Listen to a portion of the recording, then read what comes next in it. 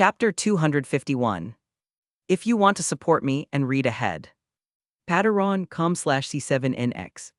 Yeah, here's the new chapter. Knight's house living room. After I sent the letters to Ted and Susan, I went into the living room where I sat down and started reading and studying Marcel's journal. I wasn't helping Nick and Penny with their part of the plan as I knew they could handle this matter on their own. They were two influential wizards that were over 600 years old, so there have probably been times when they needed to use a little pressure and influence to manipulate a politician.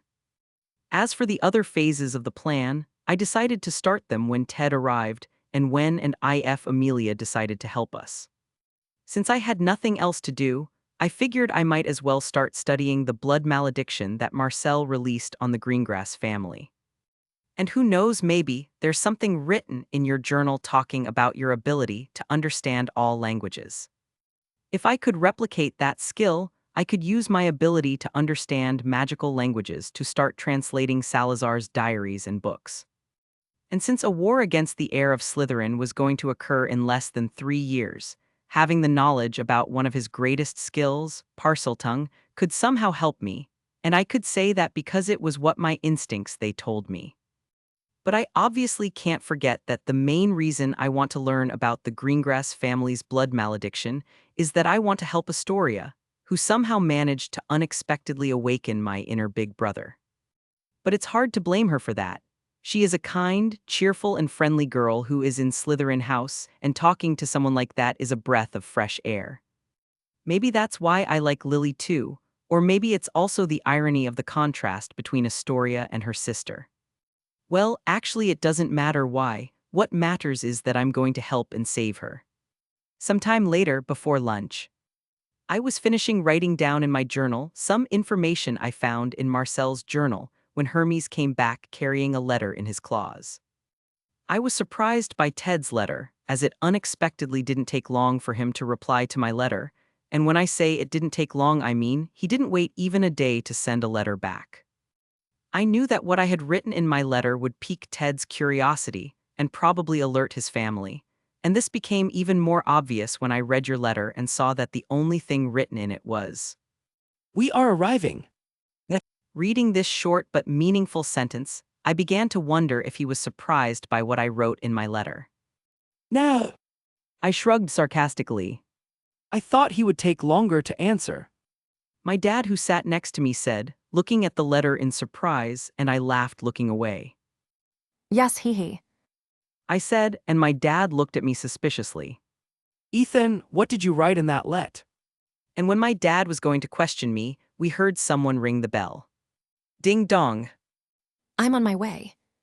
My mom shouted from the kitchen, going to answer the door after the bell rang again. She then went to the door and opened it, finding a man, a woman, and a young woman with electric blue hair standing in front of her. Hi. My mom said, confused. You must be Ms. Knight, right? Ted started talking by stepping forward. I'm Ted Tonks, Ethan's lawyer, and these are my wife and daughter. He said, pointing to the two women behind him, with Andromeda nodding with a calm smile on her face while Tonks waved her hands happily. Oh, nice to meet you, Mr. Tonks. And yes, I'm Sarah Knight. My mom introduced herself after realizing that those in front of her were Sirius's family, or at least the least psychopathic and cold family. Come in, He said, stepping back to let Ted and his family into our house. She then led them into the living room, where my dad and I were already standing and waiting for them. As soon as they saw us, Ted opened his mouth to say something, but his wife was faster. It's a great pleasure to meet you, Mr. Knight. I'm Andromeda Tonks, and I'm a huge fan of your works. I have every released version of Inheritance Cycle, and even the Golden Edition illustrated version of Percy Jackson and the Lightning Thief.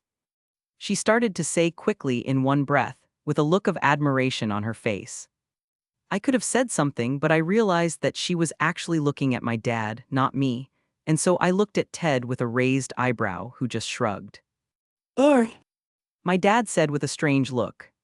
But actually the knight who wrote these books isn't actually me. I'm Joshua Knight, and my son here is Ethan. He gestured with head towards me. Andromeda then blinked before turning to me with a shocked look, as I looked at her with an amused smile. But he's a kid. She exclaimed, and my smile got a little strained, as my mom and dad huffed and Ted chuckled over his hand. And beyond them, I could also hear a noise coming from the kitchen that came out as a muffled chuckle and a bark, and my eye twitched. Damn cowardly dog. I thought. Well, he really could be considered a child, but his achievements are many, and the amount in his bank account could buy half of Diagon Alley or more. Ted said, not hiding his amusement at seeing his wife's confusion and my frown.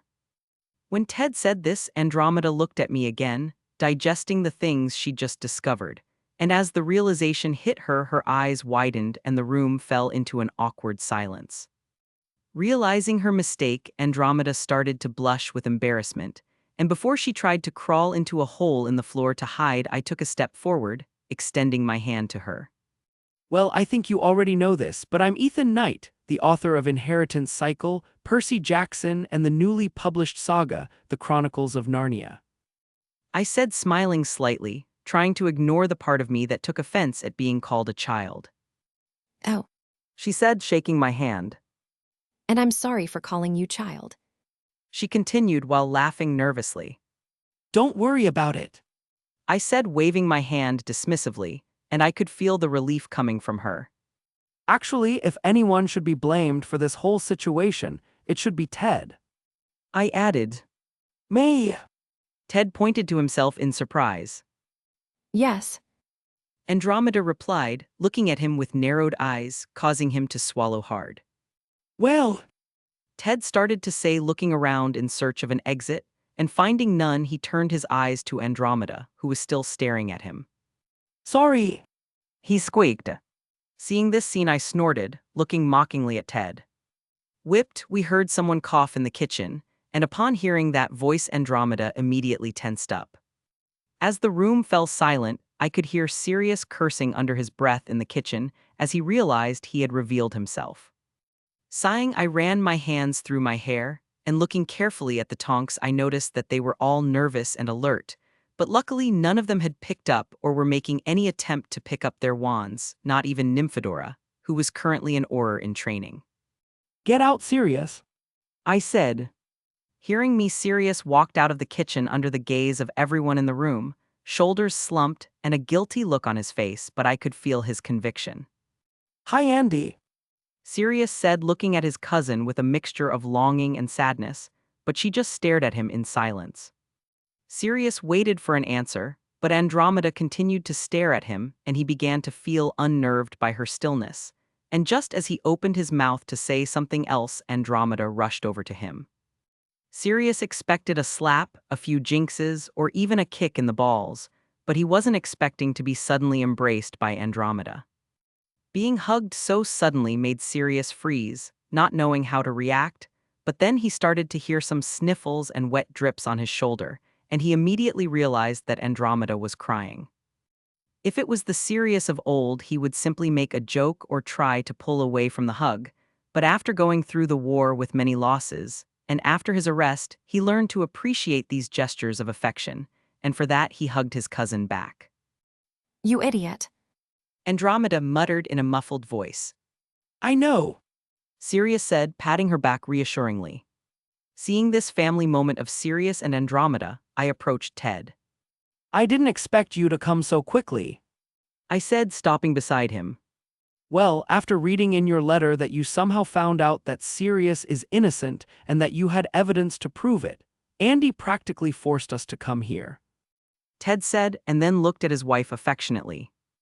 She never believed Sirius was a criminal and a murderer, and your letter basically confirmed that for her.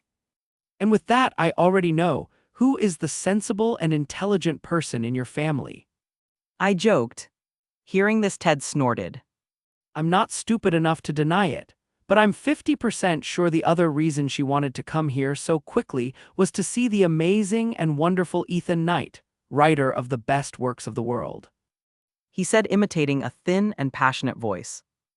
Like I said, the sensible, smart one in the family. I said smugly. I then got a sly look on my face and I turned to Ted. Suo. I asked. Hearing my question brought a frown to Ted's face. Oh, obviously. How could I not like a letter that exploded in my face after I finished reading it? He asked, his voice dripping with sarcasm. It was just a precaution in case the letter fell into the wrong hands. I said, waving my hand dismissively. Oh. Ted said, unconvinced. I should have brought a camera or popcorn. I heard someone say behind me, and turning around I saw that it was Tonks, who was looking at her mother and Sirius hugging. Well, I think I can help you with that. I said, and snapping my fingers, a camera appeared in one hand and a bag of popcorn in the other, and internally I thanked Linley. Turning around, I then handed both things to Tonks, who looked at me in surprise, but then she shook her head and grabbed the popcorn, and pulling out her wand she waved it at the camera, which started to float away as it took pictures of Sirius and her mother. Now I know why my mom is your fan. Chapter 252. If you want to support me and read ahead. Patreon.com/C7NX. Yeah, here's the new chapter. Breaking the hug, Andromeda took a step back, wiping the tears from her cheeks and eyes with her hands, getting back in control of her emotions. After calming down, she then looked at Sirius well, realizing that underneath his clean and new clothes, his freshly trimmed beard, and his happy smile there was still a man who had to spend 12 years in a prison accompanied by the worst creatures in the world and many other real criminals. Andromeda knew her cousin too well to know that he still wasn't 100% well, and that saddened her. She had always known that he was a good person, and that there was no way he could have betrayed the Potters, his second family that for him could even be considered his first.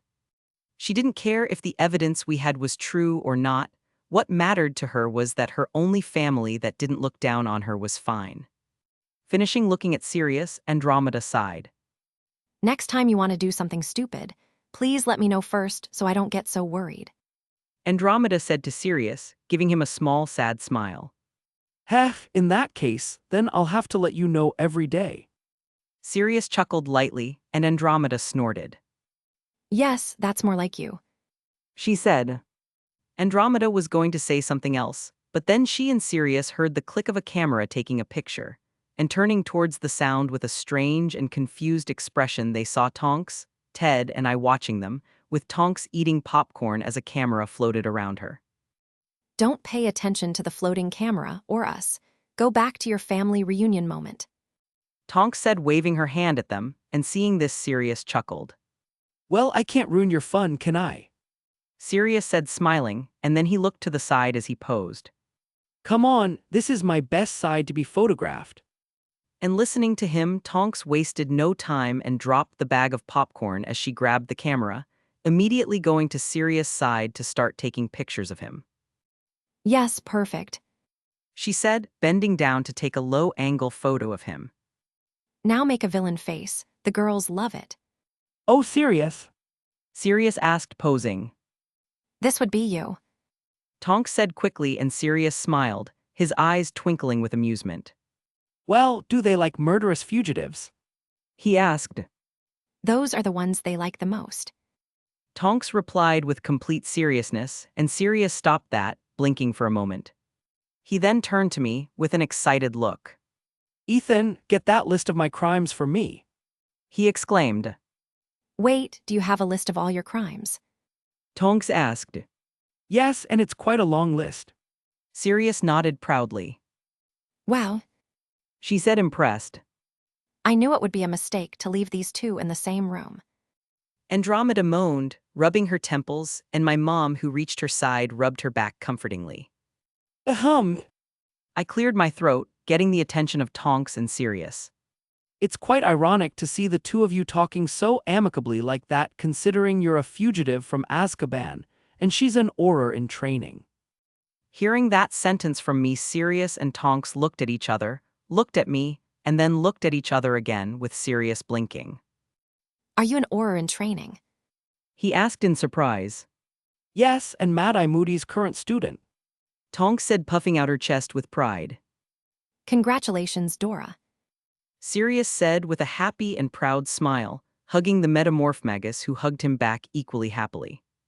And seeing this scene, I blinked in confusion. That wasn't in the script. I said, and then I turned to Ted. Those two know each other. I asked, pointing at Sirius and Tonks. And the one who answered me was Tonks, who snorted. If I know him, Uncle Sirius basically taught me every prank and trick I know. She said, and Sirius turned to her with twinkling eyes. And by any chance, did you make good use of these teachings? He asked. Who do you think held the record for losing points and detentions in Hufflepuff? She asked in a mixture of nostalgia and pride. Sniff. Sirius said, turning his face away and wiping away a fake tear. Ugh. Andromeda questioned with an exasperated look. Huh, I didn't expect Sirius to know Tonks. I thought, but then I stopped to reflect. But that's not all that surprising, as he continued to keep in touch with Andromeda before he was arrested. And when he was arrested, Tonks was between 7 and 6 years old, which means he's probably been interacting with Tonks since she was born. Coming to that conclusion, I looked at the two of them again before shrugging. Well, you meeting him makes things simpler to explain. I said. Sorry, but I don't see any of that. Ted started to say with a frown, gesturing to Sirius. Being simple. But with you believing he's innocent saves us having to explain half of his situation. I said, and Ted nodded. That's true. He said. Well, since everyone has calmed down and we're all ready, let's talk about what matters. I clapped my hands, getting everyone's attention. But let's all sit down, as the conversation may take a while.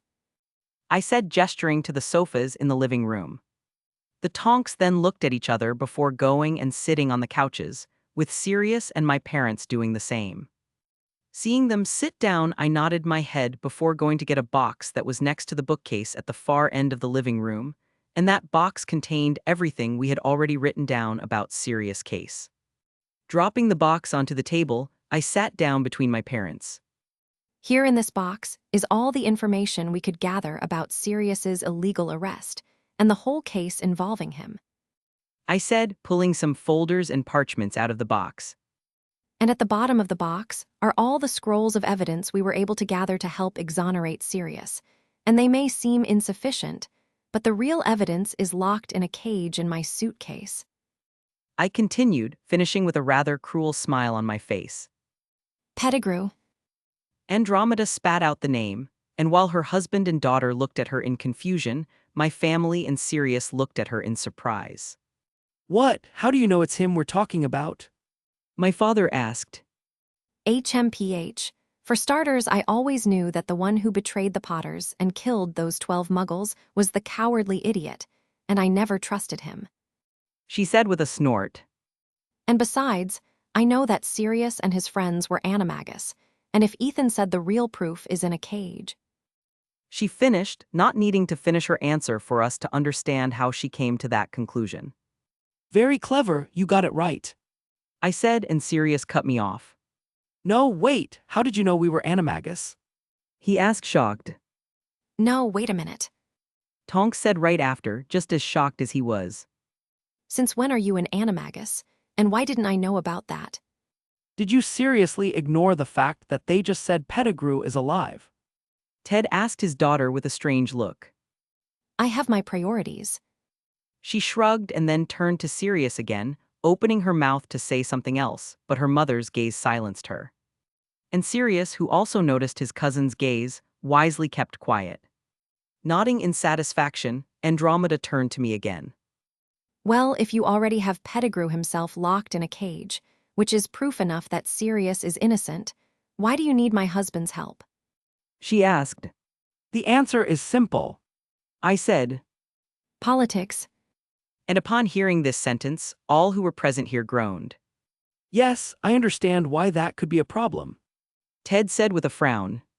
Yes, and needless to say, it would be very difficult to exonerate Sirius with the big families trying to get involved in this case. I said with a shrug. And even without those families, there's still the ministry itself, and the minister who would try to hide the mistake they made. My mom started saying. And to get us through this, we would need a good lawyer. And even with me being a lawyer, I'm still a muggle, and that basically means I have no right to interfere in a wizarding case. And that's why you need my help. Ted nodded. Well, in that case, I would be very happy to help you with that case, and I will be serious lawyer. Andromeda interrupted him, and we turned to her and saw her with a look of total seriousness. Ted then looked at his wife in surprise and was about to say something, but then he noticed her angry look and her clenched fists. Heaving a sigh, Ted looked at his wife with her ironic but affectionate smile. Well, I guess that's your case then. He said, and Andromeda looked up at him only to find him smiling slightly at her, and she smiled back. Huh, I had forgotten you're a lawyer too. Sirius said, rubbing his chin. Wait, are you a lawyer too? I asked, and Andromeda nodded. Oh, that's unexpected. I said. An euphemism. Tonks said with a snort. Having two lawyer parents can be stressful and fun at the same time. And how would that be fun? I asked.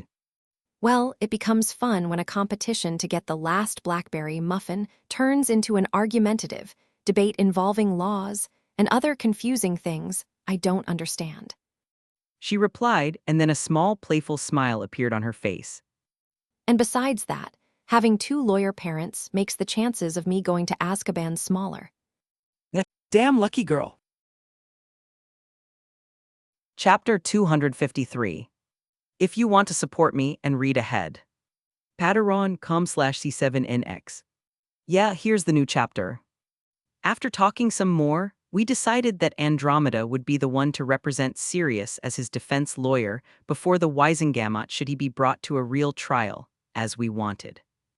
And with that part being decided, we then moved on to talk about the other phases of the plan, where I explained to them that we already had two friends working to pressure the ministry. We also talked about how we planned to ask Amelia Bones for help, and after a few minutes of consideration, Ted and Andromeda agreed that it was a good choice, and that was mainly because Tonks had already said so many good things about her future boss to her parents. With our conversation over, we realized that it was almost time for lunch, and so my mom invited the Tonks to join us for lunch, and as Andromeda didn't want to be separated from Sirius yet they happily agreed. Kitchen lunch. Have some more meatballs, Dora. My mom said with a gentle smile as she put more food on Tonks' plate, who looked at her confused. Dora. She asked. Huh, yeah, isn't that your name? My mom asked, cocking her head in confusion, remembering that was what Sirius had called her. Oh no, Dora is just a nickname. Her name is actually Nymphadora. Andromeda was the one who replied, ignoring her daughter's indignant look. Mom, don't call me that. Tonks said, and seeing my parents' questioning look she explained. I don't like that name, which is why I prefer people to call me Tonks, or a nickname like Nim or Dora. But why? Nymphadora is such a beautiful name. My mom said, confused. See, someone agrees with me. Andromeda said triumphantly and then turned to my mom, and thank you, Mrs. Knight. Oh, call me Sarah. I guess we don't need to be formal with each other anymore. My mom said with an amused smile. Well, in that case, call me Andy. Usually only my family calls me that. But as you are the family helping to exonerate Sirius, I think you have the right to call me that. Andromeda, or Andy, said, smiling at us. In that case, then I'll be very happy to call you Andy. My mom said. I was watching this interaction, but then I heard someone sniffle next to me, and turning around I saw Sirius trying to wipe away some tears. It's so lovely to see my two foster families talking so amicably. He said dramatically, and I rolled my eyes. And watching you act like that, I begin to understand why your mother wanted to disown you. I said. Hey! Sirius exclaimed indignantly, and I just ignored him in favor of enjoying my delicious lunch. At night, after lunch, the Tonks left, promising to return at another time to see Sirius and to look into his case. After that, my family, Sirius, and I chatted until the Flamels arrived, giving us an update on how their part of the plan was going. Their progress could not be described as fast or slow, as they were not yet using their influence and connections to get responses from the ministry. For now, they were just probing the environment, and from what they said next week, they would already start looking inside the ministry for more evidence that could help Sirius' case. And with all this talk, night finally came, and after dinner each one went to their room, with the intention of sleeping because tomorrow would be a busy day. I went to my room, and when I lay down and thought about getting a book to read, I felt a sudden tiredness hit me, and then I could only feel my body being pulled into darkness as I passed out. But as soon as my eyes closed, I opened them again, only to notice that I was no longer in my room, and when I looked around, I noticed that I was in a dark forest, and that immediately made me realize that I was in one of my weird dreams again. I could feel my body tense up as I knew that whenever I had these dreams, in the end I would end up facing that scary creature that seemed to have a huge hatred for me, for whatever reason. Knowing I couldn't avoid the inevitable, I sat down on the floor with a weary sigh. But I also knew that these dreams must have a deeper meaning and could even be a vision or something like that. And that's why, even frustrated, I still started to analyze the forest around me. In addition to the forest, I also noticed the small differences in my body, differences that were always present in this world of dreams and illusions, like the fact that my skills were weaker and my magic was troubled. Knowing that standing still wouldn't help, I got up and started walking through the forest. But after 30 minutes of walking, I realized that the forest was bigger than I expected. Tired of walking, I sat on the ground leaning against a tree cross-legged, waiting for the moment when the creature would appear. As I waited, I could feel the cool night breeze hitting my face, bringing with it the scent of earth and wood. I also managed to see some harmless magical and non-magical creatures roaming the forest. If the situation wasn't so stressful, I could enjoy these sensations. I said to myself. I then heard the sound of a branch breaking beside me, and turning alertly towards the direction of the sound, I sighed in relief to see that it was only a white rabbit. The little bunny looked at me with his big bright eyes, and after a few seconds he started jumping towards me. Hey, little one. I said, moving my hand closer to the rabbit, who sniffed her before rubbing her head against my fingers. Smiling at this, I caught the rabbit in my hands, which happily accepted. With the rabbit now in my lap, I started petting him, smiling at his cute sounds of satisfaction.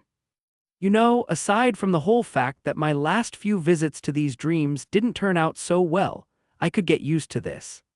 I thought with an amused smile. I continued to pet the rabbit until I felt my eyes grow heavy, and then I closed them, feeling a lull wash over me, no longer worrying about the mysterious creature and whether or not it would appear. I then felt my senses return to full capacity, and I opened my eyes, seeing the familiar ceiling of my room. That was... I mumbled, blinking in confusion. After all the dreams I've had, I wasn't expecting to have a calm and peaceful dream, and now because of this dream, many questions came to my mind. Sigh. I thought. In the morning, kitchen breakfast. It was morning, and my parents, Seal, Sirius, and the Flamels were having breakfast, but Penny saw that one chair was empty and noticed my absence. Where's Ethan? She asked. I stopped by his room earlier, and he was reading some books. Sirius said with a mouth full of bacon. He then gulped down his food and turned to Penny. I thought about calling him, but I don't want him to jinx me again for interfering with his study time. He said, shuddering at the memory.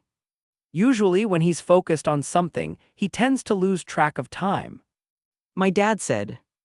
Oh, but he can't miss breakfast. That's the most important meal of the day, especially for him who is a growing young man. Penny said, and she then got up from her chair. I'll get him. And finishing saying that, she turned and went towards the stairs that led to the upstairs rooms. Sirius, seeing this, put his hands together in prayer and closed his eyes. May this kind lady's soul rest in peace. He prayed, with my parents rolling their eyes, already getting used to his antics, and Nick snorting in amusement. I was reading one of the fifth-year divination books while sitting on my bed, and around me could be seen many other divination and prediction books. I was concentrated looking for some answer to the meaning of my dream, and I thought that maybe the answer was in some book of divination, since a part of me considered my dreams to be some kind of vision. As I read the last chapter of the book, I heard someone arrive in front of my door, and by the sound of footsteps and the magic, I knew it was Penny. Come in. I said, and the door opened. Ethan, come have breakfast with us. She said, but then noticed the books piled and thrown around me. What are you doing? She asked. Sighing in frustration, I placed the book I had in my hand on my lap. I was looking for an answer in these books to a problem I'm having. I said. And what problem would that be? She asked me. I debated whether to tell her about the dreams or not, but then I realized that I trusted her enough to talk about them, and that if I told Penny, she might be able to help me somehow. What do you know about dreams and visions? I asked, and that piqued Penny's interest. Well, not much really. But I had a friend who studied the meaning of wizards' dreams and their involvement in magic. She replied, rubbing her chin in thought. And you still keep in touch with this friend of yours? I asked, and Penny, upon hearing my question, earned a sad smile. I met her in the 1700s. She said, and I got a guilty look. I'm sorry, I didn't mean to remind you of that. I said, and Penny smiled slightly at me. Don't worry, I'm used to it. She said, but that sentence only made me feel worse, as it made me realize how much the Flamels must suffer for being immortal. Noticing my sad look, Penny clapped her hands to get my attention. But back to the point, I may not be as good as she was at the study of dreams and visions, and I may not be a psychic, but I think I might know a thing or two about it. She said. So can you help me? I asked, excited and a little relieved, as I was already starting to get stressed from all these studies, mainly because I'm not the biggest fan of divination. Yes, I can help you. She said, smiling at me. Well, I guess that's a good deal. I joked. Perfect. Penny said. So shall we go? She nodded towards the door, and smiling, I got up from the bed, spreading the books I had around me even more. Let's go, I said, and with that we both went downstairs to go to the kitchen to have breakfast with the rest of my big weird family. Chapter 254. If you want to support me and read ahead. Patreon.com/C7NX. Yeah, here's the new chapter. Just as Penny had promised, after breakfast she helped me look up the meaning of my dreams, using the research her old friend had done as a basis. Penny's friend wasn't someone famous, but she had a lot of influence back then, and her name was Adrastia Anank, which was ironic since Adrastia was the name of the nymph who helped raise baby Zeus in Greek mythology. In addition, Adrastia in some books was Nemesis itself, thus being considered the goddess of revenge, destiny, and balance. And to add further information, Anank was the mother goddess of the Fates, the weavers of fate, and she herself was the personified goddess of fate, unalterable necessity and fact. And you could tell how amazing Penny's friend must have been from her name alone. But returning to the subject, I discovered among our research that the work and study of Adrastea was the basis for the creation of dream interpretation in divination, one of the oldest and most powerful forms of prediction in magic. And interestingly, the Inigo Imago, one of the famous seers who also wrote the book, The Dream Oracle. that we used in our 5th year in divination class, is actually a descendant of her. But going back to the research, Penny and I managed to discover that dreaming about creatures usually means a warning, as the creatures appear to try to talk to us and warn us of something, usually being danger. But I knew that it couldn't be just that, since I already saw myself being these creatures, and I couldn't think of any warning that my dreams could want to give me, since I already knew all the things that could happen in the future. But even though I didn't think this was one of the possible answers, I still didn't rule it out, since I knew that doing so without even checking the facts was stupid. Continuing, Penny continued to tell me everything she knew, even citing the fact that she had an aunt who had seen 2 or 3 visions through dreams. We would continue with our research, but my mom came to tell us that an unknown owl arrived at our house holding a letter, and so we had to stop our studies. When we went down to the living room, I saw a gray fluffed owl on the table, eating some fruit. Looking at the sealed letter that was on the table, I saw that it was addressed to me, and through its magic I could feel a certain familiar magical signature, and I realized that the magic looked a little like Susan's, and so I immediately realized that that was a letter from Amelia. It's from Amelia. I said, taking the letter in my hands. Serio? My mom started to say, but she saw the expectant look serious and I were giving her. I mean, really, And what does it say? Ignoring the disappointed part of me that wanted to make the joke, I opened the letter. Well, just reading to know. I said and then started to read it. The letter was formal and short, and in it, Amelia said that she would agree to meet with me and a responsible adult in a private room at the Leaky Cauldron, as it seemed that the matter I wanted to discuss with her was serious. Well, she wants to meet with me and a responsible adult for a meeting at the Leaky Cauldron tomorrow morning. I said, closing the letter. Oh, is that all? My dad asked, confused.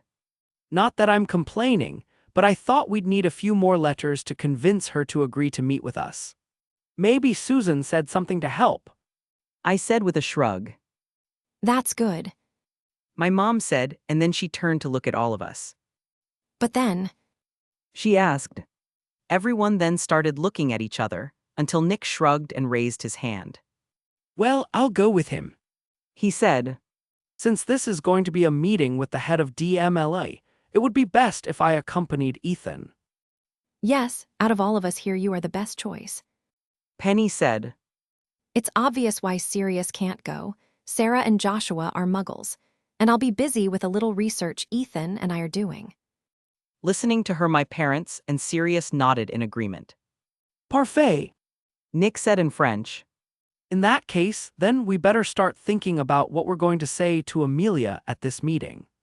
he continued, turning to me. And with that said, we then spent the rest of the afternoon thinking about how we could convince Amelia to help us with our plan.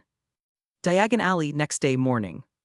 Nick and I had arrived early at the Leaky Cauldron, and as we still had at least 2 hours before the meeting, we decided to take a walk down Diagon Alley.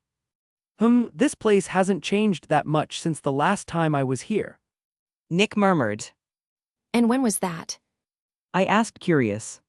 I think about 217 years ago. He said, and with that I turned to him with a surprised look. But you didn't teach Headmaster Dumbledore. You mean to tell me that in all your time partnering and teaching with Headmaster, you never came to Diagon Alley? I asked. I don't know if you noticed, but I don't really like how things work here in Great Britain, and that's why in my partnership with Albus, he was the one who always came to visit me in France. Nick answered me and I nodded. Well, if I had that choice, I would rather not stay here in Britain either, at least not on the wizarding side. I said.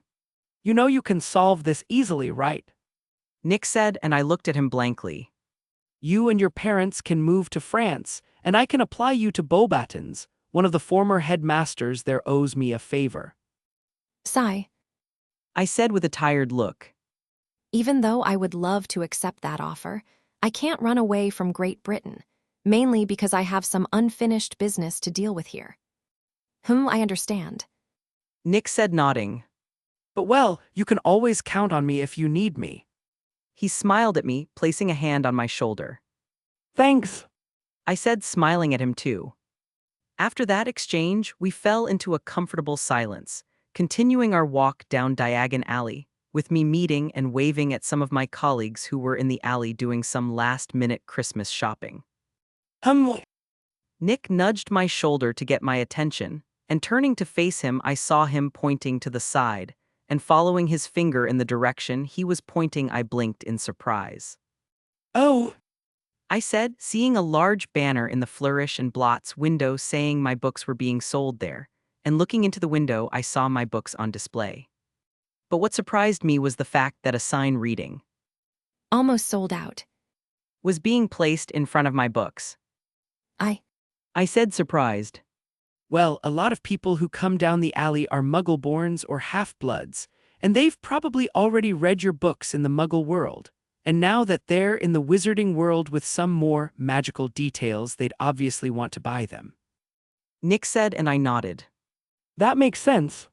I said, Yes, and besides, those who never left the wizarding side and never saw your books probably saw several people buying it and were curious, and then decided to buy it too. he shrugged, and knowing well the sheep mind of wizards and witches here, that was very likely to have happened. Anyway, I'm happy to see that my books are selling well even here. I said, a soft smile on my face, a feeling of satisfaction and relief welling up in my chest. Yes. Nick said with a proud smile at me. We then continued looking at the people leaving Flourish and Blots with my books in their arms in comfortable silence. I then looked up at the sky, noting that the sun was almost at its highest point. Glancing at my atlas, I activated its clock function, seeing that it was almost 9 am. Well, it's almost time for the meeting.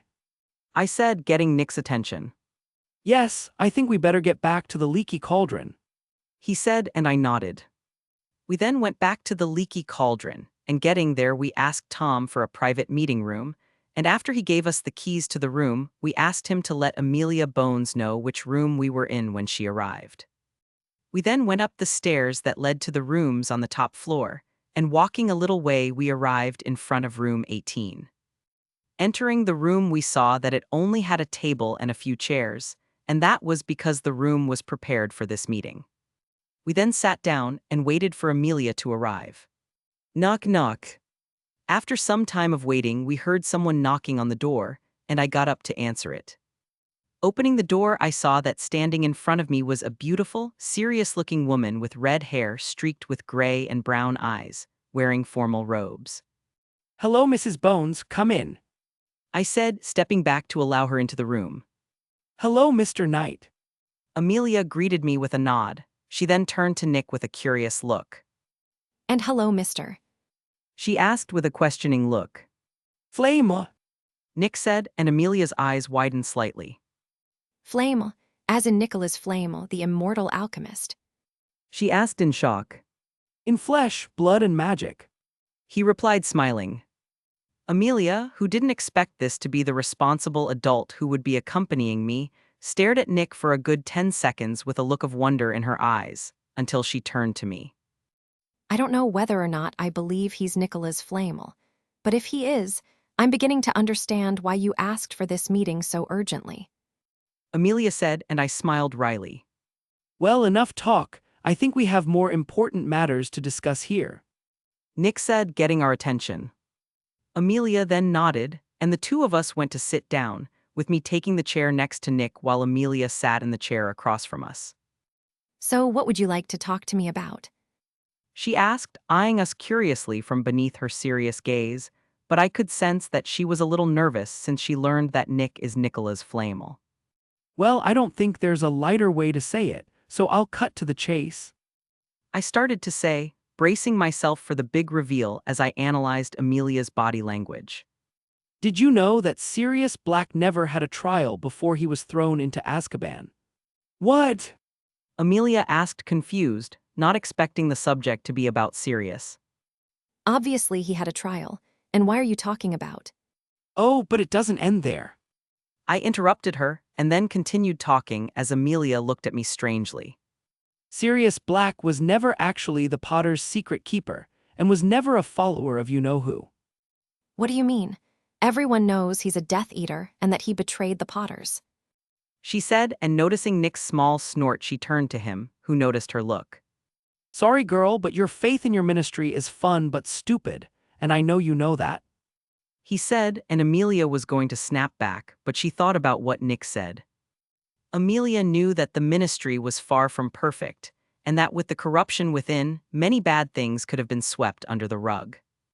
Thinking about it, she started to try to remember Sirius' trial, and searching her memory, she realized that she didn't remember him having a trial, and that made her grimace. Damn it. She thought, now realizing that what I said might have some truth in it. Sighing, she then turned to me, who was watching her intently. How can you be so sure of those things you said? She asked, and I smiled slightly at her. Well, it all started when I found out that Peter Pettigrew is actually alive. I said. And hearing this, Amelia blinked for a few moments before processing my sentence, and then her eyes widened. What?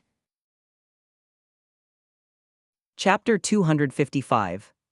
If you want to support me and read ahead. Patreon.com/C7NX. Yeah, here's the new chapter. Listen to me, if you're kidding, I swear. Amelia started to say, but Nick cut her off. Mrs. Bones, I think you know very well what is at stake here. He said seriously. Do you really think I would waste my time just to play a prank on you and your ministry? He asked. And listening to him, Amelia calmed down again, and I was surprised to see how Nick controlled the situation with so few words. But a part of me wanted to say that he would actually love to pull a prank on the British ministry, but I wisely kept silent. Sigh. Amelia started to say, but I cut her off. We are. I said, and she looked at me for a moment. If you're right, the ministry made a big mistake. She continued. We know we're right, and as for the ministry's mistake. Nick said. Yes. Amelia agreed. And I think I have to start by verifying that what you said is true, not that I'm doubting you, but I can't act on your words alone. And listening to her, I shrugged, as that was to be expected. But before that, tell me, Mr. Knight, what did you mean when you said you found out that Pettigrew is alive? She asked me, and I stared at her for a few seconds. I don't mean to offend, but I don't think giving you these answers right now is going to help us much. I said. And honestly, I still don't trust you enough to tell you what I know. But if you don't tell me how you found out that Pettigrew is alive and where he is, I won't be able to correct the mistake the ministry made 12 years ago. She snapped and Nick snorted. And tell me, Mrs. Bones, what are you going to do when you get the answers? You may be the head of the DMLE, but even you know that you alone can't do much against the entire ministry and the other wizarding families. He said, disdain in his voice. And what do you think I should do? I can't just sit around and do nothing. She said with a small frown. Well, how about starting by not trying to do it all yourself? We've been working on this case for a long time, so it would be easier if you worked together with us. Nick replied, and that made Amelia stop, looking at us carefully as she considered. I can agree with that, but I'll need more proof that what you're saying is true. She said after thinking for a few minutes. And listening to her, Nick and I looked at each other. Well, we have the necessary proof. Nick started to say. But for us to show them to you, we'll need to go somewhere else. I continued for him. And what are we waiting for? Let's go then. Amelia said, rising from her seat. And listening to her, Nick looked at me again, and I just shrugged. Knight's house living room. I'm starting to think we should make this room our official meeting room. I muttered to myself. Sitting in the living room were obviously me, my parents, Amelia, Nick and Penny, and Ted and Andromeda, who came after I sent them a letter talking about the meeting with Amelia.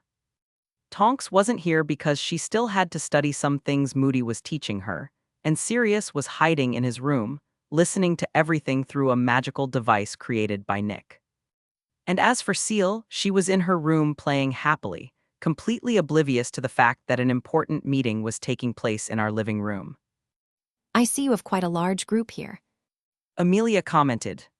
Only the best of the best. I joked and she huffed. But well, where are those proofs you were talking about? She asked and I looked at Ted and nodded. He then waved his wand, and a cage came flying from my room and landed in my hands. I then placed the cage on the ground, and with a wave of Nick's wand, the cage opened and Pettigrew in his rat form was levitated out of the cage. Pettigrew was paralyzed thanks to a small spell cast by Penny, which left the target paralyzed for many hours while also preventing the animagus transformation. And here is Peter Pettigrew, I said, gesturing to the ugly rat. He was hiding all this time as a pet rat of a wizarding family, and if you look closely, you can see the lack of a certain finger on his forepaw. Amelia, who had previously looked at the cage and the rat with a strange but curious gaze, froze in bewilderment. An animagus. She murmured. Yes, and if you want to confirm, you can cast inspection spells on him. I said, and Amelia looked at me for a moment before sighing. It won't be necessary. She said.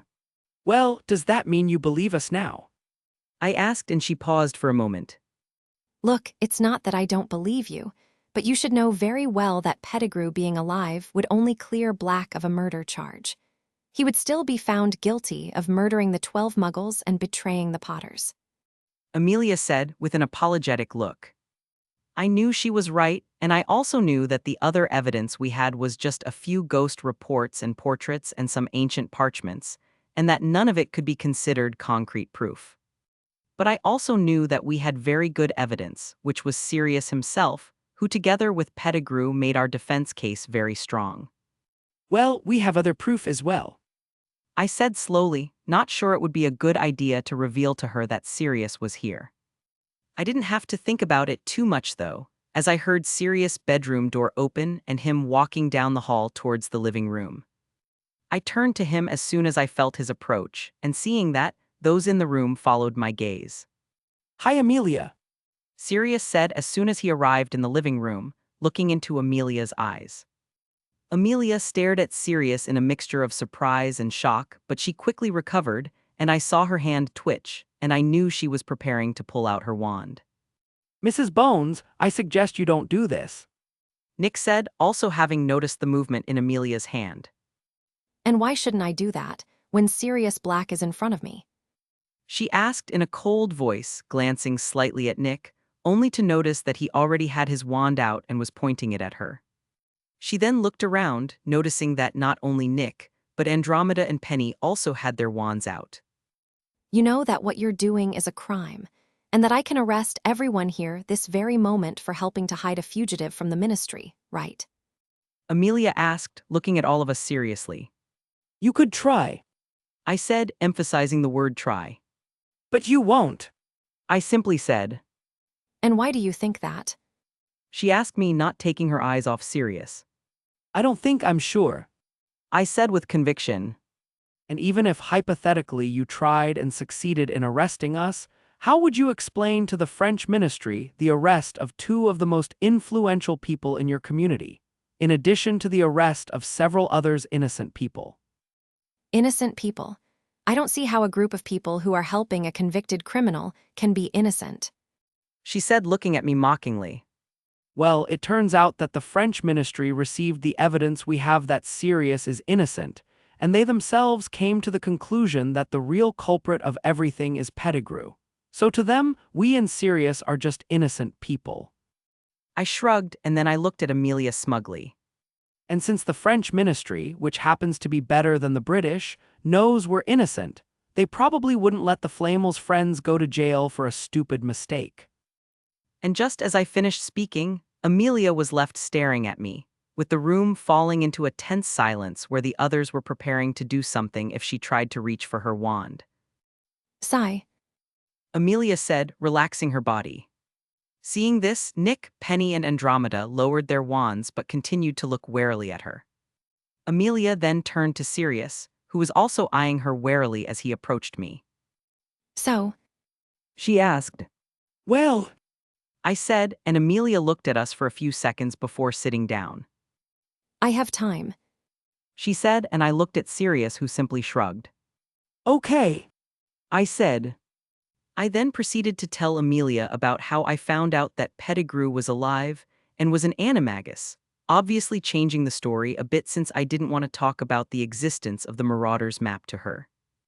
I also talked about how I had interrogated the portraits and ghosts in the castle, as well as the house elves, and that after some research, I began to doubt the fact that Sirius was a murderer and a traitor.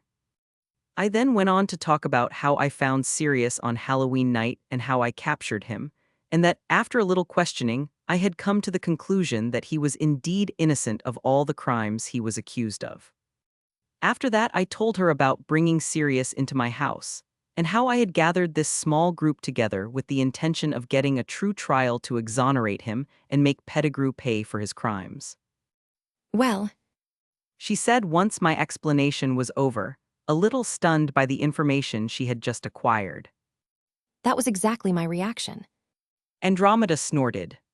Shaking her head, Amelia returned her focus to us. I can see you guys spent a lot of time planning everything. She said, and then a curious look came over her face. But it makes me question why you guys need my help. Simple, we need someone reliable who works in the ministry and has a high position there, preferably in some law sector. And you happen to be the ideal person for this job because of your fair and reliable personality. I said with a shrug. I see. She said with a nod, feeling some satisfaction in knowing she was considered fair and trustworthy. Seeing that she accepted my explanation, I decided to ask the long-awaited question. So how would you like to join this group of 2 wizard lawyers? A muggle lawyer, a doctor, 2 immortal alchemists, a wanted fugitive, and a third-year Ravenclaw. I asked with a slight playful smile on my face. Well, I'd be lying if I said I haven't seen weirder groups. Amelia said, a slight amused smile playing on her lips. And as for joining the group,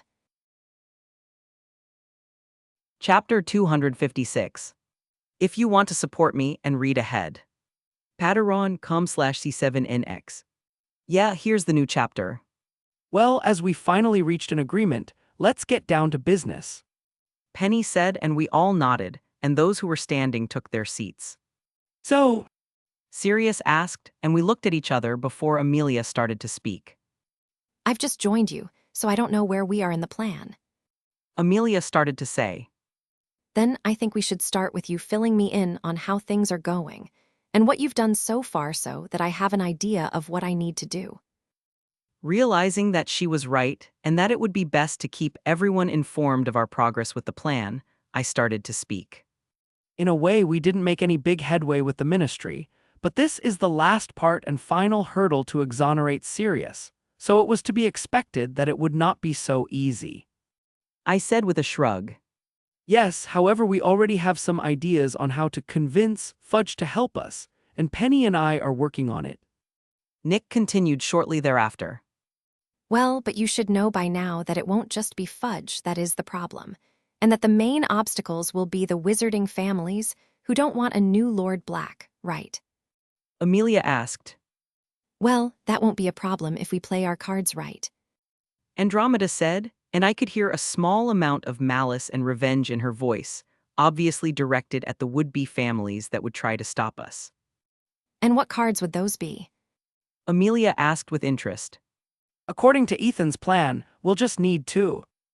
Sirius started to say, but he was interrupted by Amelia. Wait, what do you mean, Ethan's plan? She asked with a strange look. Hi. Sirius said confused. She's wondering if Ethan is the one who created the plan we're following, Andromeda explained to her cousin, not taking her eyes off Amelia. And as for the answer, it's yes. And listening to her, Amelia opened her mouth to say something, but Andromeda continued. And actually, who planned everything, who chose and assigned roles to each person in the group, and who is overseeing every part of the plan is Ethan himself. She said, and I looked at her a little surprised, not letting it show in my face. I really planned everything, and it could be said that I'm overseeing every part and phase of the plan, but I don't assign functions or jobs to anyone, and she should know that since she chose to be serious lawyer. But as I looked at her, she looked at me sideways and blinked, and I was a little confused until I understood what she was doing. Simply put, Andromeda was testing Amelia in her own way. So you're saying that Ethan is commanding this group? Amelia asked, and Sirius looked at her with a frown, sensing something was wrong with her question, and meanwhile Nick and I exchanged glances and we sigh. My dad was the one who answered, not liking the look or Amelia's tone. Sorry, and no offense intended, but are you really sure it's the right choice to let a child plan and run everything? Especially when we remember that this is a case that can and will rock the British wizarding community. She asked, and Sirius's gaze changed to a frown. Nick and I already knew something like this was likely to happen, but that didn't stop Penny and my parents from looking at Amelia offended. Noticing the look she was getting from everyone, Amelia tried to explain herself, turning to me. Look, I know you're very smart and cunning, more than I expected, and from what Susan told me, you're also very good at magic, and I don't doubt it. She started to say, and overhearing this, those who knew my magical prowess snorted. But this is a very important case, and even though you're more mature than those your age, I don't think you have the right skills to be the leader of this group. I obviously felt a little offended by what she said, but I knew she didn't know me and therefore had a right to doubt my abilities. And then there was the fact that she was the head of the DMLE, which meant that anything involving the ministry, depending on the severity of the situation, would harm her, and the serious case would cause a lot of damage that she wished she could prevent, and seeing planning in a child's hands must not be comforting to her. When she finished speaking, I shrugged and was about to say that I really didn't care who was the one to lead and plan everything, as long as Sirius was cleared. But before I could even open my mouth to say anything, Sirius spoke, looking at Amelia with a serious look that didn't hide his irritated look and his dry tone. And who do you think should lead us? You, someone we just added to the plan. Sirius asked. Look, I'm not saying I should be the mastermind behind all the planning, but Amelia started to say, but Sirius cut her off. But what? Do you really think that just because you are the head of DMLE you would be eligible for this job? He asked and then looked at Amelia mockingly. Sorry if this offends you, but what makes you think we trust you enough to accept your leadership? You're someone most of us only met today. Yes, I know, but... And you talk about Ethan not having the skills to plan everything, but who do you think managed to bring us all together? Sirius asked rhetorically. Ethan was the one who found and captured Pettigrew. He was the one who discovered the whole truth about the case 12 years ago on his own, something his ministry couldn't do. He even brought the Flamels to help me. Should I tell him that the Flamels were already planning to spend Christmas here before I even called them? I wondered. And I don't know if you know, but until you were here it is only because of him. And yet you tell us that he doesn't have the right capabilities to plan and run everything. Sirius finished, with a low growl as he glared at Amelia. I was taken aback by this outburst from Sirius, and as the room fell into a tense silence, I looked around at everyone not knowing what to say. I felt happy to see Sirius defending me, but looking at Amelia and understanding her point of view, I knew that Sirius' words, while correct, were still a little harsh. But I could feel that little arrogance Amelia had deep inside her. Something that naturally comes with leadership positions, was shaken, and that might not have been expected, but it was necessary. Sorry, but Sirius is right. Penny started to say, breaking the silence. We're only here because of Ethan, and if he's not involved then, I don't think there's any point in us staying here. She finished. And I don't trust anyone in the ministry to be the one running everything. Andromeda said. And besides, My mother, who had been silent the entire conversation, began to speak. I don't think it would be wise to try to change things now since we're already at the most critical part of the plan. And even if we were to choose a leader, who do you think would be a good choice? Obviously not you, as we don't have 100% confidence in you. Andromeda said, looking at Amelia but speaking to everyone in the living room. Sirius is still reeling from the effects of his imprisonment, and I know him well enough to know that he is not and would not want to be a leader. Ted and I don't want that job either, and I think it should be the same for Sarah and Joshua. Yes, I prefer to stay away from a leadership role, mainly because I trust my son and I'm not very knowledgeable about the wizarding world and how it works. My father shrugged and I smiled slightly at him. In this case, only the Flamels are left, and I think they've made it pretty clear that they support Ethan. So why make all this fuss when things were fine the way they were? Andromeda asked, and Amelia didn't answer her, choosing instead to look at everyone in the room. Amelia then sighed, shaking her head. Yes, I think you're right. She said, and then she looked back at us. I'm sorry for trying to interfere with your plan. I think I was a little too rash and proud. She then turned to me. And I'm sorry, Ethan. She said, and I could tell she meant it. Fine, you were just trying to help. I said with a shrug but a small smile on my face. And Amelia, realizing that I wasn't offended by her words, relaxed her shoulders in relief. Well, now things have been cleared up, but I think we'd better wait a bit before we start talking about plans, and in the meantime we can all clear our heads and relax. Nick said, and we all nodded. Great, then how about some tea? My mother asked. She then saw Penny looking at her. And some coffee, of course. She said, earning an amused smile from the immortal lady. Leader, who do you think would be a good choice? Obviously not you, as we don't have 100% confidence in you, Andromeda said, looking at Amelia but speaking to everyone in the living room. Sirius is still reeling from the effects of his imprisonment, and I know him well enough to know that he is not and would not want to be a leader. Ted and I don't want that job either, and I think it should be the same for Sarah and Joshua. Yes, I prefer to stay away from a leadership role, mainly because I trust my son and I'm not very knowledgeable about the wizarding world and how it works, my father shrugged, and I smiled slightly at him. In this case, only the Flamels are left, and I think they've made it pretty clear that they support Ethan, so why make all this fuss when things were fine the way they were? Andromeda asked, and Amelia didn't answer her, choosing instead to look at everyone in the room. Amelia then sighed, shaking her head. Yes, I think you're right, she said, and then she looked back at us. I'm sorry for trying to interfere with your plan. I think I was a little too rash and proud. She then turned to me. And I'm sorry, Ethan, she said, and I could tell she meant it. Fine, you were just trying to help, I said with a shrug but a small smile on my face. And Amelia, realizing that I wasn't offended by her words, relaxed her shoulders in relief. Well, now things have been cleared up, but I think we'd better wait a bit before we start talking about plans, and in the meantime we can all clear our heads and relax, Nick said, and we all nodded. Great, then how about some tea? My mother asked. She then saw Penny looking at her, and some coffee, of course, she said, earning an amused smile from the immortal lady.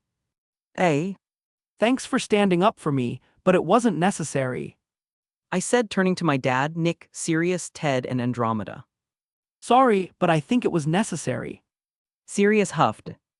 Yes, someone needed to knock her off her little pedestal, a step or two. Andromeda said, and obviously this had nothing to do with her little grudge against the ministry. And if we didn't make the situation clear to her, maybe she would try to leave you out of the plan. Ted said, And that would be useless on her part, since even if she didn't accept my participation in the plan, I would still help, not least because, forgetting the fact that she is only someone we call to help us, she has no power over me to stop me from doing what I want. I shrugged. Yes, but what if she had refused to help us and still threatened to report us? My father asked. Well, if that happened, I wouldn't worry too much. I said, and then a smile crept onto my face. Especially as I'm sure someone here probably knows the memory charm. And hearing this, their eyes widened, understanding what I was implying. Even with Amelia being Susan's family, I wouldn't let her get in the way of my plans, even if it meant using Obliviate on her. Well, now I remember why I shouldn't mess with you. Sirius said jokingly after a few seconds, breaking the awkward silence. I'm glad to hear that, because it means I trained you well. I said, a smug but playful look on my face. Uh-huh. Sirius laughed dryly. Oh, don't be upset. Andromeda said, coming up next to him. Who's Andy's fluffy puppy? It's you. She cooed, a playful look on her face. Sigh. Sirius said. Nah, you don't. Chapter 257. If you want to support me and read ahead. Patreon.com/C7NX. Yeah, here's the new chapter. After Amelia's entry into our small group, we began to initiate the other phases of the plan, and one of them was spreading rumors and gossip about Sirius' trial 12 years ago, or more specifically, the fact that he never had won. We knew that most witches and wizards in Britain lacked common sense, so we knew it would be difficult to convince them that Sirius was innocent so suddenly. But one thing I did know is that the best way to change someone's opinion is through small rumors, which would eventually pique their curiosity, and curiosity is a dangerous thing. A curious person will obviously want more knowledge on any subject, and it is in our mindset to always want to be the most informed person, as it is information, discovery, wisdom that puts us on a higher level than the less informed. Who never liked being the one in your group of friends to have the knowledge about something, where everyone asks you about it? Having knowledge and information in your hands is a very great power in the current age, which is why in the book The Order of the Phoenix the ministry used the Daily Prophet to slander Harry and the headmaster with false information. But back to the point. With little rumors here and there, people will start wanting to know more about the Sirius case, and after that we won't have to do anything but leave some secret informations in places where anyone can find it. And since Nick and Penny will be pestering and pressuring the ministry and the minister, Fudge won't have time to try to remedy the situation. With the majority of witches and wizards in the country on our side pressing the ministry for an answer, we will have an easier path to trial. And this plan is not only to circumvent the ministry, it is also to prevent the other wizarding families from trying to do something, since the repercussions of the case would be so great that they would not dare to try to go against the people. And it's amazing to think that all this would happen just because of some gossip and rumors. December 25th, Christmas morning. Meow. Yes, Nix, I'm awake. I croaked to Nix, who was sitting on my chest, patting my face with her paw to wake me up. Meow. Nix meowed again as she got up from my chest, jumping to the other side of the bed. No, I didn't forget your Christmas present. I rolled my eyes as I stood up. Meow, meow, Nix was now looking at me with narrowed eyes, and I could tell she was a little upset. Yeah, sorry I haven't been paying that much attention to you these days. I said with a guilty look. I've been really busy with some issues and problems. Upon hearing what I said, Nix stared at me for a long time before meowing, and I could feel that she had forgiven me. She then came over to me and put her head in my hand, and I started petting her. After petting Nix, I got up and went to the bathroom to wash my face and brush my teeth. After I finished washing, I took Nix in my arms and went downstairs, but halfway through I realized something was wrong. Why didn't Seal try to wake me up like the other times? I wondered but shrugged. I then reached the last step of the stairs, and as soon as I took the last step, I heard some voices coming from the living room, and with a confused look I started to walk towards the sound. When I arrived in the living room, I saw that my entire large, weird family, who now had a new addition in the form of the Tonks, were sitting on the sofas and cushions on the floor, with Seal sitting next to the Christmas tree looking excitedly at the presents. But Seal wasn't the only one looking at the presents, only unlike her the others had shocked or strange looks. And I, in complete control of my emotions, looked at the 2-meter-high pile of presents that was in front of me, and a single sentence came out of my mouth. What the hell? Language? My mom, Penny, and Andromeda said, but I ignored them while still gaping at all the gifts. Did you kidnap Santa Claus and threaten him into giving us all the presents he had? I asked, approaching the pile of gifts and sensing that some of them were magical or enchanted. Oh yeah, he's bound and gagged in our basement. My dad said jokingly. Santa Claus is here. Seal asked excitedly, her eyes twinkling. And now my mom looked at my dad with a look that made him shudder. He said, and Seal pouted.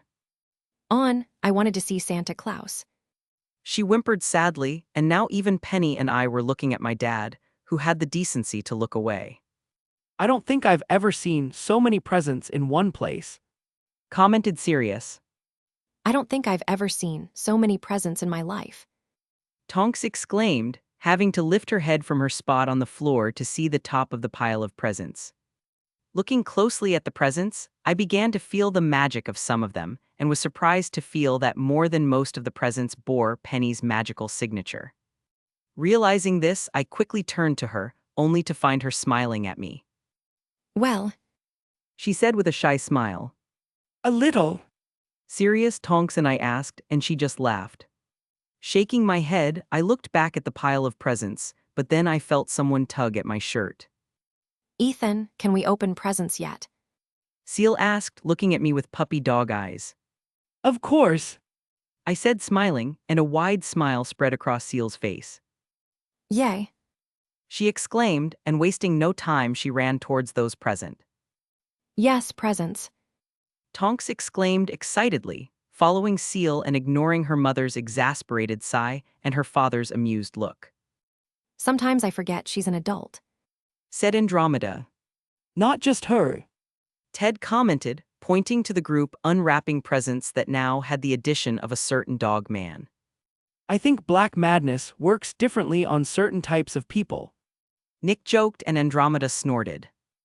Well, I don't know about you, but I'm also a little excited to open my presents.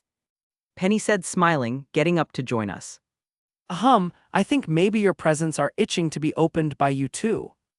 Nick said, and when Penny looked at him questioningly, he simply pointed above her head. And looking up, Penny saw that a present box in red and green wrapping paper was floating above her head. The present then started to come down, and she reached out to catch it. Looking confusedly at the present, Penny saw that it was indeed hers and that the sender was me. Turning to me, who was sitting next to Sirius at the front of the pile of presents, I just smiled at her. Penny then sat on the floor, placing the present in front of her and wasting no time starting to open it. Tearing off the wrapping, Penny saw that in front of her was a thin black wooden box, and with a curious look she opened the box and looked inside. Ethan. She asked me with a stunned look, and I nodded with a smile. Quickly putting her hands inside the box, Penny took out 4 books, where one had a blue cover, another red, another black and gold, and the last one had a green cover. And Andromeda, who was watching Penny open her present, read the title of the blue cover book, and her eyes widened. Oh my God. She muttered. Is this the inheritance cycle books? She asked. But there are 4 books there, and as far as I know this saga only has 3 books currently, and the 3rd one has just been published. Ted said, but then he noticed my amused smile, and his jaw dropped. Oh, Iragan, eldest, Brissinger, an inheritance. Penny, who was looking at the beautifully designed book covers, muttered, running her hand over the titles that glowed faintly thanks to a touch of magic. Penny then opened the book to the first page, finding a note with a handwritten message for her. To Penny, a strong, beautiful, smart, and kind woman. You helped me through my bad times and supported me, and I couldn't be happier to have met you. Stealing that rock was perhaps one of the stupidest and most incredible things I've ever done, and the main reason is why I met you. Thanks, Penny, or maybe I should call her Grandma, hee. From Ethan Knight, the most amazing, smartest, and sexiest boy in the world. As soon as Penny finished reading the note I had left for her in the book, she got up and walked towards me, and without waiting for me to say anything, she hugged me. Thank you. She said with a sniff, conveying feelings of euphoria, joy, love, and many other positive feelings. This is the best present I could ever receive. The complete and autographed inheritance cycle saga. I asked with a playful smile, and Penny snorted. No, you fool. She said with her muffled voice that took on a more tender tone. The best present I could get was for you to call me Grandma. And as soon as she finished talking, she hugged me a little tighter as I blinked, but sensing her happy feelings, I could only smile, hugging her back. You're welcome, I said, much to her delight. And those who were watching this scene could only smile, with Nick looking at us happily, having read my message to Penny, or rather, Grandma Penny, over her shoulder. So I guess I should start calling him my little grandson now, right? Nick asked in amusement. Sorry, but I only consider beautiful, smart people as my family. I said, and Nick made a fake pain face. Ouch, that was a critical hit, said Sirius, and Tonks beside him nodded. Don't be sad, darling. I still think you're very handsome. Grandma Penny said to Nick, who smiled at her, but then her smile disappeared with his next sentence. Of course, not as handsome as my handsome grandson, she said, winking at me with a playful look. And with that, I looked smugly at Nick, who was looking at me with a frown, but I could feel the amusement coming from him. Well, jokes aside, let's open the present soon.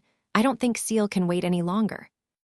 My mom said, and turning around, we saw Seal looking at us with her big eyes and with her cheeks puffed up, looking like she was about to burst as she held a small present in her small hands. Hey, my dad said, looking at me, and I started whistling innocently. But jokes aside, we all started opening our presents, and as we did, Andromeda stared at the books in Grandma Penny's hands. If I get them to adopt me into their family, do I get those autographed books too? She wondered. Andromeda then looked at Tonks and me, rubbing her chin in thought. Tonks isn't much older than Ethan, and he's very mature for his age. Chapter 258. If you want to support me and read ahead. Patreon.com/C7NX. Yeah, here's the new chapter. Greengrass Mansion on Christmas morning 2. Pav third person. Wow, I got more presents than I did last year. Astoria said in surprise, looking at her presents. My first Christmas after entering Hogwarts, I also got a lot of presents. Only this time I got more presents than last year. Daphne mumbled. She then took one of the presents with her name on it, and looking at the small note on top of the present, she saw who sent it to her, and rolling her eyes, she threw the present aside. Pompous idiot. She said with a grimace, and Astoria looked at her confused sister. Who sent you that present? Astoria asked. Someone I wish would forget I exist. Daphne replied. Her mother, Elizabeth Greengrass, picked the present up off the floor with a curious gaze, reading the sender's name.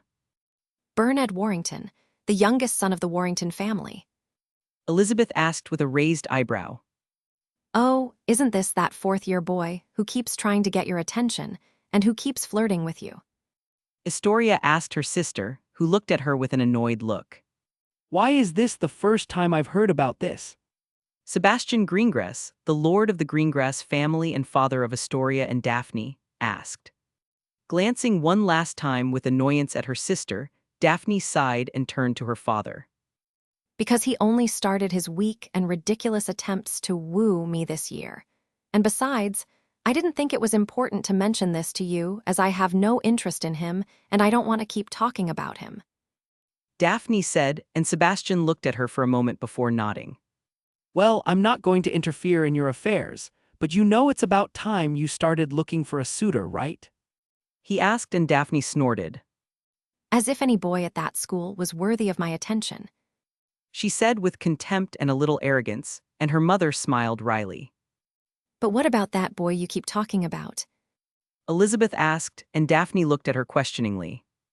Boy I keep talking about, who? She asked, confused. That Ravenclaw boy.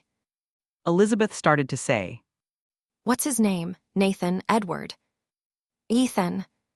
Astoria exclaimed, and her mother nodded. Yes, this one. Elizabeth said, ignoring Daphne's strange, sour look. No, I meant I got a present from Ethan. Astoria said, excited and surprised. Ethan Knight.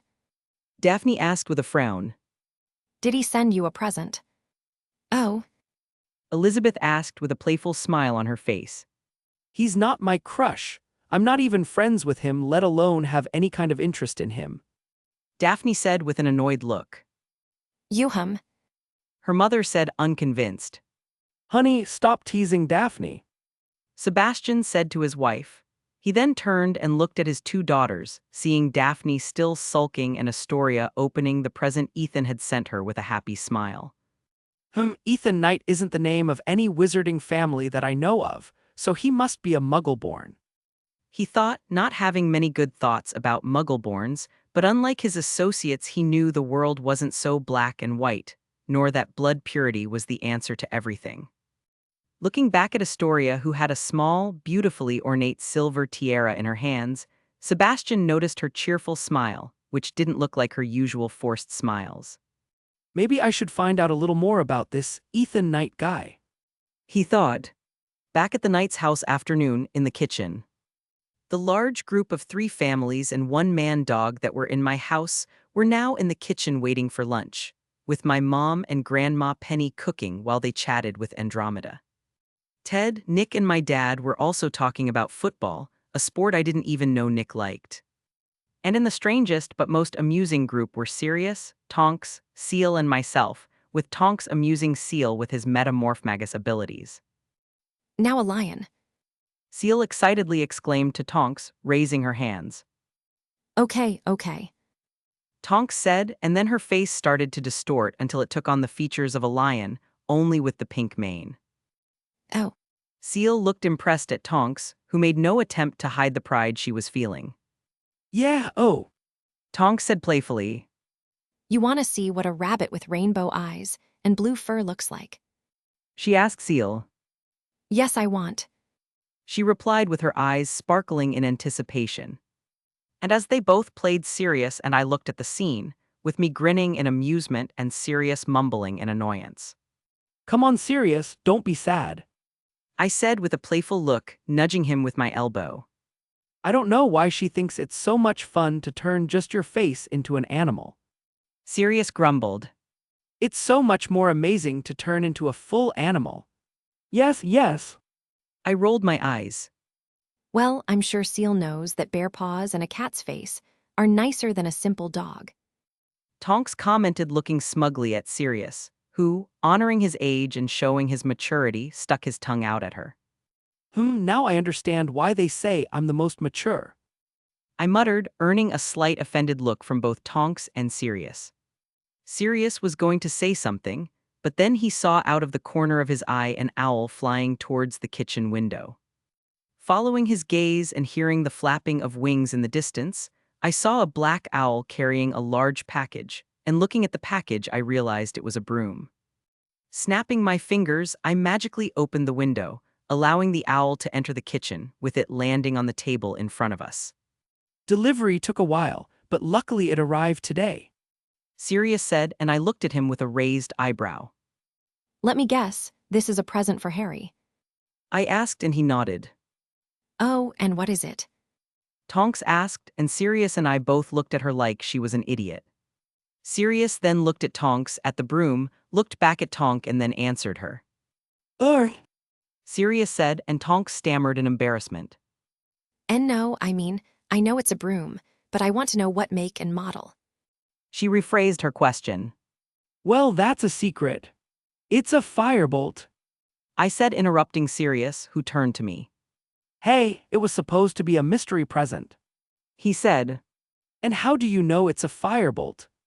Let's just say I have some mysterious abilities that helped me figure this out. I shrugged, smiling in amusement at the blank look Sirius was giving me. Sigh. Sirius said, and I snorted. Like he'll love it. I said. Do you? Sirius asked me uncertainly, but in a hopeful tone. I'm sure. I said confidently. I could understand Sirius' fear, as this would be the first present he had given Harry in many years, and with Harry being older. But I have to say, Sirius really knows how to choose a present. Even though Harry hadn't lost his broom, he still craved a firebolt, just like any other boy and girl who enjoys flying or Quidditch. I just hope Hermione doesn't report the broomstick to Professor McGonagall like in canon. Sirius's threat isn't as urgent at school, since he didn't break into Hogwarts and he didn't even destroy the portrait of the fat lady, so it probably won't happen.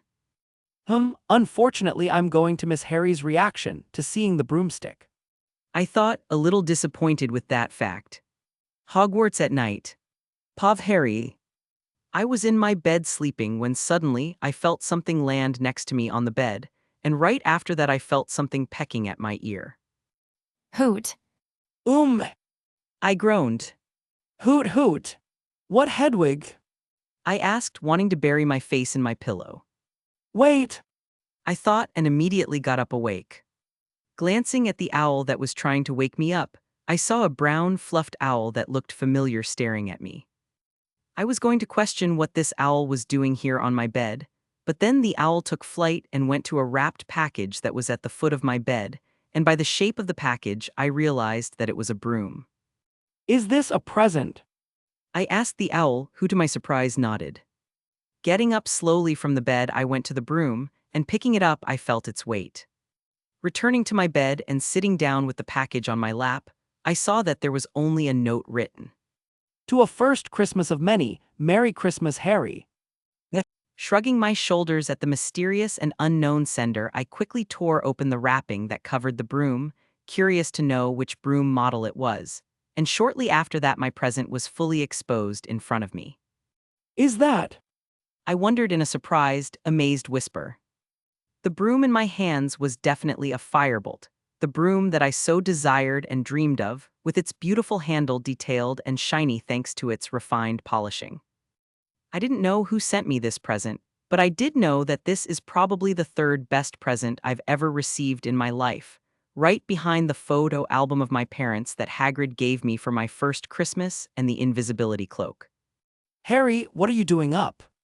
Ron, who was woken up by the noise, asked, sitting up groggily on his bed. He then looked at me and saw the broom I was holding in my hands. Blinking in surprise, he rubbed his eyes before looking at the broom again. Yes, I think I'm still dreaming. He said, and without even waiting for me to say anything, he went back to bed, covering himself with his blanket as he fell back into a deep sleep. And I, who was looking at this scene, just blinked in confusion. Well, tomorrow, when he wakes up, I'll show him the broom. I shrugged. I then returned my gaze to the broom, running my hand over its exquisite polish with a happy smile on my face. This sure is one of the best Christmases I've ever had. Chapter 259. If you want to support me and read ahead. Patreon.com/C7NX. Yeah, here's the new chapter. The end of the year holidays were almost over, which meant that before long I would have to go back to school.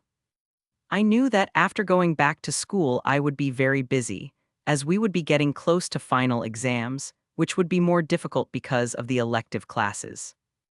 I wasn't worried about my exams, as I was still an excellent student in my main classes like charms and transfiguration, and was also considered an excellent student in my electives. As I had chosen electives that I really liked and that I had already studied a bit about before going to Hogwarts, I managed to do very well in these classes when they started, so I knew that the exams would not be a challenge. However, my problem was not the difficulty of the exams, but the amount of lessons and homework that the teachers would give us in preparation for these said exams. And besides, I wasn't too excited to go back to school as the Dementors were still on guard looking for Sirius, and feeling the sad and depressed emotions of the other castle residents wasn't something I looked forward to. It would be nice if Sirius' trial happened as soon as possible so the Dementors would go away and I could relax again, but I knew things couldn't always go the way I wanted. My bedroom.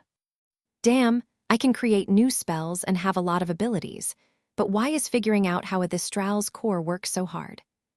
I grumbled, resisting the urge to rub my temples.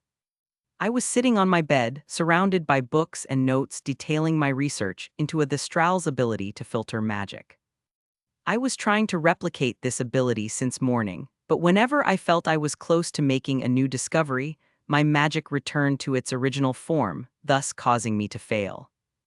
No matter how many times I tried or how much research I did, I still couldn't figure out what the last elements needed to be able to replicate this ability were. I didn't know if it was my lack of information about magic cores, or if this ability really was exclusive to these winged horses of death. If it was the first option, I knew that with time I could unlock the secrets of the cores so that I could have that ability for myself too. But if it was the second option, everything I was working on would have been a waste of all my time and effort. Magical abilities given by magic itself were at best defined as a special gift, which could not be replicated or taken away. And with the thought that that was the most likely option, I groaned in frustration, throwing myself onto my bed and knocking over the books that were around me. I should have expected that it would be difficult to create a spell of this level. I mumbled. If it were that easy to create a spell that would nullify all other types of magic, then probably some other witch or wizard would have discovered or created it. And with that in mind, I groaned in frustration again. Knock, knock. Hearing someone knocking on the door, I sat up again, trying to push aside my feelings of frustration. Using my senses, I realized that the one knocking on my door was Nick, and I started to wonder what he wanted. I can enter, Nick asked. Sigh. I said, and after that he opened the door and looked into my room, seeing how messed up it was. Oh, I see you've been a little busy, He said, stepping in and closing the door. Yes, you could say that. I said dryly, causing Nick to look at me with a raised eyebrow. Apparently, whatever you're working on doesn't seem to be going well. He said, and I sighed. Yeah, apparently studying a Thestral's core is more stressful than it looks. I said, and Nick looked at me confused. Core of a Thestral. I never knew that magical creatures had magic cores. He said, and I then remembered that his magic insight didn't have as much power as my magic vision, besides that my beast power allowed me a connection and better understanding of creatures. Oh, I think I see their core because of my magic vision. I shrugged. Sometimes I envy that skill of yours. Nick murmured in amusement, and I smiled at him. But well, would you like my help? He asked. Hearing his question, I began to reflect, realizing that if there was anyone who might be able to unravel this mystery of magic, it would be him. Looking at Nick, I started to wonder if I should accept his help, But I knew that if I accepted his help, I would have to tell him about my beast power, which was one of the main reasons, besides my magic vision, that it allowed one to see the cores of magical creatures. With him knowing this ability of mine, maybe he can help me somehow with my problem, but I still wasn't sure if I really wanted anyone else to know about my beast power. Thinking a little more, I started to face Nick, with many thoughts coming to my mind, and meanwhile he looked at me confused. I don't understand why my silence and my stare. Even though something in the back of my mind said it would be best to keep my abilities a secret, my instincts still told me that the right choice would be to trust him. Knowing that the voice in the back of my mind was just my paranoia and caution, I decided that following my instincts would be best, as they had never failed me. Sigh. I asked Nick, who nodded. Well, it turns out that's not the only skill I have. After I said that, I could see Nick look at me analytically for a few seconds before he nodded to himself. That explains a lot. He said. Oh, really? I asked. Yes. He said, and I looked at myself. Oh, I never realized that. I said, frowning. Which isn't all that surprising. He said, and patting his head with a wink at me, he continued. As I said, someone with a lot of experience with magic. Nodding, I looked back at my hands, trying to see any kind of difference in my magic compared to other people, finding nothing abnormal other than the density and power of my magic, which wasn't that impressive compared to Headmaster and other older witches and wizards. But well, that subject aside, what is it that has you so stressed? Nick asked me. And sighing, I started talking about how I was failing at trying to create a spell, and that all the research and studying I had done was to no avail.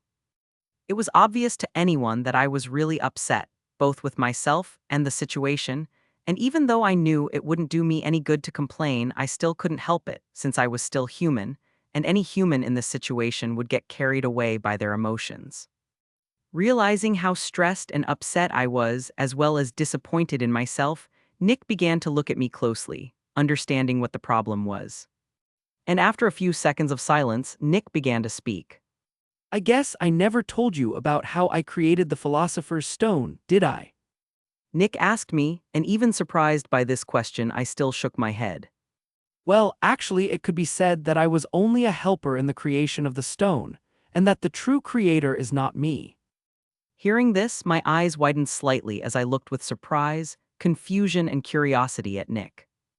But then, who is the creator of it? I asked. Is he or she famous? Well, I don't know if it is a he or she.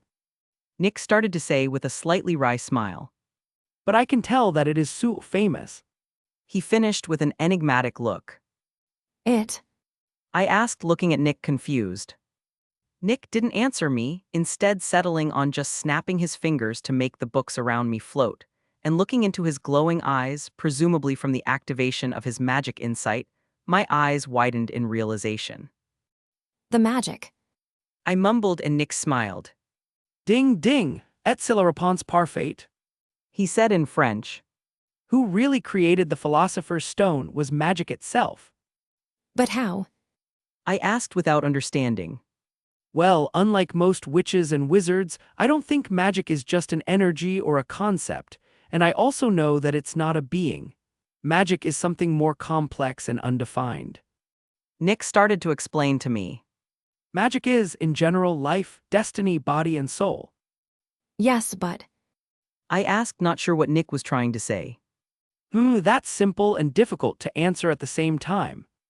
He said, scratching his goatee, and after a second of contemplation, he snapped his fingers. Oh, I know. Looking at him confused but curious, I saw Nick pick up his wand, and with a slight swing, he transfigured one of the books on the floor into a puppet. The best way to explain it would be to say that magic guided me, or more specifically, controlled me to create the stone. He said, and then he pointed to the puppet, which started to move on its own. I'm the puppet in this example, and the one pulling my strings would be the magic. So basically, you were controlled and forced to create the Philosopher's Stone. I asked with a strange face. Oh, no. In fact, I had already done some research on how to create an object of immense magical power that could heal anything while also granting the user longevity. Nick replied. And even though I'm saying that the magic was controlling me, remember that I also said that it guided me in the creation of the stone, like a mother teaching and helping her child to take his first steps. So does that mean you consciously created the stone? Exactly, but without the magic guiding me, and without it giving a little help in some crucial points, I would probably never have achieved this feat. He said with a slight smile, which ended up becoming a sad and deprecating smile. And that would have resulted in the worst thing that could happen. And what thing would that be? I questioned. Penny's death. Chapter 260. If you want to support me and read ahead. Patreon.com/C7NX. Yeah, here's the new chapter. Penny's death. What do you mean by that? I asked, a feeling of worry building within me, even though I knew she was alive and well. Sigh. Nick said to me. Taking a deep breath and searching his memory, Nick began to narrate his story. Well, I guess it all started when I turned 21. He started to say. I was, like many other wizards at that time, someone gifted in magic, but I wasn't the best or the most powerful. However, that changed when I woke up and realized that things were different. Nick then took a moment to catch his breath, and in that time I was looking at and trying to understand how this story would lead to the part where Penny almost died. At that time, I was already dating Penny, and I even had intentions of asking her to marry me. He continued with a warm smile on her face. She was always with me, even though she was so much better than me, both in magic and in any other subject. I asked playfully and Nick chuckled. I don't think so. He said, smiling slightly at me. Nick then relaxed in his chair and continued to tell his story. But back to the point, after I woke up with this new perception about the magic, my life changed. I was already a little talented, but after that day I became a kind of wizard that only appeared every 500 or 1,000 years, and with my new talent and acquired skill, I started to get more involved in the creation of magic. I started creating spells, items, wards, and also improved some of these things that already existed. He said and then looked at his hand. I started to become famous, and people thought that was pure talent, but I knew better. And saying that, Nick sighed, rubbing his eyes wearily. And with all these factors, my arrogance grew, and then I heard some people saying that if I really was as amazing and wonderful as others said, I would have ventured into the most difficult branch of magic, the alchemy. And so you decided you were going to become an alchemist to prove to them that you really were the best. I said, not asking but affirming. Yes. Nick chuckled. By this time, Penny was already studying alchemy, and so I grudgingly asked her for help, as I thought it was beneath me to ask anyone for help, even if that someone was the woman I loved. But like I said, Penny saw something in me that no one else saw, and without even questioning, she started teaching me, and even though I didn't understand until today, she didn't abandon me even when I acted like a self-centered idiot. As I had magic helping me, I easily mastered alchemy. Only I wanted more. I wanted to show that I was the best. And so I decided that I would create the most powerful, complex, and indecipherable magic item that ever existed. Nick said, and I could tell he had a sad, guilty tone to his voice. Was that item the Philosopher's Stone? I asked. Heh, you could say yes, but not at the same time. He said, and I looked at him confused. Noticing my gaze, Nick sighed. I wanted to create a powerful and the most incredible item, and for that, he needed to have the power to give everything everyone ever wanted. He said, I knew how to create an item that could give infinite money basically, but the power and life were different. I asked in a whisper. Yes. And as soon as Nick said it, I could feel my blood run cold, and I turned to him in surprise. What? I asked. Sigh. And? I asked, swallowing hard. Nick said after a few seconds of silence. One of the families was totally destroyed and eliminated in that battle, but Penny's family and the other survived. They were once great wizarding families, but because of arrogance and greed, they became a families in decline. Fortunately, the curse didn't kill them all, and thanks to that, Penny's family was able to hold out until my generation. However, only Penny and her mother were left as the only survivors of their family at that time. What about the other family? I asked, curious. Nick replied to me. Of all the families involved in that blood feud, only Penny and her mother were left, and Penny's mother died before she turned 25, and the reason for his death was the blood malediction. And hearing this, I looked down with a somber gaze, realizing that Penny must have suffered greatly from her mother's death. But back to the story, Penny started to get sick, and I could have noticed the symptoms if I wasn't so focused on my work. And Penny also hid her condition, not wanting to disturb me, and because of that, when I realized she was already in her last days. He began to say, looking down in shame. I discovered after a while that the blood malediction that inflicted Penny used ambient magic as energy, and that thanks to my many experiments the curse advanced quickly.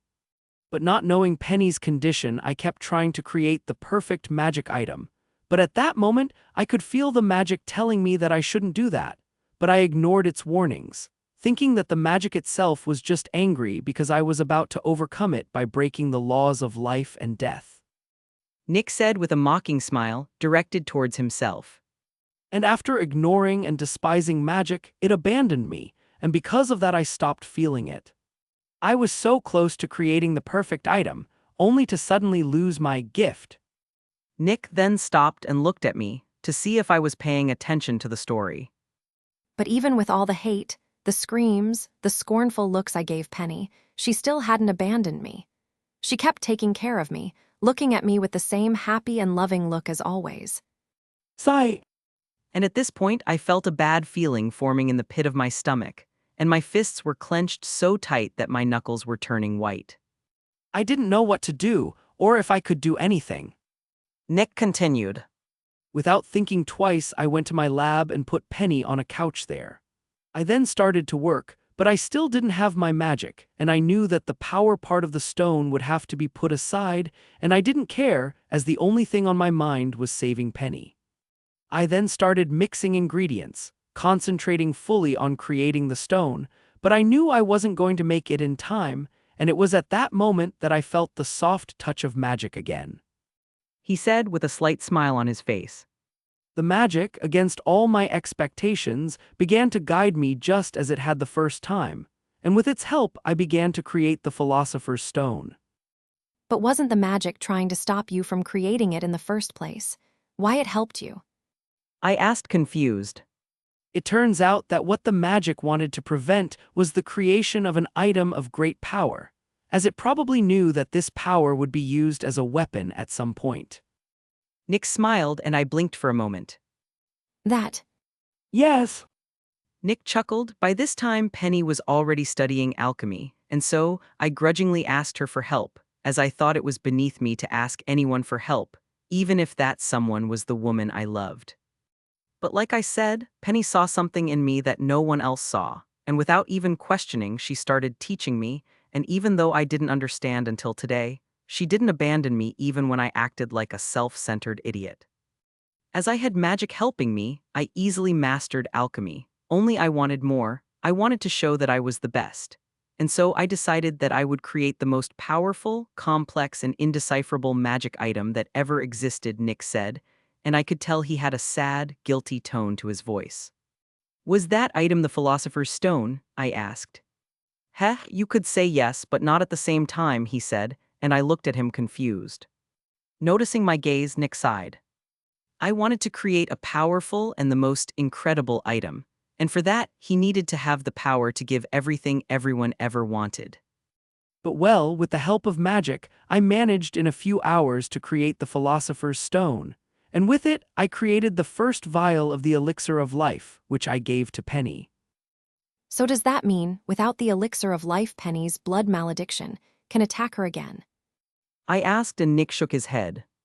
Actually, I don't know how, but the elixir of life turned out to be stronger than expected, and it managed to completely destroy the blood malediction from her blood and magic. He replied to me, and hearing that my mouth opened in shock. I didn't know how to react to this information, as it was shocking and surprising, especially for me, who was trying to find a way to destroy blood maledictions to save Astoria. And unexpectedly, the solution to my problems was already in my hands, and I never knew. This is. I said in awe, and Nick nodded.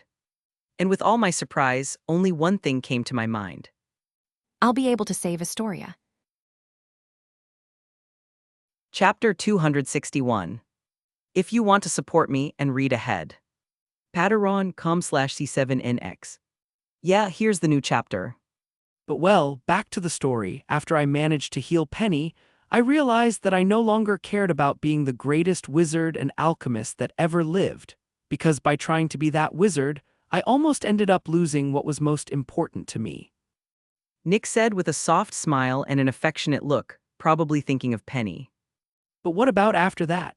You still became famous and everyone knew about the Philosopher's Stone. I asked, looking at him curiously, and Nick laughed awkwardly. Well, I didn't really care or even want to be famous, but it seems Penny had other thoughts. He said, and I looked at him confused. Noticing my look, he began to explain. Penny was the one who revealed to the world my work and the successful creation of the Philosopher's Stone, all because she had seen all my effort and suffering, and she thought I deserved it. And you didn't think so? I asked. I don't know, at that point I just wanted to care for and support Penny like she did for me. And if she wanted to reveal the Philosopher's Stone to the world, I obviously wasn't going to deny it. He said, and then paused for a moment to think. And now that I think about it, it's ironic to think that the world only knows me as the greatest alchemist because of her. Heh, I'd say it's the irony of fate. I said, amused, and Nick snorted. Yes, sometimes fate likes to have fun at our expense.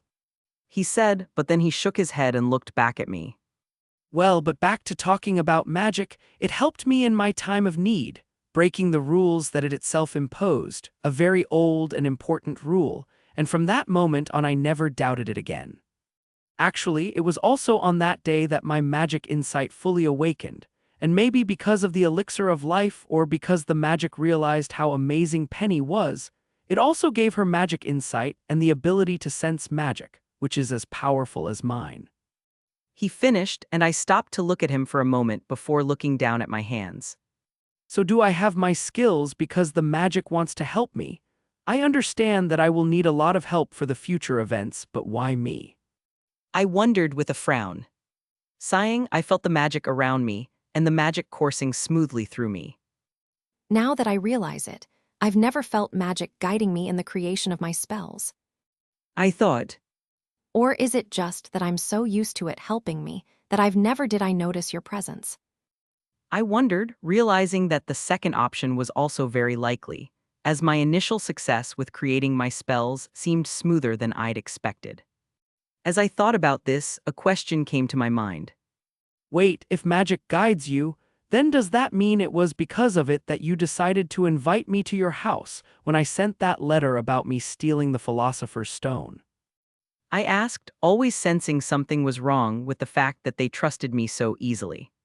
Yes, and now you too can understand why Penny and I trust you so much. He said, smiling at me in a mixture of pride, respect, and happiness. Oh well, that might also explain why Penny is so attached to me. I said, and Nick looked at me confused. Realizing this, I began to explain. Since Penny was basically saved by the magic, and in her weakest moment was given the elixir of life, which is a magical source of great power, I believe that she has probably become more sensitive to magic. And since my magic is dense and different, she has kind of become attached to my magic and by extension to me. Oh, I think you're thinking about this too much. Nick said, shaking his head. She really might have been feeling a little closer to you because of the magic, but the affection and what she feels for you comes from herself, and not from a simple connection to magic. That... I said, blushing a little, and Nick laughed when he saw this, putting a hand on my shoulder. Don't be embarrassed, Penny is just... He said, smiling. Nick then shook his head. But well, now that I've finished my story, is there anything else you want to ask me? Relieved that he'd decided to change the subject, I looked at him for a moment until I remembered something. Oh, well. I said, and Nick raised an eyebrow. And what request would that be? He asked curiously. Hem. I asked, and his look changed to one of confusion. Well, yes. He said, and I looked at him in surprise that he had so easily accepted my request. But why do you want the elixir of life? Does it have to do with this project you're working on? He asked. Not exactly. It has to do with another project of mine. I said, and seeing his curious look, I sighed, knowing it would be easier if I told him the truth. I want to give the elixir of life to a friend of mine who is suffering from a blood malediction. And listening to my explanation, Nick's eyes widened slightly. Oh, Was the only thing he said. Yes, oh. I said with a sad smile. This friend of mine had her family cursed a long time ago, and unfortunately in this generation, she was the one hit by the curse. Nick said with a frown. He then sighed, shaking his head. And now that I know why you want the elixir, I don't see the point in denying it to you, not that I would. oh, serious? I asked. He's downstairs. Nick said with a playful smile, and I snorted. But yeah, I'm serious. He continued. And hearing that, I smiled, and to Nick's surprise, I hugged him. Thanks. I said, and he smiled, hugging me back. You're welcome. He said. With a happy and relieved smile on my face, I broke the hug, returning to sit on my bed. I was very happy, as with the elixir I could save Astoria, and with her freed from the curse, I wouldn't have as much urgency to figure out how to eliminate it from the Greengrass family's magic and blood. Noticing my light-hearted mood, Nick snorted in amusement, but he understood very well what I was feeling, as he felt almost the same thing when he realized that he could save Penny. Shaking his head, he decided to turn the conversation back to the main reason he was here. Well, I already told you about my story, and you already solved your friend Astoria's blood malediction problem. He started to say. And since I now know that the spell you are trying to create is not for that curse, I have to ask, what is this spell you are trying to create for? He asked. And hearing this question, I then remembered why I was upset, and with a sigh, I turned my gaze to the books around me. I'm trying to create a spell based on a Thestral's core that has the ability to filter magic, meaning a spell that can nullify any type of magic. I said, and Nick's eyes widened slightly. I don't know whether I'm surprised that the Thestrals have this ability, or shocked that you're trying to replicate it in a spell. He said, but then he winked. Actually, now that I think about it, I'm more surprised that you having knowledge about this Thestral's ability, and that you came up with the idea of using it to create a spell. Yes, but I wouldn't have thought of it if I didn't have my skills. I said. Yes, your magic vision, and your other mysterious ability. Nick nodded.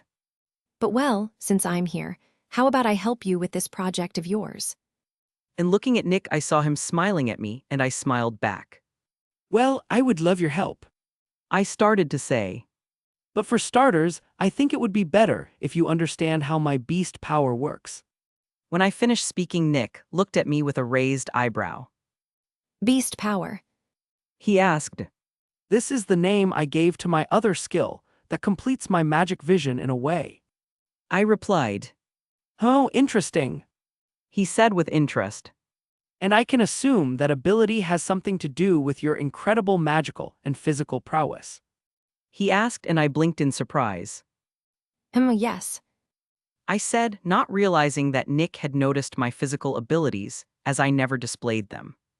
This skill is getting more and more interesting. Nick muttered, and I snorted. You have no idea. I said. After saying that, I started to explain my abilities to Nick as best I could, but maybe out of a deep-rooted caution or wanting to have something of my own, I didn't tell him about all my abilities or how powerful they were. I obviously spoke about my beast talk and even my instincts and empathy, and while the first part surprised Nick, the second only earned a sympathetic nod from him, leading me to believe he already suspected I had some empath ability. Nick actually seemed interested in my ability to sense the magic, which from what he said felt a lot like his, while being totally different. But the skill that really piqued his curiosity and interest was my beast talk, which he asked for a more detailed explanation. Finishing the explanation, Nick nodded, and I could feel that even with his calm face, he was still shocked and even excited. I don't think I've ever met someone who has these skills, at least not at this level. Nick said. And that's surprising. And a little worrying. He thought, not wanting to say it aloud lest I worry. Well, I think surprising, amazing, and wonderful describe me pretty well. I said with a smug smile, and Nick chuckled. Yes, I think that might be true. He said. Nick then put his hand on his chin, reflecting on something. I think with this explanation, I have more or less a good idea about how your abilities work. That's good. I said. But well, now putting my skills aside, I guess I have to explain to you about the magic nullifying spell I want to create. I agree. He said, and after that I started talking about the Thestrals and their magic filtering core. And as I talked about my research, Nick watched me closely, not wanting to miss any information. Today is going to be a very long day. Chapter 262. If you want to support me and read ahead. Patreon.com/C7NX. Yeah, here's the new chapter. Just as Nick had promised me, he spent the rest of the vacation helping me when he wasn't busy with his part of the plan to exonerate Sirius. We didn't do much other than supplement my research with information and data that Nick had from some of his old research. However, this small advance was still more than I achieved in 4 months on my own, so I was not discouraged. Between spending time with my family, researching the meaning of my dreams with Grandma Penny, trying to create the magic nullifying spell with Nick, and monitoring and organizing the Sirius case, I had little time to really rest, not that it bothered me. Usually I would already spend my vacation busy with my projects. Only this time it went much smoother and better as all my projects were showing progress, some more than others. But with all these projects, studies, and research, the holidays quickly came to an end, and now it was time for me to go back to Hogwarts for the second term of my 3rd year. Hogwarts Express, January 7th, Friday morning. After saying goodbye to my parents and Seal, who were the only ones to accompany me to the platform, I boarded the big red steam train that was at the station. Only my parents and Seal came because they were the only ones not busy, and even if the others could come, they knew it wouldn't be wise. Sirius couldn't come for an obvious reason, and Penny and Nick knew that the chances of them being recognized by someone from one of the wizarding families was high, and that could bring unwanted attention to me. Obviously, they could use a little transfiguration to change their appearances, but they decided this was supposed to be a moment between my family and me, and that their presence wasn't necessary, even though my parents and I felt otherwise. But that aside, after boarding the train, I went to the compartment of one of the last carriage, knowing that my friends would easily find me there. And it wasn't long before one of them appeared, opening the compartment door to look inside. Hi Ethan, did you have a good Christmas? Stephen asked me, being the one who arrived. Yes, the best and most exciting one I've ever had. I said with an amused smile. I don't know whether to be worried or curious. Stephen said, taking the seat across from me. If a simple Christmas made Ethan, Trollslayer, Knight say it was the most exciting he's ever had, then I can assume you've done something phenomenally stupid and dangerous. Maybe. I huffed and Stephen stopped, eyeing me warily. Yeah, I don't want to know. He said, leaning back in his seat. Oh, so you're here. Anthony, who had just arrived at the compartment door, said. He then turned, looking down the corridor, and yelled, Hey, I found them. And then entered the share. He then sat up, taking off his coat, and turned to Stephen. Oh, thanks for the crystal ball, Stephen. Now I can practice my divination at home. Anthony said, and I looked at Stephen with a strange look, who just shrugged. What? This was the perfect gift for him. He said, and I snorted. The perfect gift for who? Terry asked, arriving at the share, with Michael behind him scowling as usual. Oh, they're talking about the gift Stephen gave me. Anthony replied. The crystal ball. Terry moaned. How do you know the gift is a crystal ball? I asked, and Terry rolled his eyes.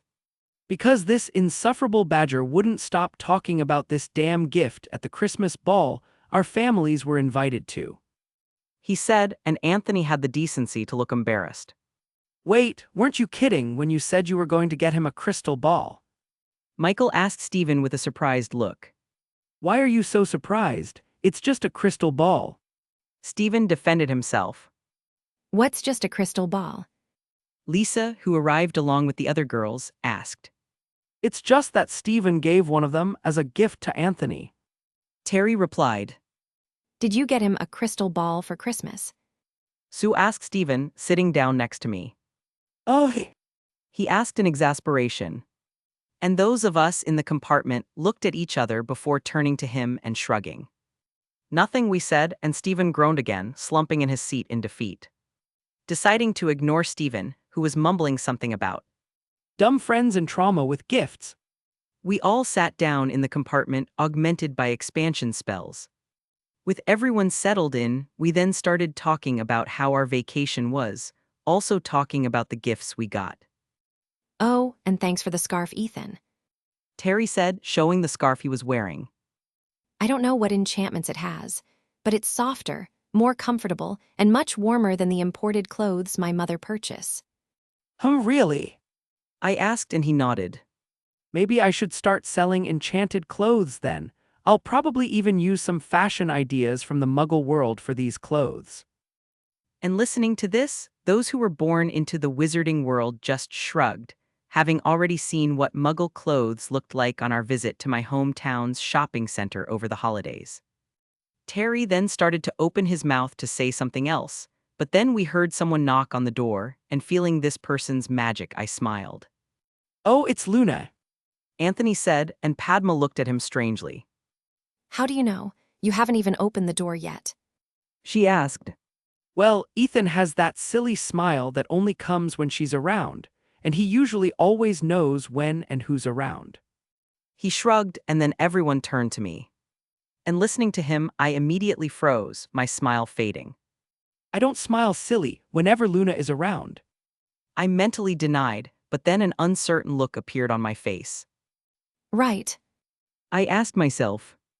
Ignoring the silence that was in the compartment, Anthony opened the door, revealing Luna, who was looking at us with a smile while wearing a strange glasses made of several leaves and shiny pebbles. And now, with the confirmation that it was indeed Luna who was at the door, everyone turned to look at me strangely, or in the case of the girls and Terry, with knowing looks. Fuck, Was what I thought with a frown, trying to sink into my seat. And while that was happening, Luna looked at all of us confused. Hogwarts the next day. Coming back to the castle was awkward, and unfortunately not in a good way this time. The holidays had made me so used to people's positive emotions, thanks to the cheerful and festive mood of Christmas, that I felt a great weight fall on me the moment I stepped into the castle because of the Dementors and the horrible feelings they brought. But I decided to put those bad feelings aside, as I knew it would only last until the end of the school year, and if all went well with the plan to exonerate Sirius, then the Dementors would be gone much sooner than expected. But back to the present time, I was walking towards the Great Hall for breakfast, but halfway through I heard someone call my name, causing me to stop and turn around. Hi, Ethan. Susan said after catching up with me, being the one who had called me. Hi, Susan. I said, smiling at her. Need me for something? I asked, continuing to walk with her following me. HMPH, can't I just want to talk to a friend of mine? She asked with a huff, crossing her arms and glaring at me. And hearing that I just looked at her with a raised eyebrow, as I could feel her curiosity. Realizing that I didn't believe her, Susan pouted. Okay. She said, I wanted to talk to you, to find out what you talked about with my aunt. Oh, a friend of mine wanted to talk to her about some matters involving the ministry. I lied. I don't really know what they talked about, but it must have just been some boring politics and bureaucracy matter. I shrugged. Are you sure? Susan asked me uncertainly, with a frown on her face. My aunt arrived very stressed and tired that day, and when I asked her what happened, she just dismissed me, saying it was a private matter. Well, I'm not 100% sure, but I think if it was that important, my friend would have told me about it. I said with a fake doubtful look on my face. But then what made my aunt so worried and stressed? Susan asked with a worried look. I don't know, but like I told you, it's probably because of some political matter. And as you may know, politics is always stressful and boring. I said with a genuinely disgusted face. She said, and I could sense that she was still worried and a little disappointed. Realizing that Susan had dropped the subject, I mentally sighed in relief, but to try and cheer her up, I decided to change the subject. So, how was your vacation? Did you like the gift I sent you for Christmas? I asked, a smile on my face. Realizing what I was trying to do, Susan smiled appreciatively at me. I loved the present you gave me. She said, running her hand over the silver bracelet she was wearing. The bracelet was simple but beautiful, made of silver and black gold, with a few crystal pendants. The pendants were made by Susan herself, as in addition to the bracelet, I had sent her a craft kit so that she herself could choose what her pendants would look like. And looking from where I was standing, I could see two heart-shaped pendants with two names carved in the center, Eileen and Robert, and I knew those were the names of her deceased parents. In addition to these two pendants, there were also others, probably for important people and moments in her life, and seeing this, I couldn't help but smile at her. I'm glad to hear that, as it means that my gift for always choosing the best presents is still as sharp as ever. I said, brushing the dirt off my fingernails nonchalantly, but with a slight smug look. Idiot! Susan said, giving me a playful shove. Blasphemy! Chapter 263. If you want to support me and read ahead. Patreon.com/C7NX. Yeah, here's the new chapter. Sunday Wooden Bridge. I was currently getting some fresh air as I sat on the edge of the wooden bridge, feeling the cold wind hit my face, wondering if everything was going well with the Nick and Penny part of the plan. I knew they probably wouldn't have too much trouble, as they've been dealing with politics and the government itself since before my great-great-grandfather was even born. But a part of me was curious as to how they would handle the situation, as I knew that obviously Nick was going to make a little fuss just for the fun of it, and ease his little feeling of revenge and grudge against the British government and its antiquated ways. But deciding to put those issues aside, wanting to take advantage of my free time before classes started, I raised my left hand, looking at it as I controlled and manipulated the ambient magic and the air itself, causing a small tornado to appear in my palm.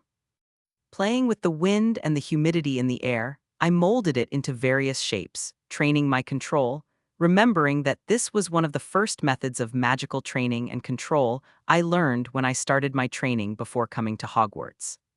I think I need to go back to training and creating basic spells.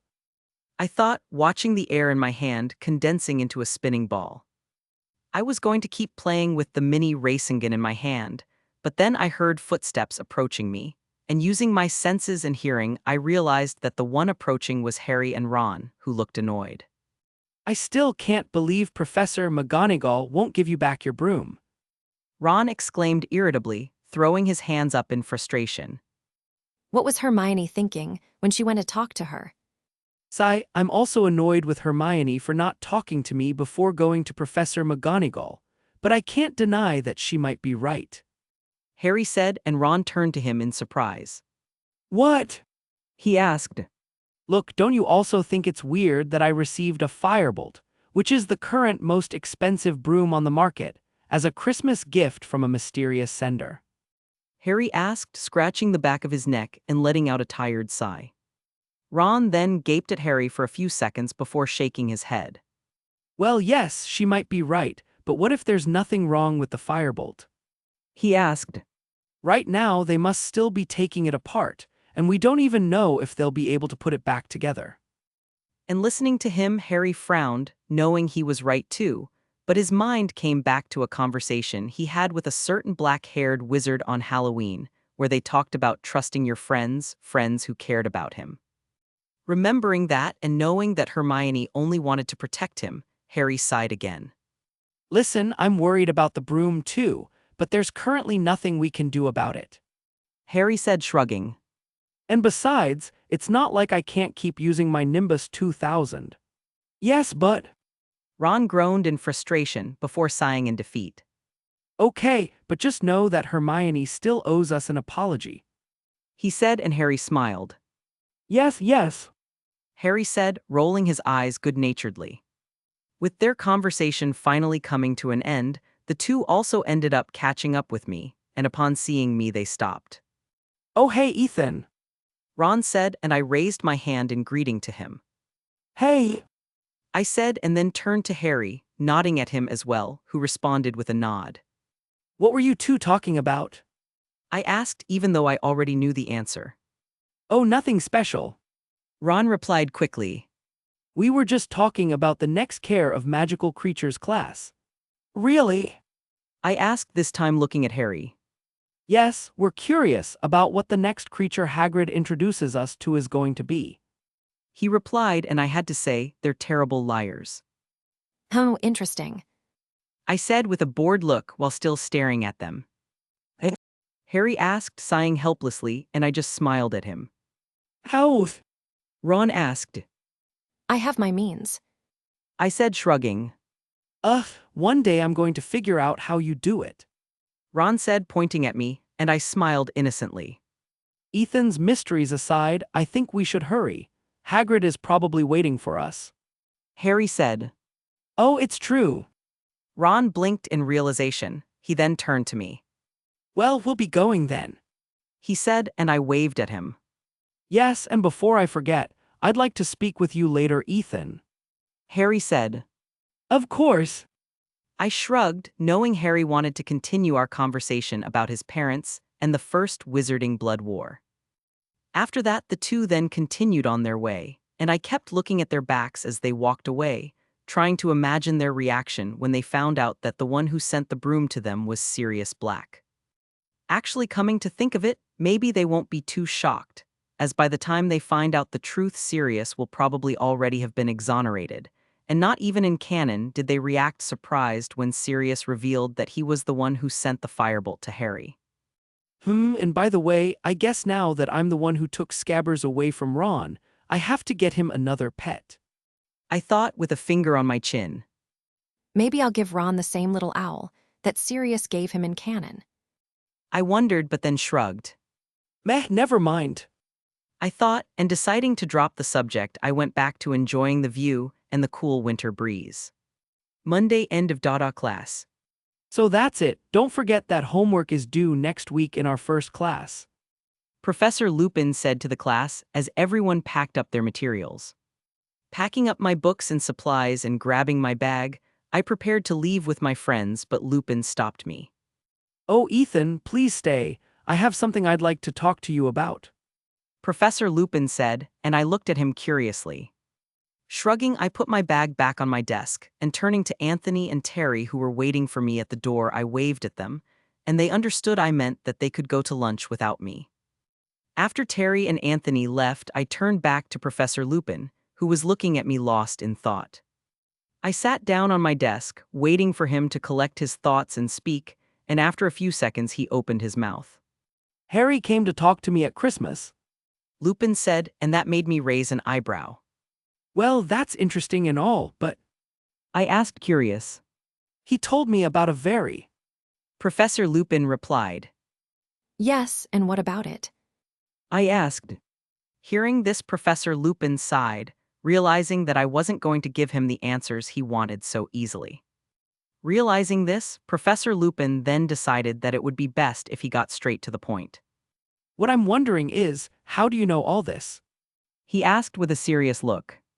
Staring at him for a few seconds, I debated whether I should answer him, but realizing he would only need to ask Harry to know the Answer. I decided it wouldn't hurt to answer him. I don't know if you know, but there are hundreds of portraits and dozens of ghosts here at Hogwarts, and they all have great memories, remembering things that happened dozens and hundreds of years ago. I said, and Professor Lupin seemed to understand what I was implying, as he just nodded his head in understanding. I see. He said. Professor Lupin then looked at me carefully. I was quite surprised that you knew so much about my old group. Ghosts really like to talk and gossip. I said, shrugging. Yes. he said. Professor Lupin then started to analyze me, and seeming to have thought of something, he looked at me with a strange look. And? He asked in an unsure tone. Hearing his question, I looked at him confused, but then I saw him rubbing his arm with a look of fear, wariness, and acceptance, and I realized that the question wasn't about what I knew about the Marauders, but what I knew about him. Your secret is safe with me, Professor. I said, not answering his question directly. And hearing that, Professor Lupin sighed in relief, but then he felt he needed to ask another question. But, He asked, and I snorted. Professor, I'm in a school where every person holds a wand that could very well kill me more easily than claws and bites. I started to say. If I had to be afraid of anything, it would be the stupidity of wizards, not of a man with a condition he is not to blame for having. Looking at me with slightly wide eyes, Professor Lupin took some time to process my words, but when comprehension finally dawned on him, he chuckled, feeling like a weight had been lifted off his shoulders. Well, is that all, teacher? I asked after Professor Lupin had calmed down, and he nodded. Yes, Ethan, that's all. He said, giving me a slight smile. Smiling back at him, I nodded, and grabbing my bag, I headed towards the door. With my hand on the doorknob, I stopped, turning to Professor Lupin again. You know, Professor, I think you should spend more time with Harry, talking a bit about his parents. Chapter 264. If you want to support me and read ahead. Patreon.com/C7NX. Yeah, here's the new chapter. Forbidden Forest. I was sitting against a tree in the clearing of the Forbidden Forest, petting the little unicorn foal I had met my first year. I was reviewing some notes about the Triwizard tournament that would take place next school year. These notes had information about things I knew would happen, like what the 3 tasks would be and about the ball, as well as Voldemort's resurrection. But in addition to those notes, there was also some information I got from the Triwizard Tournament rulebook, which, even though it didn't seem like something important, could still help me as I planned to enter the tournament. But as I read these notes, the little foal that had its head in my lap snorted in satisfaction, making me look up at him. I asked. I then put a finger to my chin in reflection, with the little foal, who wasn't so little anymore, looking at me confused. You know, I think I should name you. I continued. But what should I call you? I asked myself, looking at the little foal, trying to think of a name that would suit him. Neighing at me, the little foal got up and started trotting around me happily, and I smiled at that. I think I already know the perfect name for you. I said, smiling. From now on, I'll call you Agnos, from the Greek, which means he who is pure. And just as I said that, the little foal stopped walking and stood in front of me, cocking its head to the side as if it was thinking about something. He then whinnied and snorted as he trotted along happily, and from his emotions I could tell he was happy. You seem to like the name. I said to Agnos, who walked over to me and placed his head in my hand, careful not to hurt me with his horn. You know, I know some people who would love to play with you. I said to him, thinking of my sister Seal and Lily, and also wondering if Astoria liked magical creatures. Nay, Was Agnos' reply, who looked confused but excited, making me wonder if he understood what I said. maybe I'll bring the girls here in the Forbidden Forest to see you. And what about Seal? I thought, already rubbing my chin as I made plans in my mind involving the vanishing cabinet, some fireworks, and a hedgehog. Back to the castle. After relaxing a bit in the Forbidden Forest, the lunch bell rang, and I went back to the castle. Now I was walking towards the kitchens, wanting to spend some time with my elf friends, when I saw Malfoy, who was reading a book, coming towards me. From his feelings of contempt and malice, and realizing that he was coming straight for me, I could tell that he meant to bump into me, but I didn't try to dodge. Malfoy and I kept walking until we bumped into each other and our shoulders bumped, with Malfoy jerking back from the impact, with me not even moving from my place. After realizing that the one who ended up being pushed was him and not me, Malfoy grimaced, and then looked at me with a disdainful look. Watch where you're going, you stupid raven. And Malfoy's words died on his lips as soon as he looked into my face. Night. He squealed, and I realized that he hadn't seen that it was me, and that he had only seen that there was a Ravenclaw student in front of him. Malfoy, how long? I said with a big smile, which disappeared as soon as I saw him hastily reaching into the pocket of his robes for his wand. Reacting faster than he could realize, I pulled out my wand and cast a hex at Malfoy, pinning him to the wall 50 centimeters above the floor. Tusk, Tusk. I told him, shaking my head in disappointment, but Malfoy just looked at me with an angry face. Oh, Malfoy, don't look at me like that. You know you deserved it. I said, and if possible, Malfoy's face got even redder as he shook. Wow, he looks like he's about to explode with rage, I thought, but then I noticed that his shake looked different from an angry shake, and confused I felt his feelings, only to be surprised. Wait. I said, realizing that the main emotion coming from Malfoy wasn't anger or hate. R. I asked, confused. And in response to that question, Malfoy looked away, trying not to look me in the eye, and that confirmed what I already knew, which was that Malfoy was scared of me.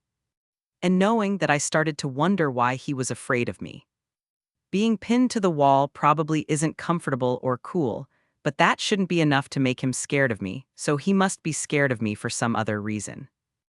And thinking about it, I remembered that the last time I interacted directly with Malfoy was in first year just before Christmas. I knew I scared Malfoy the day he made fun of Hagrid, and I threatened and humiliated him in front of several students, but I thought he would be over it by now. In fact, I've always wondered why Malfoy didn't try to pick on me like he does Harry and Ron, mainly because he should be more mad at me than he is at them. But now, realizing his emotions, I began to understand that in fact he never came to provoke me, not because he liked to torment the Golden Trio more, but because he is afraid of me. But he's scared, like, really scared. I thought, grimacing. What I did that day could have been really bad, and I really didn't control my emotions. But that doesn't justify all this fear. Then, glancing back at Malfoy, who was looking back at me, I sighed, waving my wand and releasing him from the spell. Malfoy then fell to the ground, but didn't try to move and continued to glare at me warily. You can go, I said, glancing at him lightly.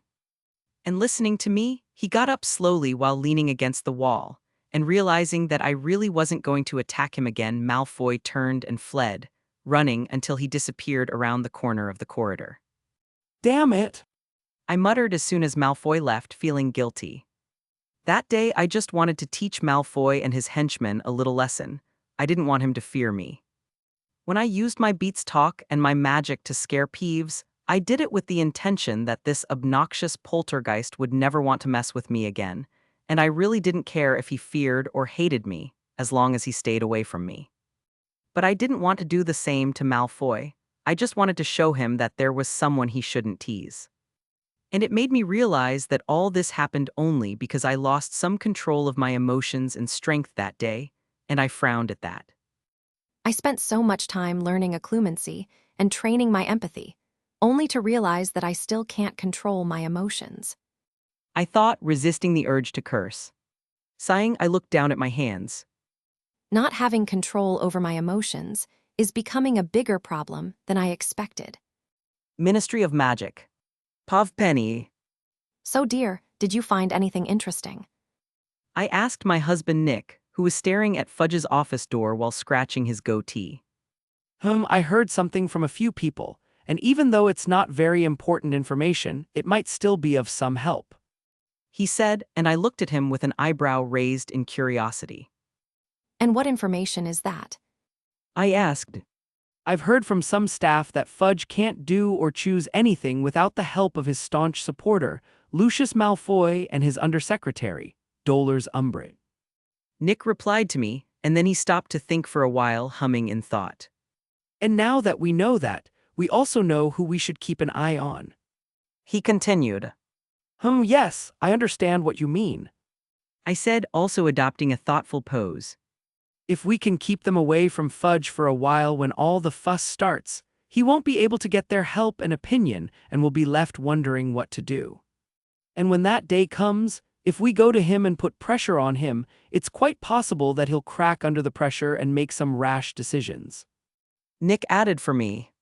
And with that, we can take advantage of his moment of confusion to start the plan. And at this moment, an excited smile already started to appear on my face. And with the obstacles out of the way, Amelia will be able to start with her part of the plan.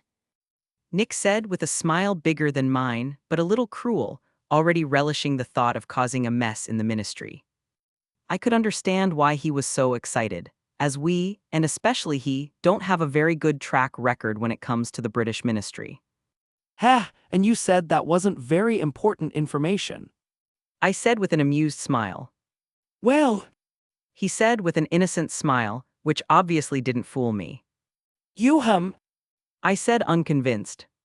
I just want to imagine Ethan's face when we talk about this with him.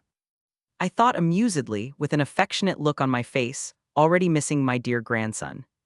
And he'll probably like it even more when he hears about the mess we're about to make in the ministry. And with that, I chuckled lightly to myself. And Nick, who had been watching me laugh, just raised an eyebrow. Yes, the ministry won't know what hit them. Chapter 265. If you want to support me and read ahead. Patreon.com/C7NX. Yeah, here's the new chapter. Hogwarts, Room of Requirement Morning. Pav Ethan, Come on, Ethan, you remember the feeling. I said to myself, with my eyes closed in the middle of the room of requirement training room. I then started to spin my magic inside me, passing it through my body and feeling my hair stand on end. After that, my arms started to dissolve into mist, with the rest of my body following soon after, leaving only my head still normal. However, my upper body didn't remain as mist all the time, and it started to reform again, but then I took a deep breath and passed more magic through myself, causing it to turn to mist again.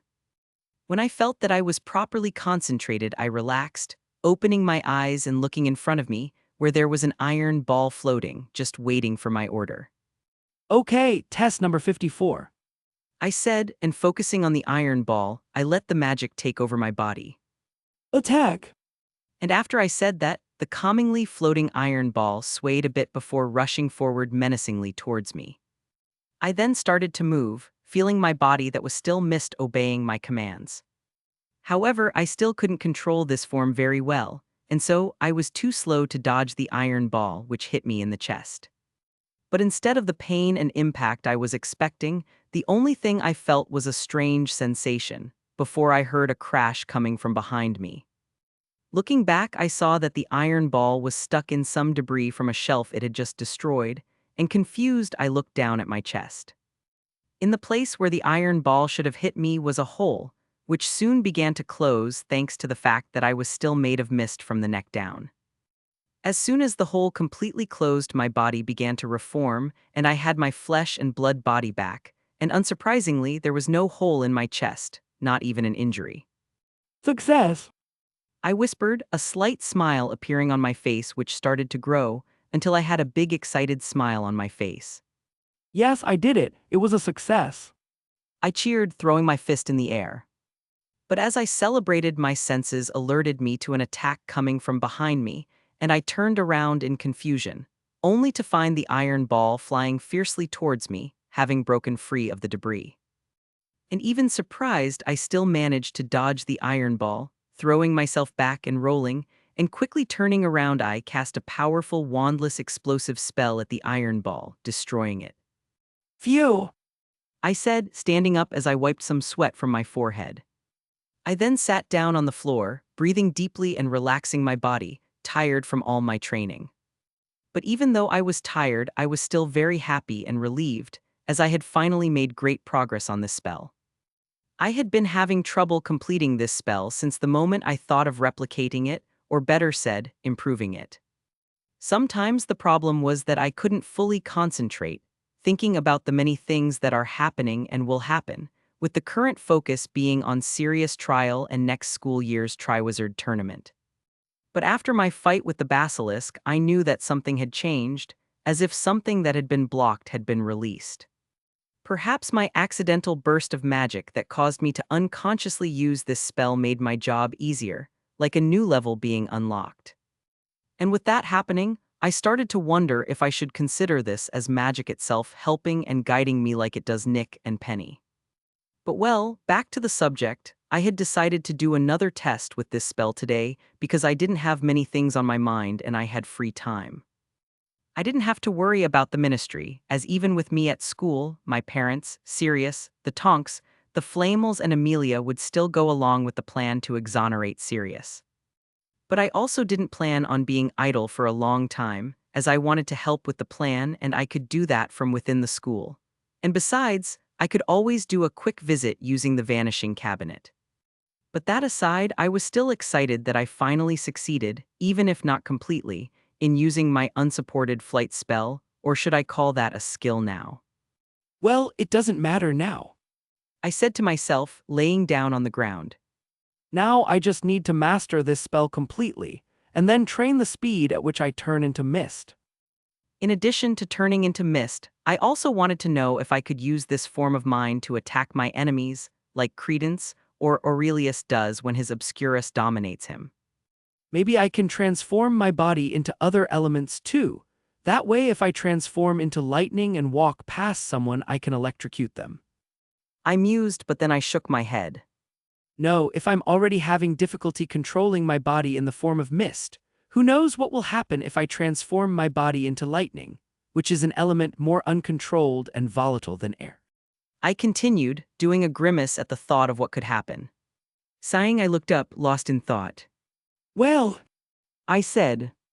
I would continue with my questioning and planning. However, I felt the weariness of all my training and testing catch up with me, and so I closed my eyes, deciding to take a quick nap before lunchtime. Professor McGonagall's office after lunch. After lunch with my Hufflepuff friends, I was strolling through the halls of the castle, enjoying the moment and relaxing when I saw Professor McGonagall heading towards her office. Remembering that I had some business to discuss with her, I called her over and, after explaining that I wanted to speak with her, I followed her to her office, which was where we were at this very moment. So, Ethan, how are you? Professor McGonagall asked with a slight smile, and I smiled at her too. I'm fine, Professor Minnie. I said with a cheeky smile, and she snorted in amusement. Cheeky boy. She muttered to herself, making me smile even wider. Professor McGonagall then shook her head slightly. But then, what would you like to talk to me about? She asked. Well, I heard you confiscated a broom that Harry got as a gift. I asked, and hearing this, Professor McGonagall's smile faded a little and she sighed. Let me guess. You're here at Mr. Potter's request to try to get me to return the broom to him, right? She asked wearily, and I realized that I probably wasn't the first person to come up to her about the broom. And thinking about it, Wood's name quickly came to mind, and I snorted, knowing how insistent he is. Yes, I'm here to ask you to return the broom to him, but he didn't ask me to do that. I said. Actually, he probably doesn't even know I'm here. I shrugged. Really? Professor McGonagall asked. Yes, and I'd like to ask you not to tell him that I talked to you about the firebolt when you return the broom to him. That is, if we authorized him to use the firebolt. Professor McGonagall huffed. And I know you will. I said with a nod, and Professor McGonagall looked at me with a raised eyebrow. And what makes you think that? We're still doing a full check on the broom. She said, and after seeing me start to open my mouth to say something else, she held up her hand to silence me. And before you complain about us dismantling a firebolt, please know that this is for Mr. Potter's safety. We don't know why or who sent this broom to him, and with the events of this year, it's best to take all necessary precautions. Once Professor McGonagall finished speaking, I looked at her with a wry smile, confusing her a bit. Professor Minnie. I asked, and Professor McGonagall continued to stare at me blankly for a few seconds before her eyes widened. Wait, so you're the one who sent him the broom? She asked in surprise. Actually, it was a friend of mine, who for certain reasons I can't say who he is, but I helped him in a way. I said with a shrug. Well, I let him use Hermes to deliver the present, so I helped, right? I wondered. Oh. Was the only thing Professor McGonagall said, realizing that it was probably all a misunderstanding, and that confiscating Harry's broom might not have been necessary. But come to think of it, it's funny that actually Hermione and Professor McGonagall were right too, since it was actually Sirius who sent Harry the broom.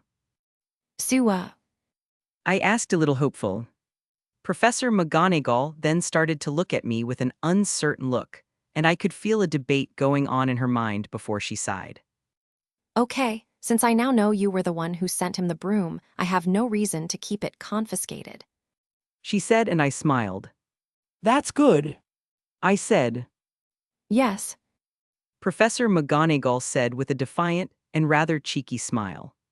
Professor. I snorted, looking at her challengingly as well, wringing a slight smile from her stern lips. That's what we'll see, Ethan. Chapter 266. If you want to support me and read ahead. Patreon.com/C7NX. Yeah, here's the new chapter. Gryffindor Common Room with the Golden Trio.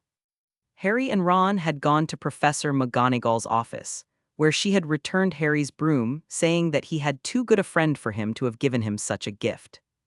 She also apologized for confiscating his broom, but she also said that he should agree that he got a very expensive gift at a very bad time, since Black was still on the loose.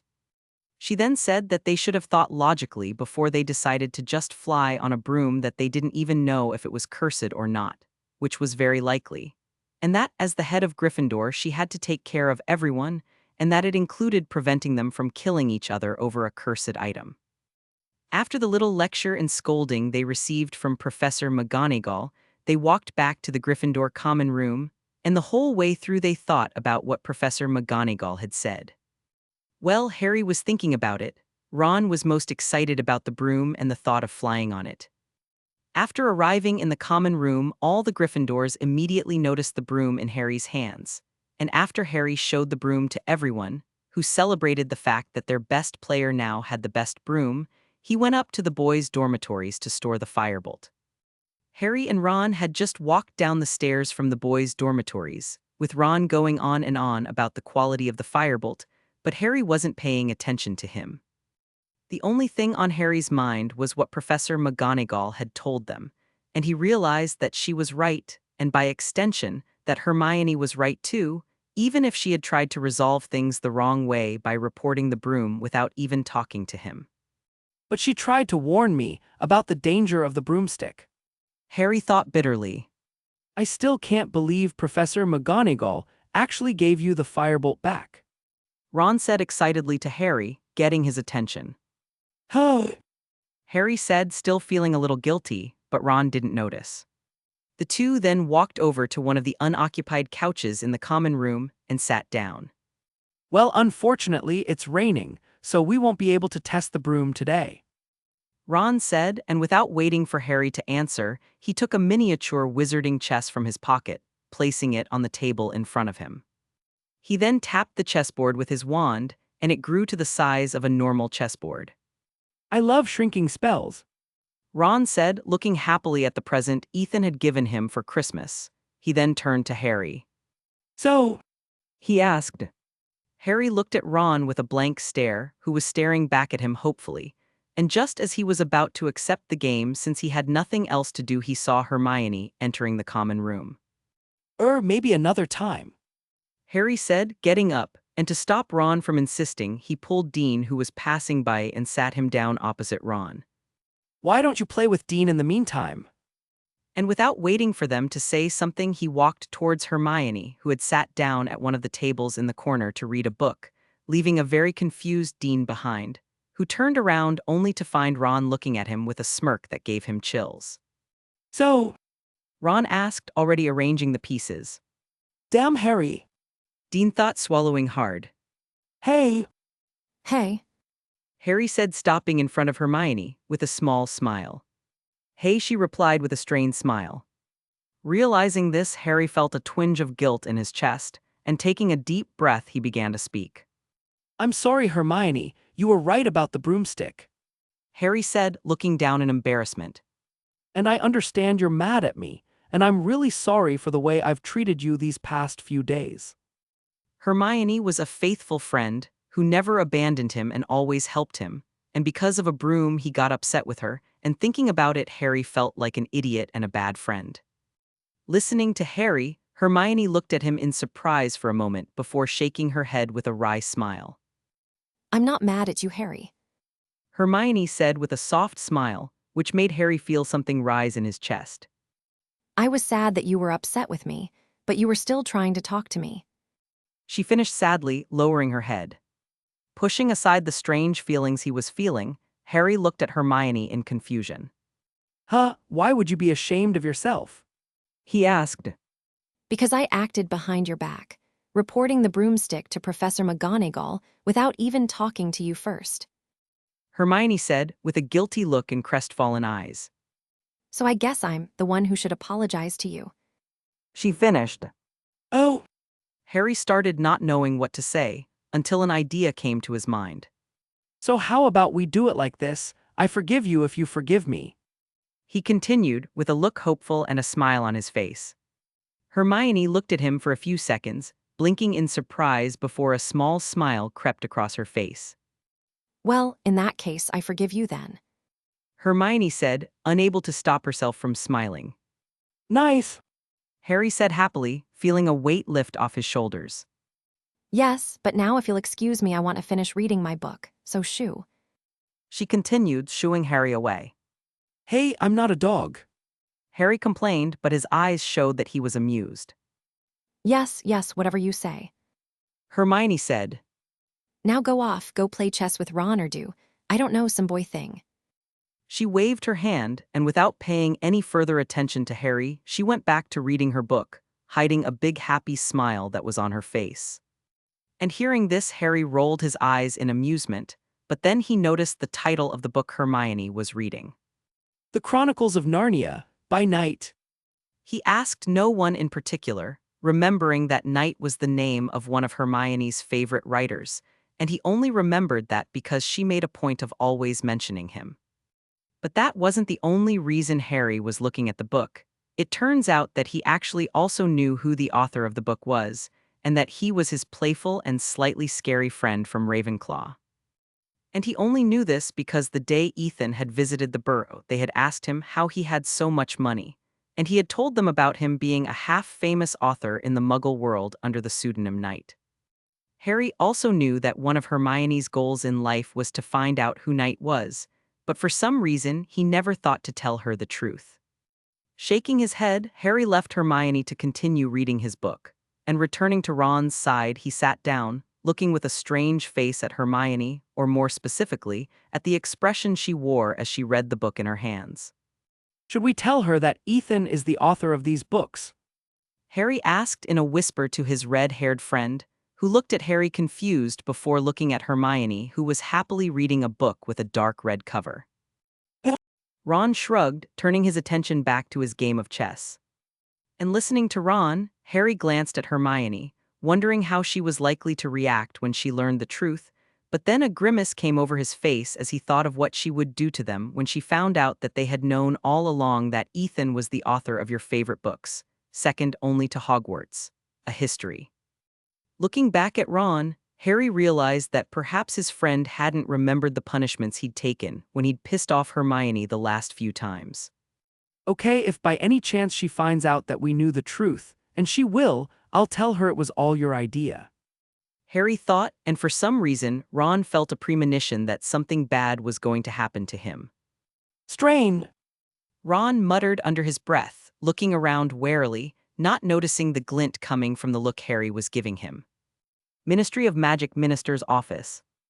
In the minister's office, Fudge was sitting in his chair reading some parchments that were on his desk with a half-bored and half-annoyed face.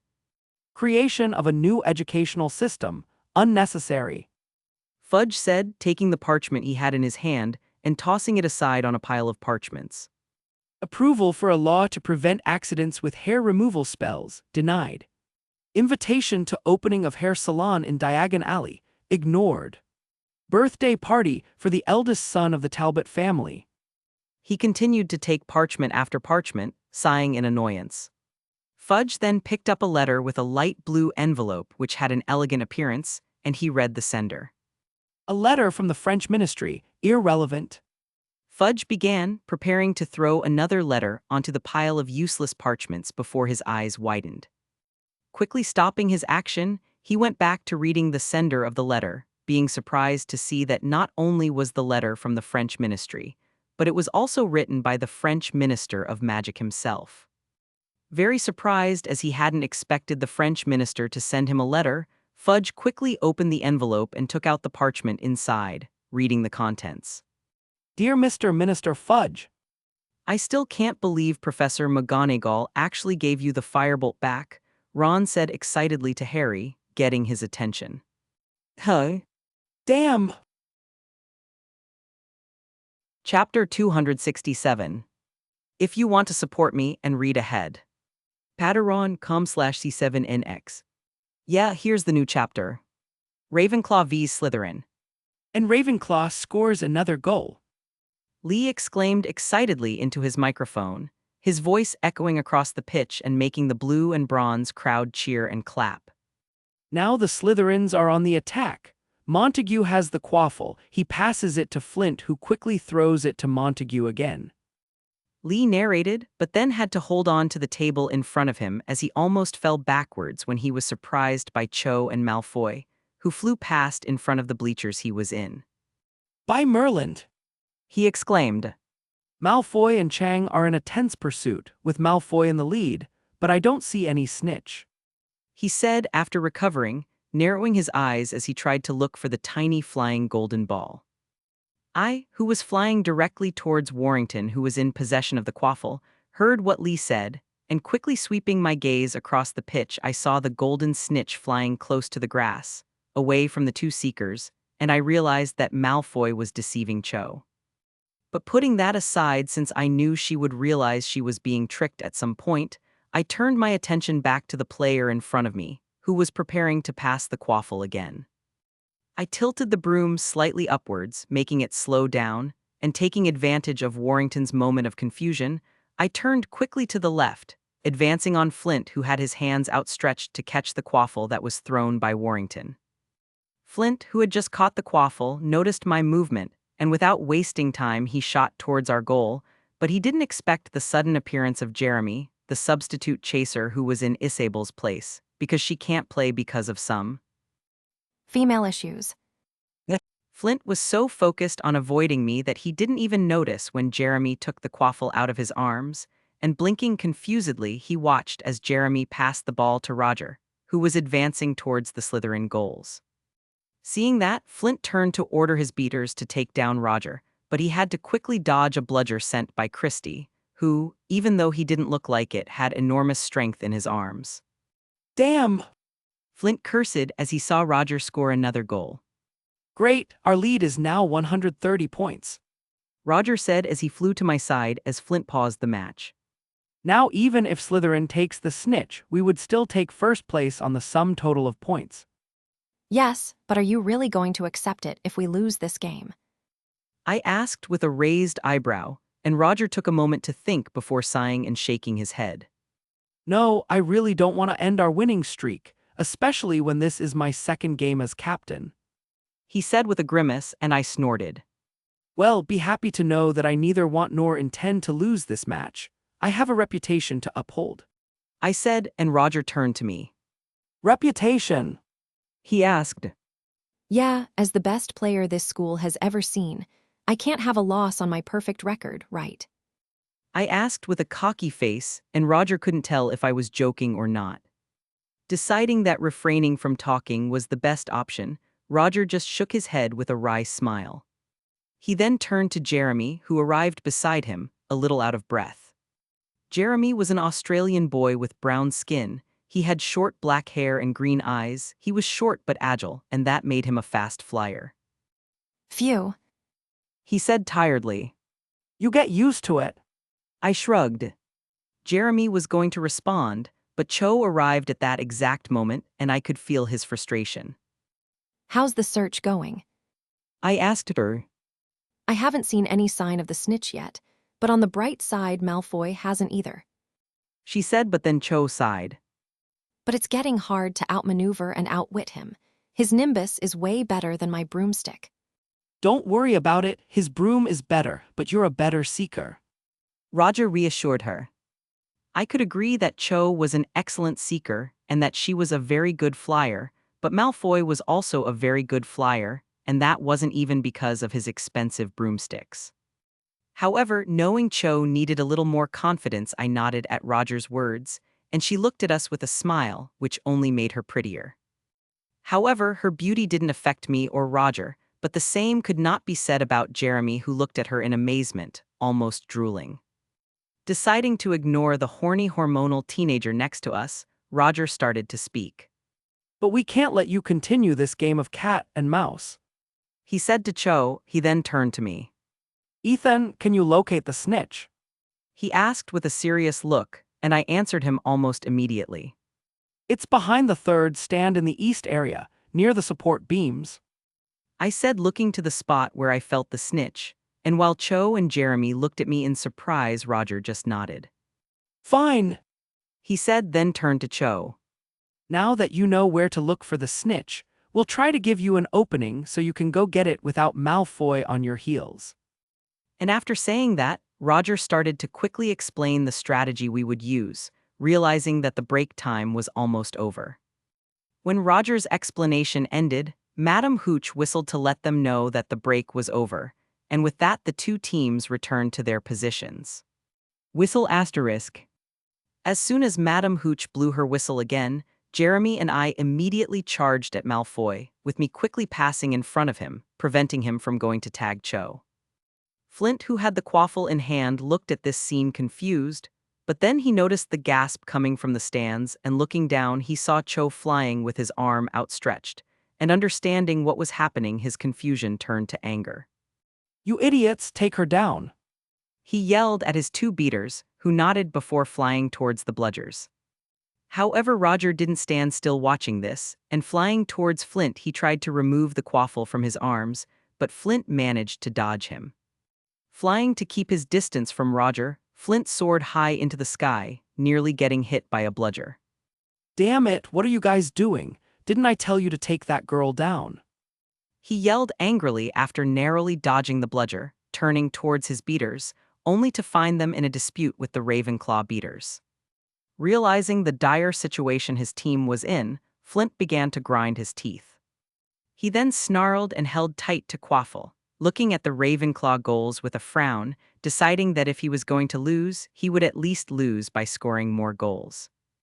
Only he hadn't counted on me charging at him faster than he could react, stealing the quaffle that was in his arms. Startled by this development, Flint blinked before looking up, realizing that Roger was now helping Jeremy mark Malfoy in my place. And looking back, he could only watch helplessly as I dodged his chasers and scored another goal for Ravenclaw.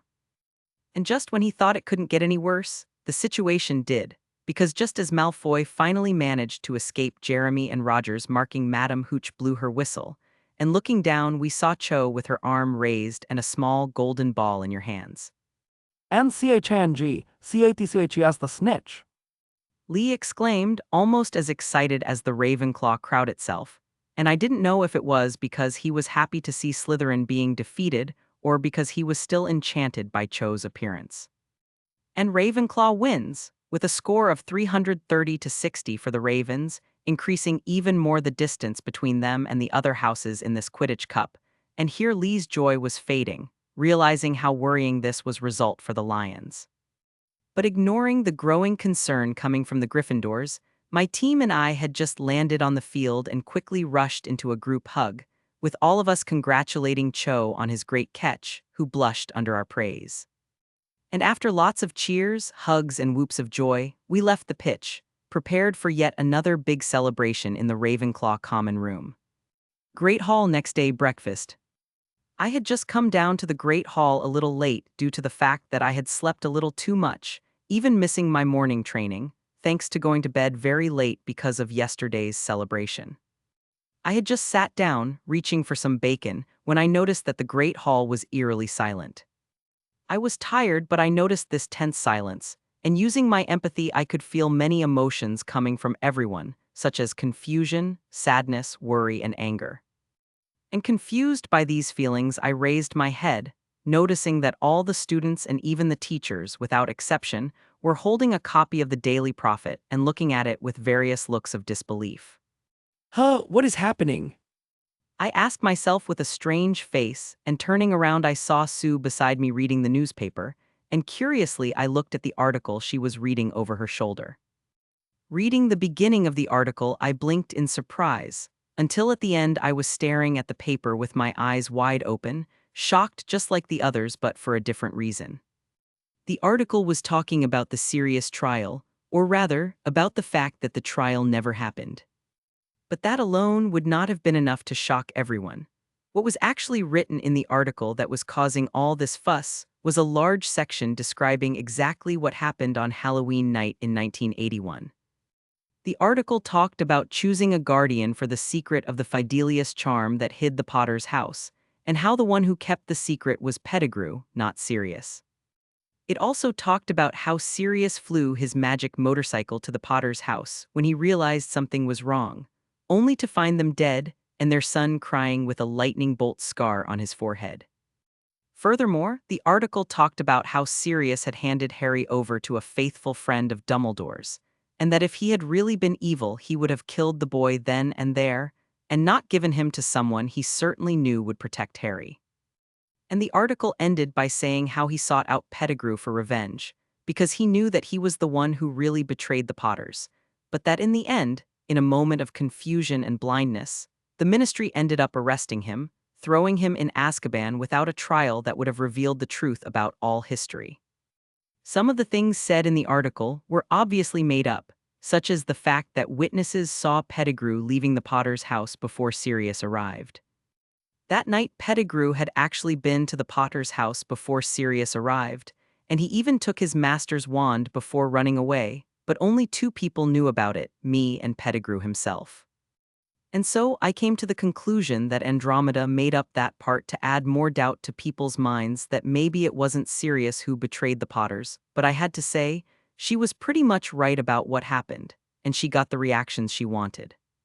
Okay, I have no doubt that Andy is very pleased with this article. I thought, feeling a touch of vengeful black in this article. I knew it was Andy who got this article published, as that was part of her plan. I then looked around again, analyzing everyone's reaction, and seeing how everyone was more than shocked. I realized that Andy had achieved her goal with this article, and that's just talking about the people who were at Hogwarts. The reaction was probably being much more vocal in the rest of the British wizarding community. Yes, Andy really screwed up the Ministry this time.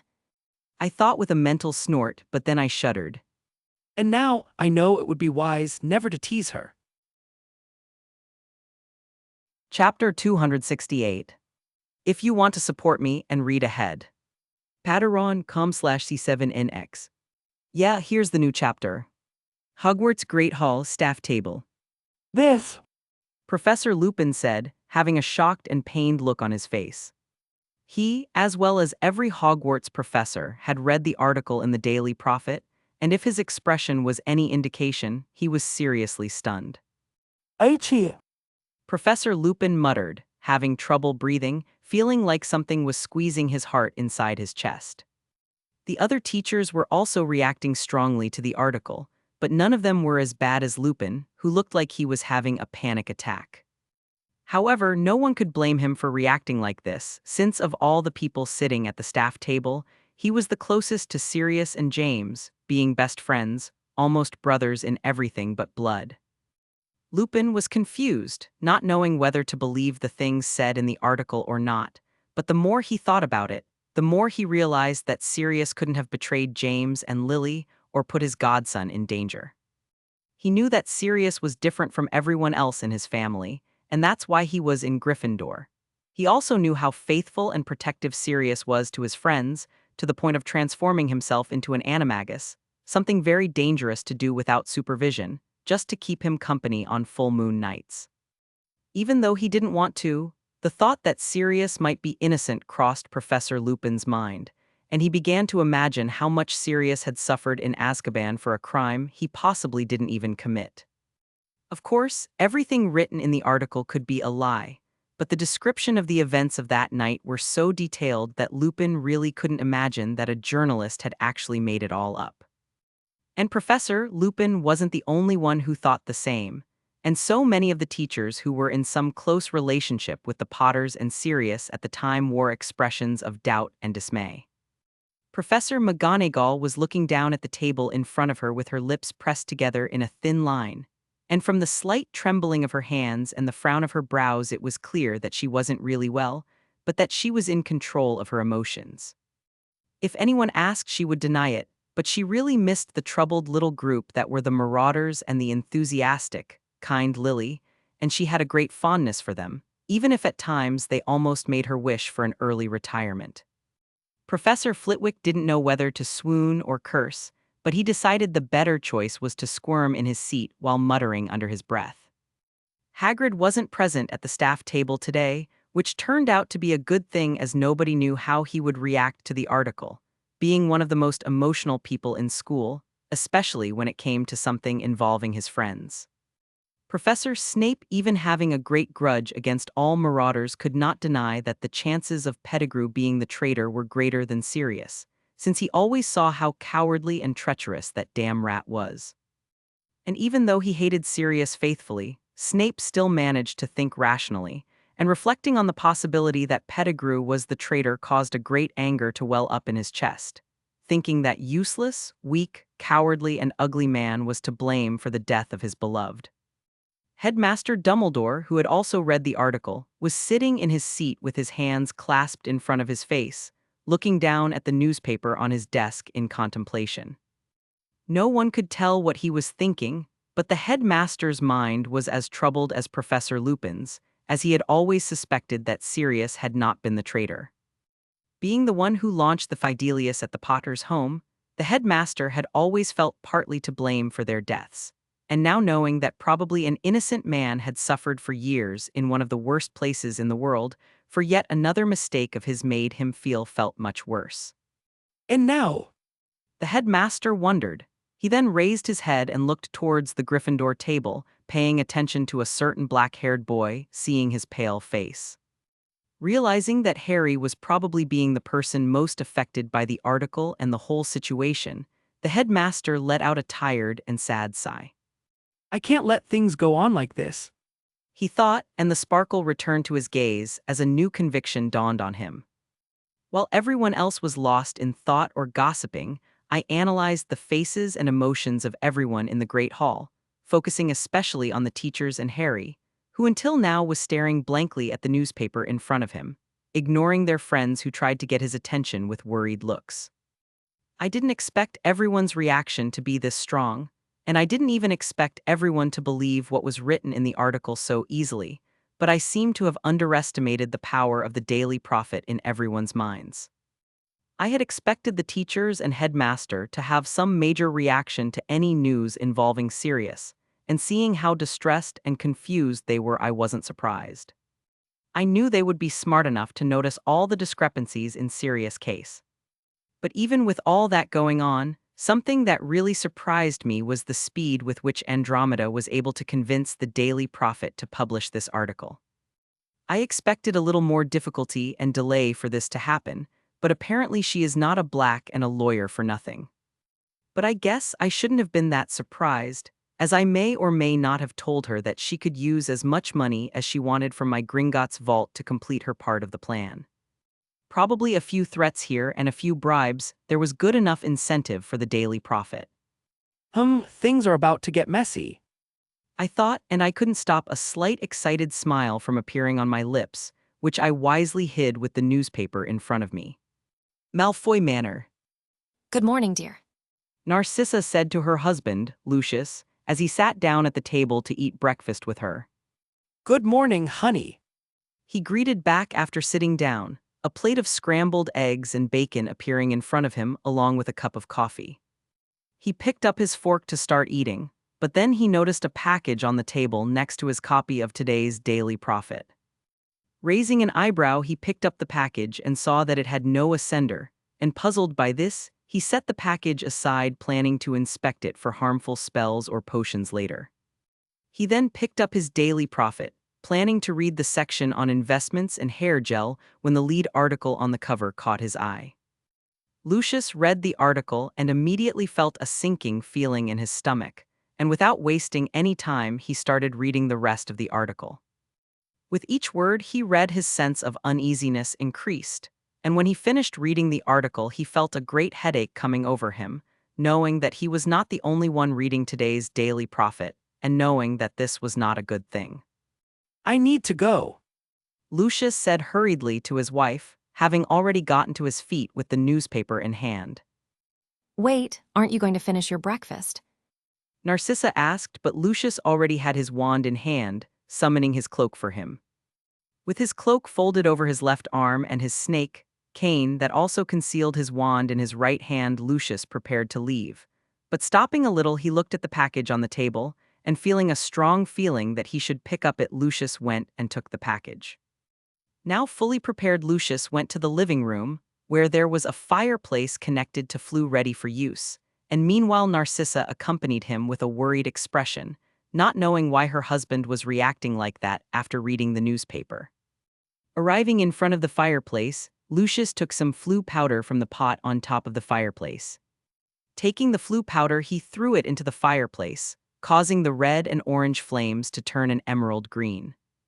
Straightening up his coat, Lucius prepared to go to the ministry, and as soon as he put his first foot into the emerald flame fireplace, the package in his hands shook. He looked at the package in confusion, and he didn't even have time to react when the package exploded, causing a small but concentrated burst of blue light. Narcissa, who was looking at her husband, had to cover her eyes because of the light, but as soon as it ceased, she could open her eyes again, and the first thing she saw was her husband, who was lying motionless on the floor. Lucius. Narcissa screamed, running hurriedly to her husband. Arriving beside him and kneeling down, Narcissa noticed that he had no injuries but that he was still unconscious, and she began to get worried. She then started to get up to go ask for help, but before that she saw the newspaper lying on the floor beside her, and out of reflex and curiosity, she read the title of the main article that was on the cover. Is Sirius Black innocent? The truth behind the events of Halloween 81. She read, her eyes widening and her mouth falling open in shock in an unbecoming way for a pureblood lady. Merlin's beard. Chapter 269. If you want to support me and read ahead. Patreon.com/C7NX. Yeah, here's the new chapter. Back to Hogwarts. After the initial shock over the article in the Daily Prophet wore off, everyone in the Great Hall began talking and whispering, having found a new source of gossip and news. But while all this was going on, I was looking at Harry, who stood up with an empty look, and ignoring the call of his friends, I saw him leave the Great Hall. I wasn't the only one to notice this, as I also noticed the look the headmaster was giving the closed doors of the Great Hall. I then felt the headmaster's gaze fall on me, and turning to him, I saw him look at me with a solemn look, but behind that look, I could see his request, almost begging me to do something. In nodding, I got up, at the same time as Ron and Hermione. And without paying attention to those around them and the conversations, the two left the Great Hall, with me following them, knowing that if there was anyone besides me who could find Harry in this great castle, it was them. I started to follow Hermione and Ron without them noticing as they walked hurriedly looking for Harry. I then used my senses, managing to catch the scent of Harry and his magic, which told me he had left the castle. And unsurprisingly, his two friends knew he wasn't in the castle, probably realizing that at a time like this he would like some fresh air, away from the whispers and glares of the other students. Once outside the castle, we headed towards the stone courtyard, and seeing someone with black hair bent over one of the marble benches in the courtyard, Hermione and Ron immediately ran towards him. Seeing this, I decided to stay behind, hiding behind a tree, listening to their conversation and seeing if the two of them would be able to help Harry or if I needed to interfere. Harry mate, are you all right? Ron asked with a worried look, stepping in front of Harry, only to receive no response. Harry, please talk to us. Hermione begged, kneeling down in front of him, and looking up at his face, she saw that Harry had a blank look on his face. Harry! Ron said, also kneeling down. Yes, we know you're strong, so please talk to us. Hermione said, taking one of Harry's hands in her own. And to Ron and Hermione's delight, for the first time since they arrived, Harry showed another reaction, lifting his head to look at them. But that joy turned to concern when they noticed the tears in his friend's eyes. Harry said, bending over as he placed his free hand on his head, gripping his hair. Harry! Hermione tried to call out to him, but he continued as if he hadn't heard her. He didn't betray my parents. He said, He wasn't the cause of their deaths. We don't know that. The Daily Prophet could be lying. Hermione said. But what if they aren't lying? What if Black really is innocent? Harry screamed with a face of anguish, and taking a deep breath he continued. He spent 12 years in prison. He said, spitting out the word relatives with extreme disgust and contempt. Harry then put his hand on his chest with a pained face. But actually someone who could be taking care of me, not abusing me, someone who could be my family. Harry finished, looking at Ron and Hermione with such pain and suffering that they didn't know how to react. And finishing saying that Harry broke down, not being able to control his emotions anymore, crying and clinging to Hermione, who was in front of him. Oh, Harry.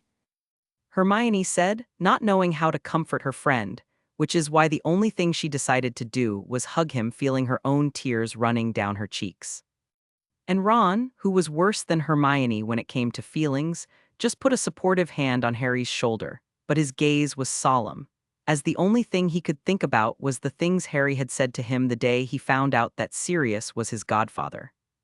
Remembering how devastated his friend was, and how he said he felt unwanted and that he didn't think he was someone worth loving, Ron felt a tightness in his chest. And for the second time since meeting Harry and became his friend, he realized that being the boy who lived wasn't such a good thing. And I, who was seeing and hearing everything, also felt a wave of sadness hit me, realizing that Harry was just a boy who dreamed of having a family.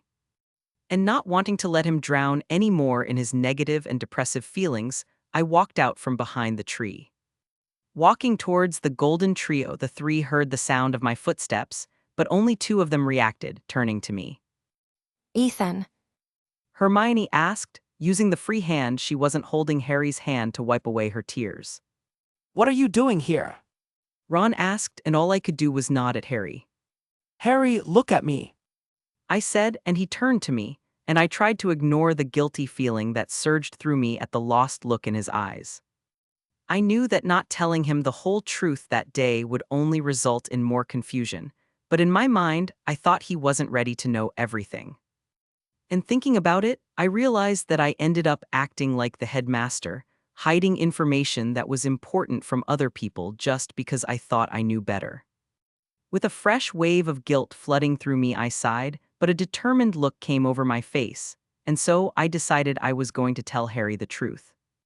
I heard what you said, and you don't have to worry about it anymore. I said. And Sirius being innocent or not doesn't change the fact that there are people who truly love you. But what if he really is innocent? What does that mean to me? He asked, and I reached down to place a hand on his shoulder. It just means you'll have a new chance to start over with the family you've wanted so much. And hearing this, Harry just looked at the floor, but then he seemed to realize something, because he looked at me again with a slightly wide-eyed look. You know, Harry said, not a question but a statement, and I remained silent. he knows what? Ron asked, confused, and before Harry could say anything I answered for him. He means I know if Sirius is innocent or not. I said after getting up, and that immediately caused Ron and Hermione to turn to me in surprise. Do you know? They asked, but I didn't answer them and just continued to stare at Harry, who held his gaze, and I could feel the sadness and anger coming off of him. You know, I think you're wrong. I said to him. No, I'm not wrong. I'm sure you know the truth and… Harry started to say, but I cut him off. I'm not talking about that. I said, and Harry stopped, looking at me confused. Noticing his confusion, I sighed. Harry, I meant that I think you're wrong about not having a real family. You might not have noticed it yet, but like I said that day, there are a lot of people around you who care, worry. I looked at Ron. and even love you. And I finished looking at Hermione, who blushed a little. But she looked sideways at Harry and at their hands that were still clasped together, and I could see her back straighten, and I saw her look of conviction. Smiling slightly at that, I looked back at Harry and continued. You have many friends, many admirers, and many people who respect and care for you, even if you never realized it. And it's not just them, your parents. My parents are dead. Harry cut me off, getting to his feet. And that doesn't change the fact that they are your parents, and that they loved you. I continued, and Harry couldn't deny it. And even though your parents died, you still have a little bit of them in you. And I'm not just talking about looks and personality, I'm talking about it. I then pointed to his chest where his heart was. Your parents gave their lives for you to live, in one of the greatest demonstrations of love. And now whenever you cry, laugh, smile, or feel any other emotion, know that you can feel it because you are alive, and living is what makes the sacrifice of your parents important. Harry mumbled, and I sighed sadly. Yes, I can understand you. I said with a hint of longing, thinking of my own parents from my first life, since in a way it was death that separated us. The trio, upon hearing my tone, looked at me confused, and realizing this, I decided to get back to the point before they asked questions I didn't want or could answer. But now you have so many other reasons to live, reasons to keep moving forward, reasons to smile. I said, opening my arms and gesturing around us, and Harry seemed to understand that I was talking about his new life in the wizarding world and at Hogwarts. And that's not all, you're going to have the family you wanted so much, I'm sure of it. I said, and then took a deep breath for the big revelation. After all, Sirius, your godfather is innocent. Chapter 270. If you want to support me and read ahead. Patreon.com/C7NX. Yeah, here's the new chapter. Ministry of Magic Atrium. After the delivery of today's daily prophet, the Ministry Atrium was a mess, with owls, letters, and howlers flying everywhere, with angry, worried, or confused wizards appearing through the flue, wanting answers to what they just read in the paper. And in the middle of the atrium, being surrounded by various people and journalists, was the minister himself, Cornelius Fudge, who desperately wanted to find a way to escape from all these people to get back to his office, where he could think of a solution to this problem. At this time, he would normally already be in his office, but today he arrived late at the ministry because his flue wasn't working, and he really wasn't one of the best when it came to using the apparition, and so he had to walk to the ministry.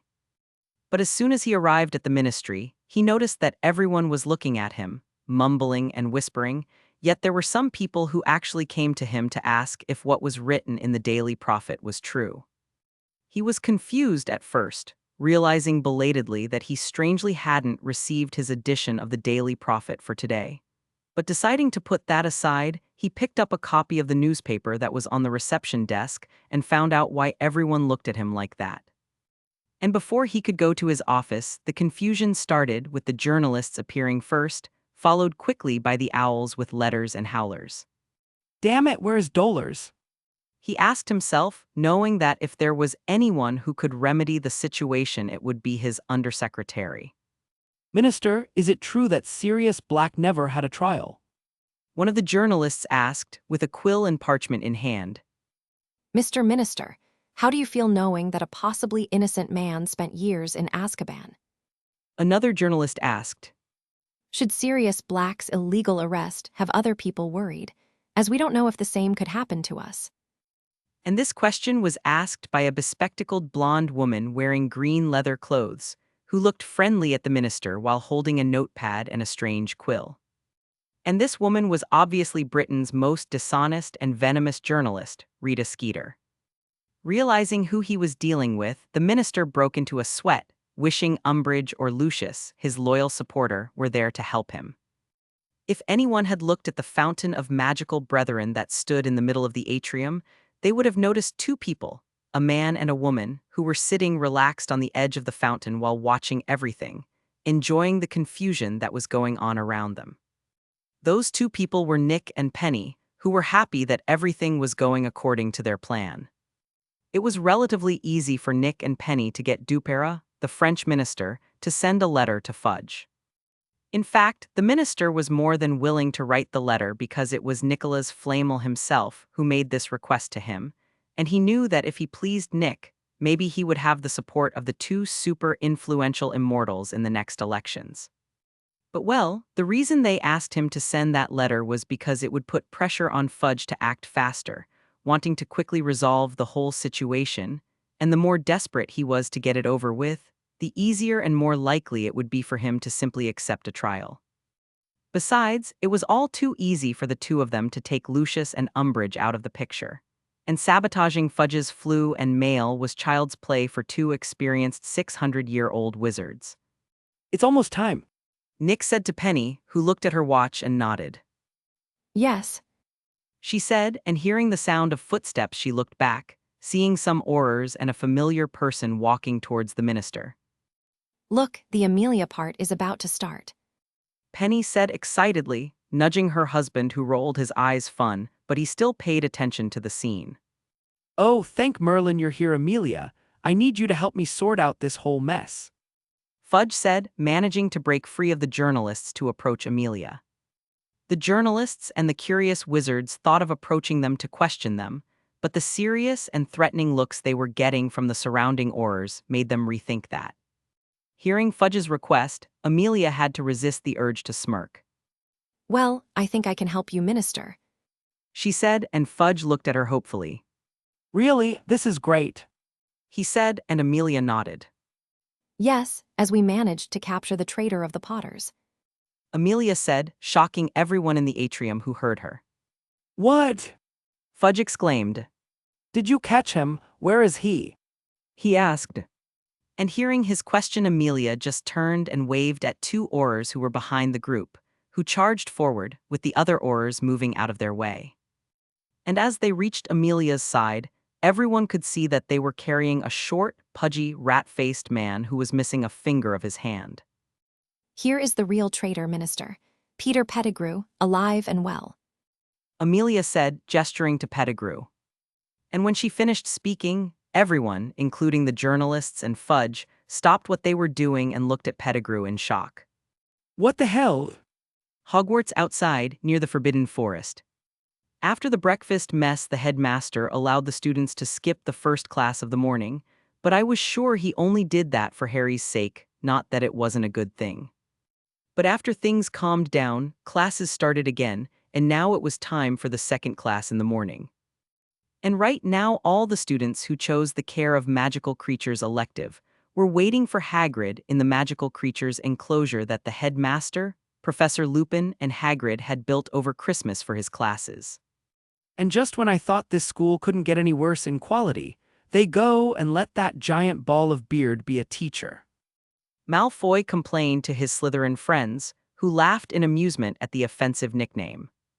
Well, Parkinson, Goyle, and Crabbe laughed. Of the other Slytherins present, only Millicent showed any amusement with a slight snort. But well, you might be wondering why Malfoy is present at this class, and not stuck somewhere or in the hospital wing thanks to an unfortunate accident. In fact, after our last interaction where I realized that Malfoy feared me, I felt very guilty, and decided I wasn't going to pull any more pranks on him unless he did something to deserve it. And then there was the fact that now that I knew he feared me, I would only need to remind him of my presence so he wouldn't cause trouble in Hagrid's class. And while all the students were talking, wondering which creature Hagrid would introduce us to, the kind and cheerful half-giant arrived, carrying a large wooden box. Well, here they are. Hagrid said, opening the box and showing that inside were several sealed glass jars. In this class you will learn about splingslugs. He then took the jars and started giving one to each student, and while he finished distributing them, I looked amused at the small, slimy creature inside my jar. What kind of creature is this? Terry asked with a disgusted face as he looked at the spling-slug inside his jar, and if I didn't like animals, I'd be making the same face as him too. Oh, I'm glad you asked. Hagrid said happily after distributing all the jars. He then came to Terry's front, taking the jar from his hand and opening it. Splingslugs are a type of magical slug that has a healing slime, which is often used in potions to treat burns. Hagrid then took the spling slug that was inside the jar, showing it to everyone before placing it in Terry's hand, who looked between the creature and Hagrid with a mortified look of disgust. Nodding in satisfaction, Hagrid walked back to where the box was, not noticing Terry's gaze, who started to shake his hand to get rid of the spling slug as soon as Hagrid turned away, only to realize that the creature had stuck to his palm. And today I'm going to teach you all about the best ways to collect the slime from this cute little creature. Hagrid said to all of us, smiling friendly. Cute. Was the bewildered thought of almost every student. Sometime later, end of class. Finishing helping Hagrid put the last few spling slugs back in the jar, I started to make my way to the castle. I was walking calmly, but halfway there I heard the sound of wings approaching me, and turning and looking up I saw Hermes, who was carrying a letter in his claws. I stopped, waiting for Hermes to arrive, and when he was close to me, I held out my arm for him to land. As soon as he landed on my arm, I gave him a little petting under his wing, which is where he liked to be petted, before picking up the letter. Hermes then jumped onto my shoulder, allowing me to open and read the letter. The letter was sent by my mom and was short, but after reading its contents, I couldn't help but get excited. I think I'm going to have to pay a little visit to my family today. Chapter 271. If you want to support me and read ahead. Patreon.com/C7NX. Yeah, here's the new chapter. Knight's house at night. After waiting for dinner time, I managed to lose my friends who were going to the Great Hall and went to the room of requirement, where I used the vanishing cabinet to go to my house. After exiting the vanishing cabinet, I found myself in my room, where the other pair had stayed, just to see my dad waiting for me. Hey, big boy. My dad greeted me with a smile, coming over to hug me. Hey, Dad. I said, hugging him back. Is everyone here yet? I asked after breaking the hug. All but Amelia, and the others are waiting for us in the living room. He said, opening his bedroom door and stepping out into the hall, with me following him. I hummed thoughtfully. Do any of you have any ideas what Amelia wants to talk to us about? I asked. We're not at all sure. My dad said with a slight shrug. But we think it's about the conversation she had with the minister this morning. So she talked to the minister. I commented to myself. Yes, right after she showed everyone in the ministry atrium an unconscious and handcuffed Pettigrew. My dad said, amused. Must have been an interesting scene. I snorted. To use the exact words Nick and Penny said to us, si fut un moment spectaculaire et satisfacent, whatever that means. My dad shrugged. A spectacular and satisfying moment. I mused, imagining the scene, and not being able to stop an amused smile from appearing on my face. My dad and I continued talking as we went down to the first floor, and when we reached the living room I saw Sirius, my mom and Seal, Nick and Penny, and the Tonks sitting there talking. As soon as they noticed me, my mother and Penny got up and came over to me. Hi, dear. My mom said, hugging me, with me hugging her back. She then broke the hug to look at me. You won't get in any trouble for leaving the castle, will you? I would only be in trouble if anyone found out I left the castle. I said, waving my hand dismissively, and my mom rolled her eyes good-naturedly. And knowing my grandson, even if they found out, he would still find a way to get away with it. Penny said, hugging me too. You bet. I said with a cocky smile. After breaking the hug, I then greeted everyone else in the living room. I then sat down next to Tonks, who was present for this meeting as today was her day off from her training with Moody. So, do you know how long it will take for Amelia to arrive? I asked. In the letter she sent it said she would be here around 7 p.m. My mom replied.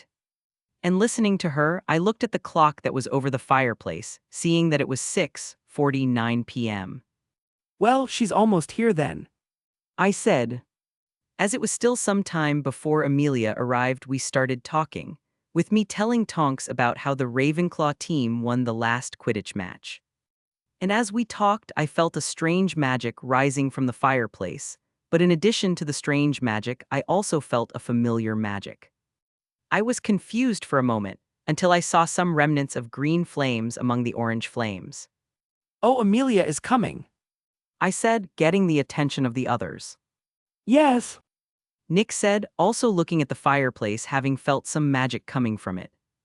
Nick's ability to sense magic wasn't as strong as mine, so he still hasn't felt Amelia's magic and only felt magic rise in the fireplace. How do you know that? Tonks asked, confused, and then started looking around. And where is she?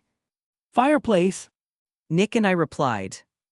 Everyone then turned and looked at the fireplace, not noticing any abnormality, but after looking more closely they noticed the small green flames that appeared every now and then. But as they looked into the fireplace, I began to feel that the two magics coming from the fireplace were acting strangely. She's coming by flu. Tonks said in realization.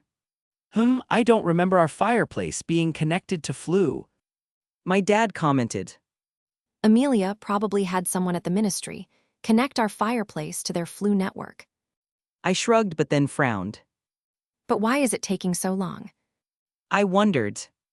Yes, but don't we have a ward that blocks forms of magical transport, not authorized by us? My mom asked, and after she said that I stopped and blinked. Oh. I mumbled. I then quickly got up to go to the center stone of the house's wards, knowing that I needed to authorize the use of flu to allow Amelia to enter the house through the fireplace.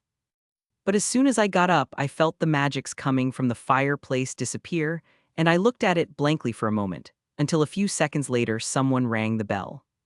Ding dong. At the sound of the bell, everyone looked at each other curiously. Who will it be at this hour? My mom asked as she got up to go open the door. And as soon as she opened the door and looked at the person who had rung the doorbell, her mouth fell open in shock. Hey, Amelia. My mom asked, looking at the very stern and respected head of the DMLE, who was staring blankly at her while her face and clothes were covered in ash and soot. My God, what happened to you? My mother asked, pulling Amelia into the house, ignoring the respected witch's protests. My mom then dragged Amelia into the living room, where everyone was waiting to find out who was visiting at this hour, with me having already felt Amelia's magic. And as soon as we saw Amelia's messed up appearance, we could only gasp in amazement. Can you please tell me why the flu didn't work in your fireplace? Amelia asked, her face devoid of any emotion after a few seconds of silence, and I didn't know why, but she was looking specifically at me. Well, it turns out we have a blocking ward that prevents some forms of magical transport. I replied, looking away. You could have warned me about this sooner. She said dryly, and I just shrugged with an apologetic smile, but inside I was holding back from laughing. Amelia was about to say something else, but she heard a muffled snort, and looking to my side, she saw Tonks with her hand over her mouth trying not to laugh, not having the same self-control as I did. And that's when Amelia realized that she was still dirty with soot, and quickly picking up her wand, she used the cleaning spell on herself, leaving her clothes, her face, and her hair clean and spotless again. Adjusting her robes one last time, Amelia turned to Tonks, who was still trying to stifle her laughter. But as soon as Tonks noticed her boss's dangerous gaze on her, she immediately stopped laughing. You're not going to talk about what happened here to anyone. Amelia said, looking at Tonks, and then she swept her gaze over everyone in the living room. And that goes for all of you too, do you understand? Yes, boss. Tonks was quick to nod, not wanting to suffer her boss' wrath. Understood. I don't even know what you're talking about, I promise. Nick, serious, and I said, but Amelia couldn't see that the three of us had our fingers crossed behind our backs. Good. She nodded. So how was your talk with Fudge? I asked, changing the subject to Amelia's relief. Well, Fudge was in denial at first after seeing Pettigrew alive, and even after accepting it, he was still convinced that it was all a mistake and that the things spoken in the Daily Prophet were lies.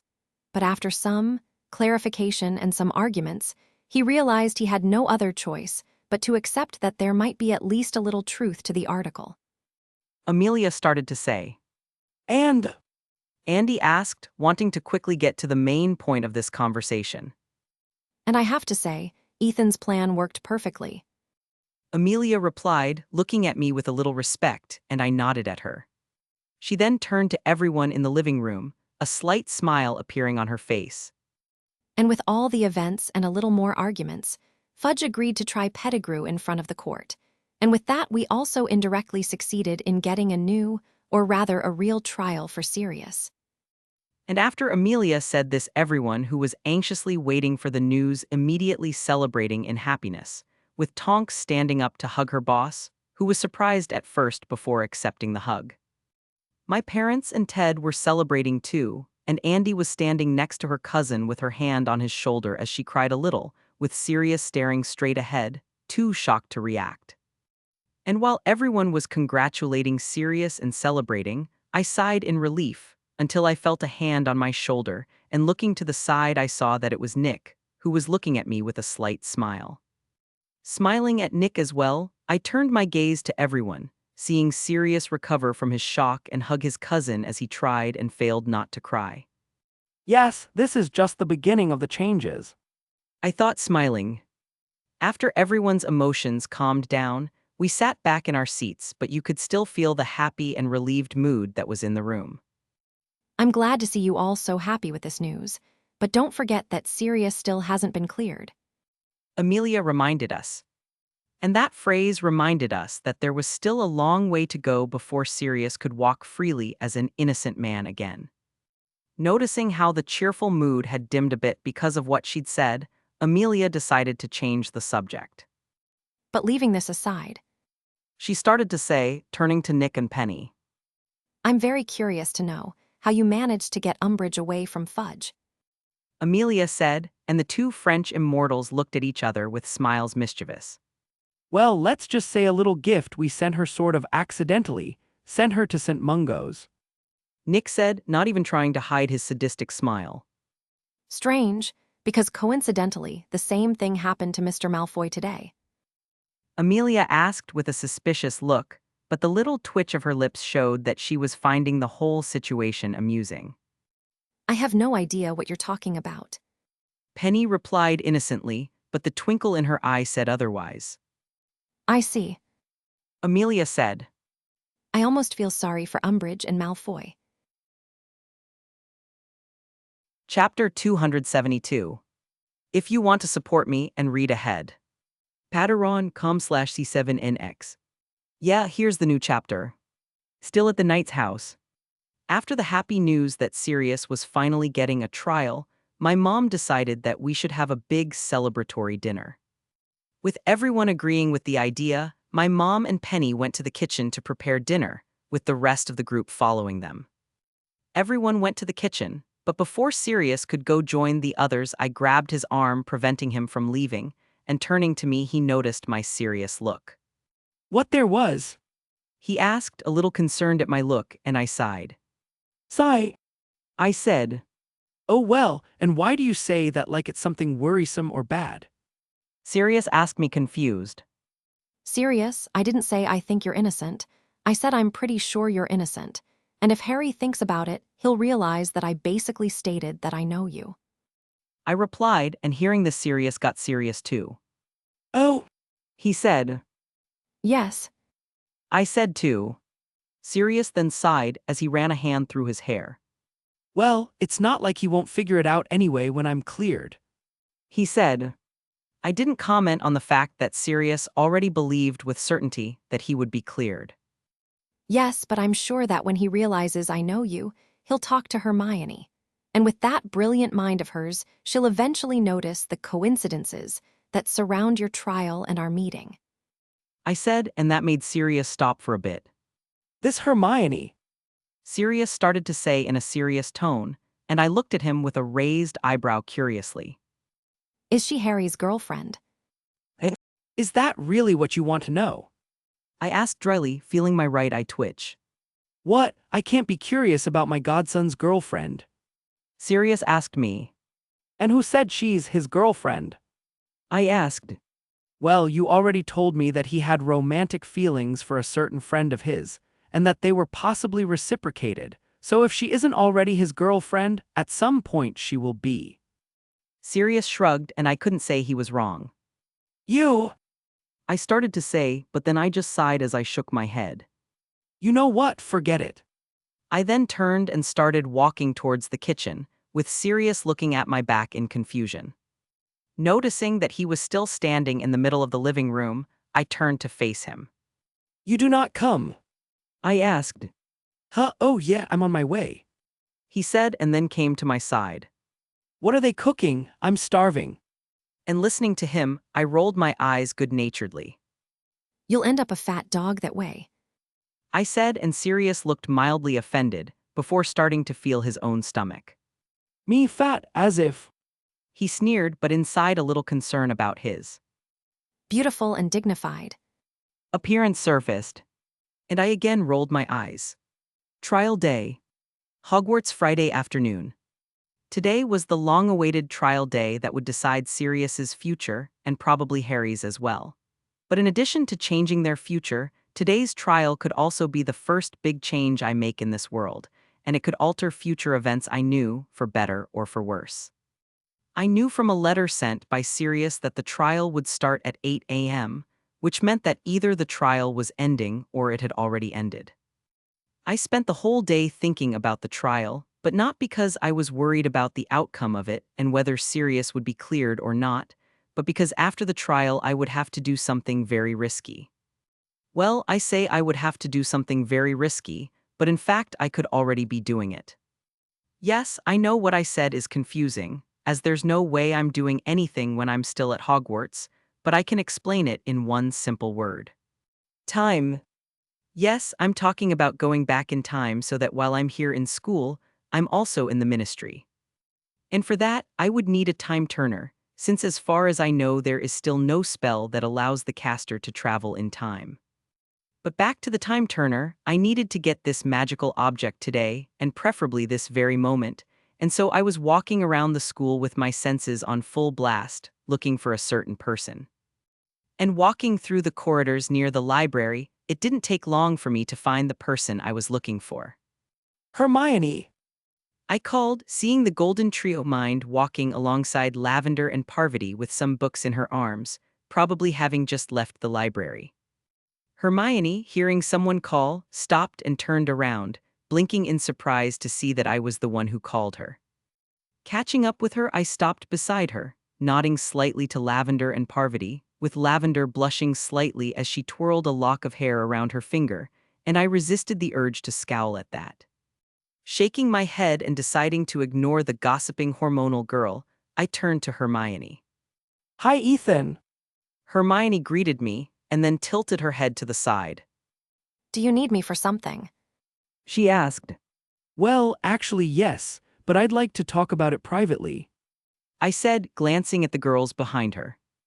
And Hermione understood that what I wanted to talk about with her had to be important and maybe even a secret, and that it wasn't the wisest choice to talk about it around the two most gossip people in school. Oh, well, I know where we can talk privately. She said, and turning around she gave a slight nod to the girls, who wore disappointed faces that they couldn't hear our conversation. And I obviously ignored Lavender's jealous glare directed at Hermione.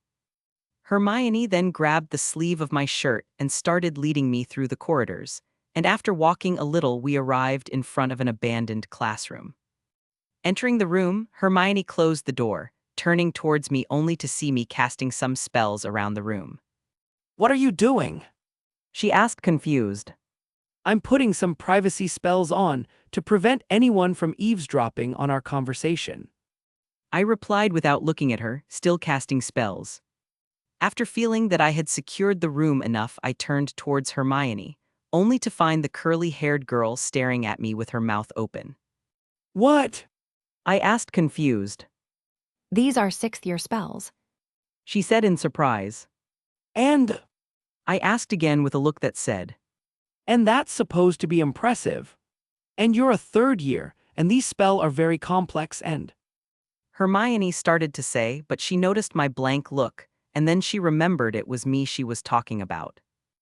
Oh, never mind. Shrugging, I decided to talk about why I wanted to talk to her alone. Well, I'll get straight to the point. I said, looking at her. The reason I wanted to talk to you is because I actually want to make a request of you. A request. Hermione asked, now curious. Yes. I said, and then took a deep breath. I was wondering if you could lend me your time turner for a day. And as soon as I said that, Hermione looked at me in surprise, and I could see the shock flash through her eyes before she tried to hide it, taking on a confused expression. Time turner, what is it? She asked, but I could feel the nervousness coming from her. Hermione, do you want me to believe that you, the girl who has probably read half the books in the Hogwarts library, don't know what a time turner is? I asked, rolling my eyes. Hermione then stopped, blinking before realizing her mistake. Seeing that she was still a little hesitant to talk about the time turner she had with her at this very moment, I figured I had to take a different approach to convince her to trust me with this secret. Look, Hermione, I know you have a time turner with you, and I know Professor McGonagall gave you it to help you with your classes. I started to say, and Hermione opened her mouth to say something, but I stopped her. And I know that because Professor McGonagall had also offered me a time turner at the beginning of the school year, but I turned it down. And when I said that, I could see Hermione blink in surprise, before thinking about it and realizing that it actually made sense for Professor McGonagall to offer me a time turner too, since I was a model student myself, and besides, everyone knew I was her favorite student. Well, if you turned down the time turner, why do you want it now? She asked me.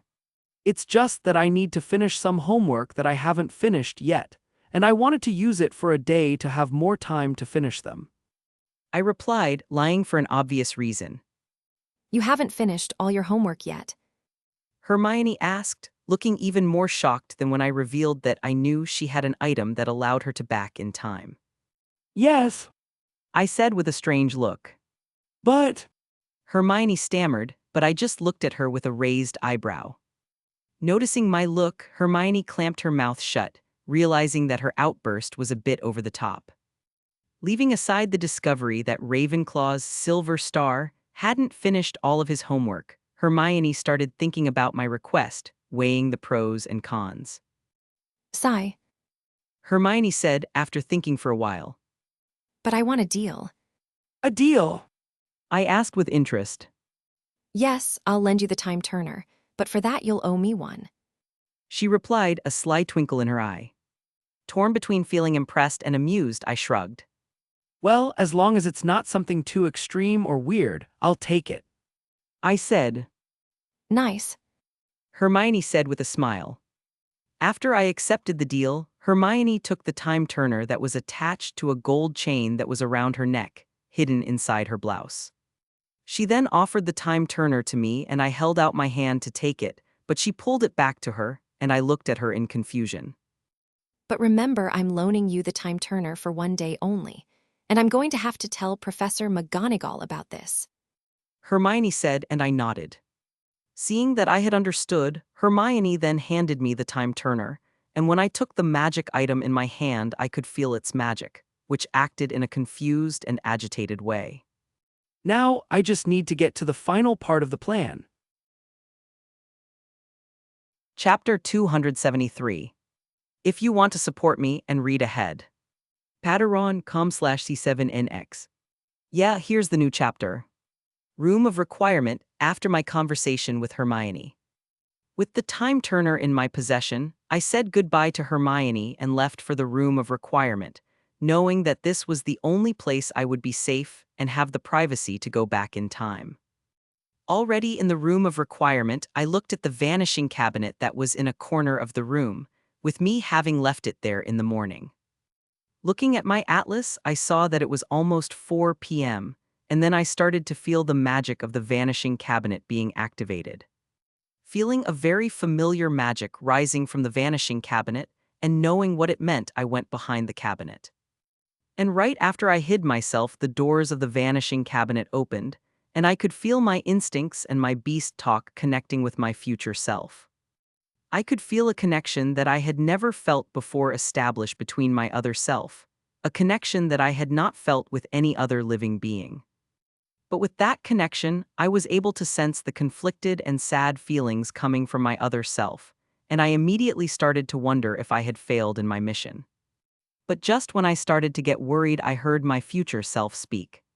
Go, you can't be late. My other self said, and if I could have seen him, I would have seen that he was looking down at the floor with a frown. Listening to my future self, I looked at the glass hourglass with golden sands of the time turner that was now in my hands, and taking a deep breath, I turned the hourglass 8 times. After I finished giving the hourglass the 8th turn, I could see it start to turn by itself, and then the time turner started to glow. And while I was concentrating on the device in my hands, my future self had his fists clenched tightly, with angry feelings coming from him. Not knowing what was going through my other self's head and feeling the time turner's magic activate, I started to look around, seeing how the world around me seemed to regress in time, with only me still continuing at normal speed. After a few seconds in which I was feeling all the magic around me flow in a strange and disorderly way, but still smoothly, time stopped regressing, with the time turner stopping to glow. Feeling a slight uneasy feeling from time travel, I shook my head. After I recovered, I took a deep breath, looking around and not noticing much change in the room of requirement, and to confirm if I really went back in time, I cast a tempest, which revealed to me that it was 8 a.m. I did it. I said to myself, smiling. But leaving my happiness of being able to travel in time aside, I went to the vanishing cabinet and entered it, activating it and teleporting myself to its pair. After exiting the other vanishing cabinet, I looked around my room, seeing that everything was just as I had left it. Using my senses, I could feel that my parents were on the first floor, with my father being in the garage and my mother in the living room, and I could feel that they were worried but that they were trying not to think about the trial. Extending the range of my senses further, I felt no one else at home or nearby, and I sighed in relief. Apparently Nick and Penny accompanied Sirius to the ministry. I realized.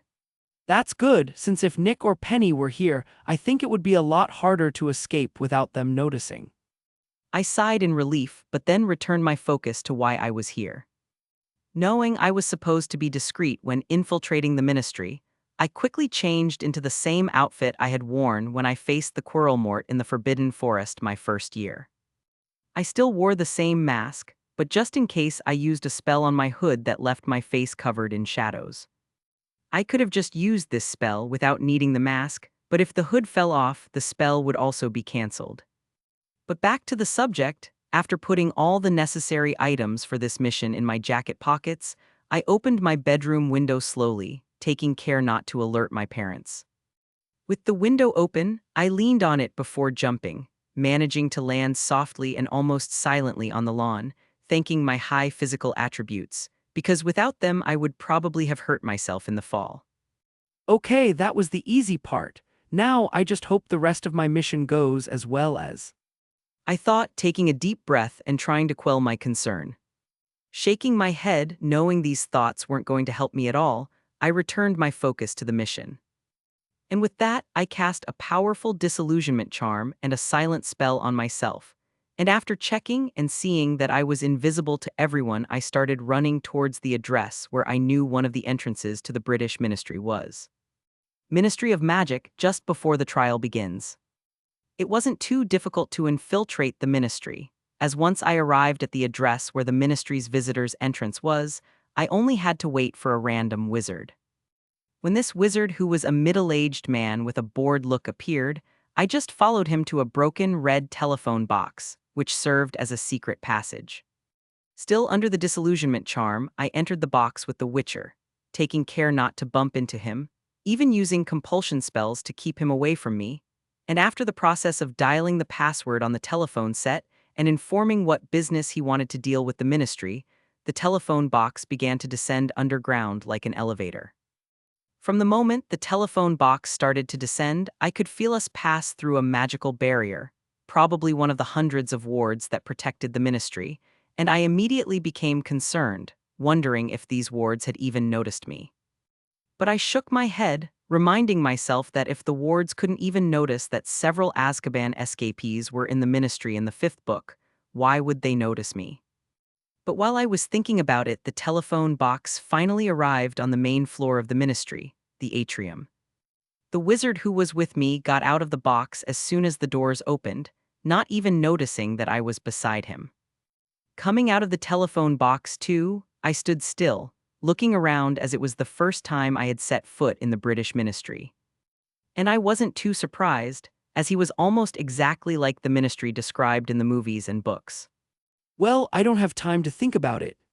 I told myself, and then I got a serious look of total concentration. Now I just need to wait to truly start the plan, and then I can help Pettigrew escape. I thought, and then I left towards the 10th floor, which was where the courtrooms were.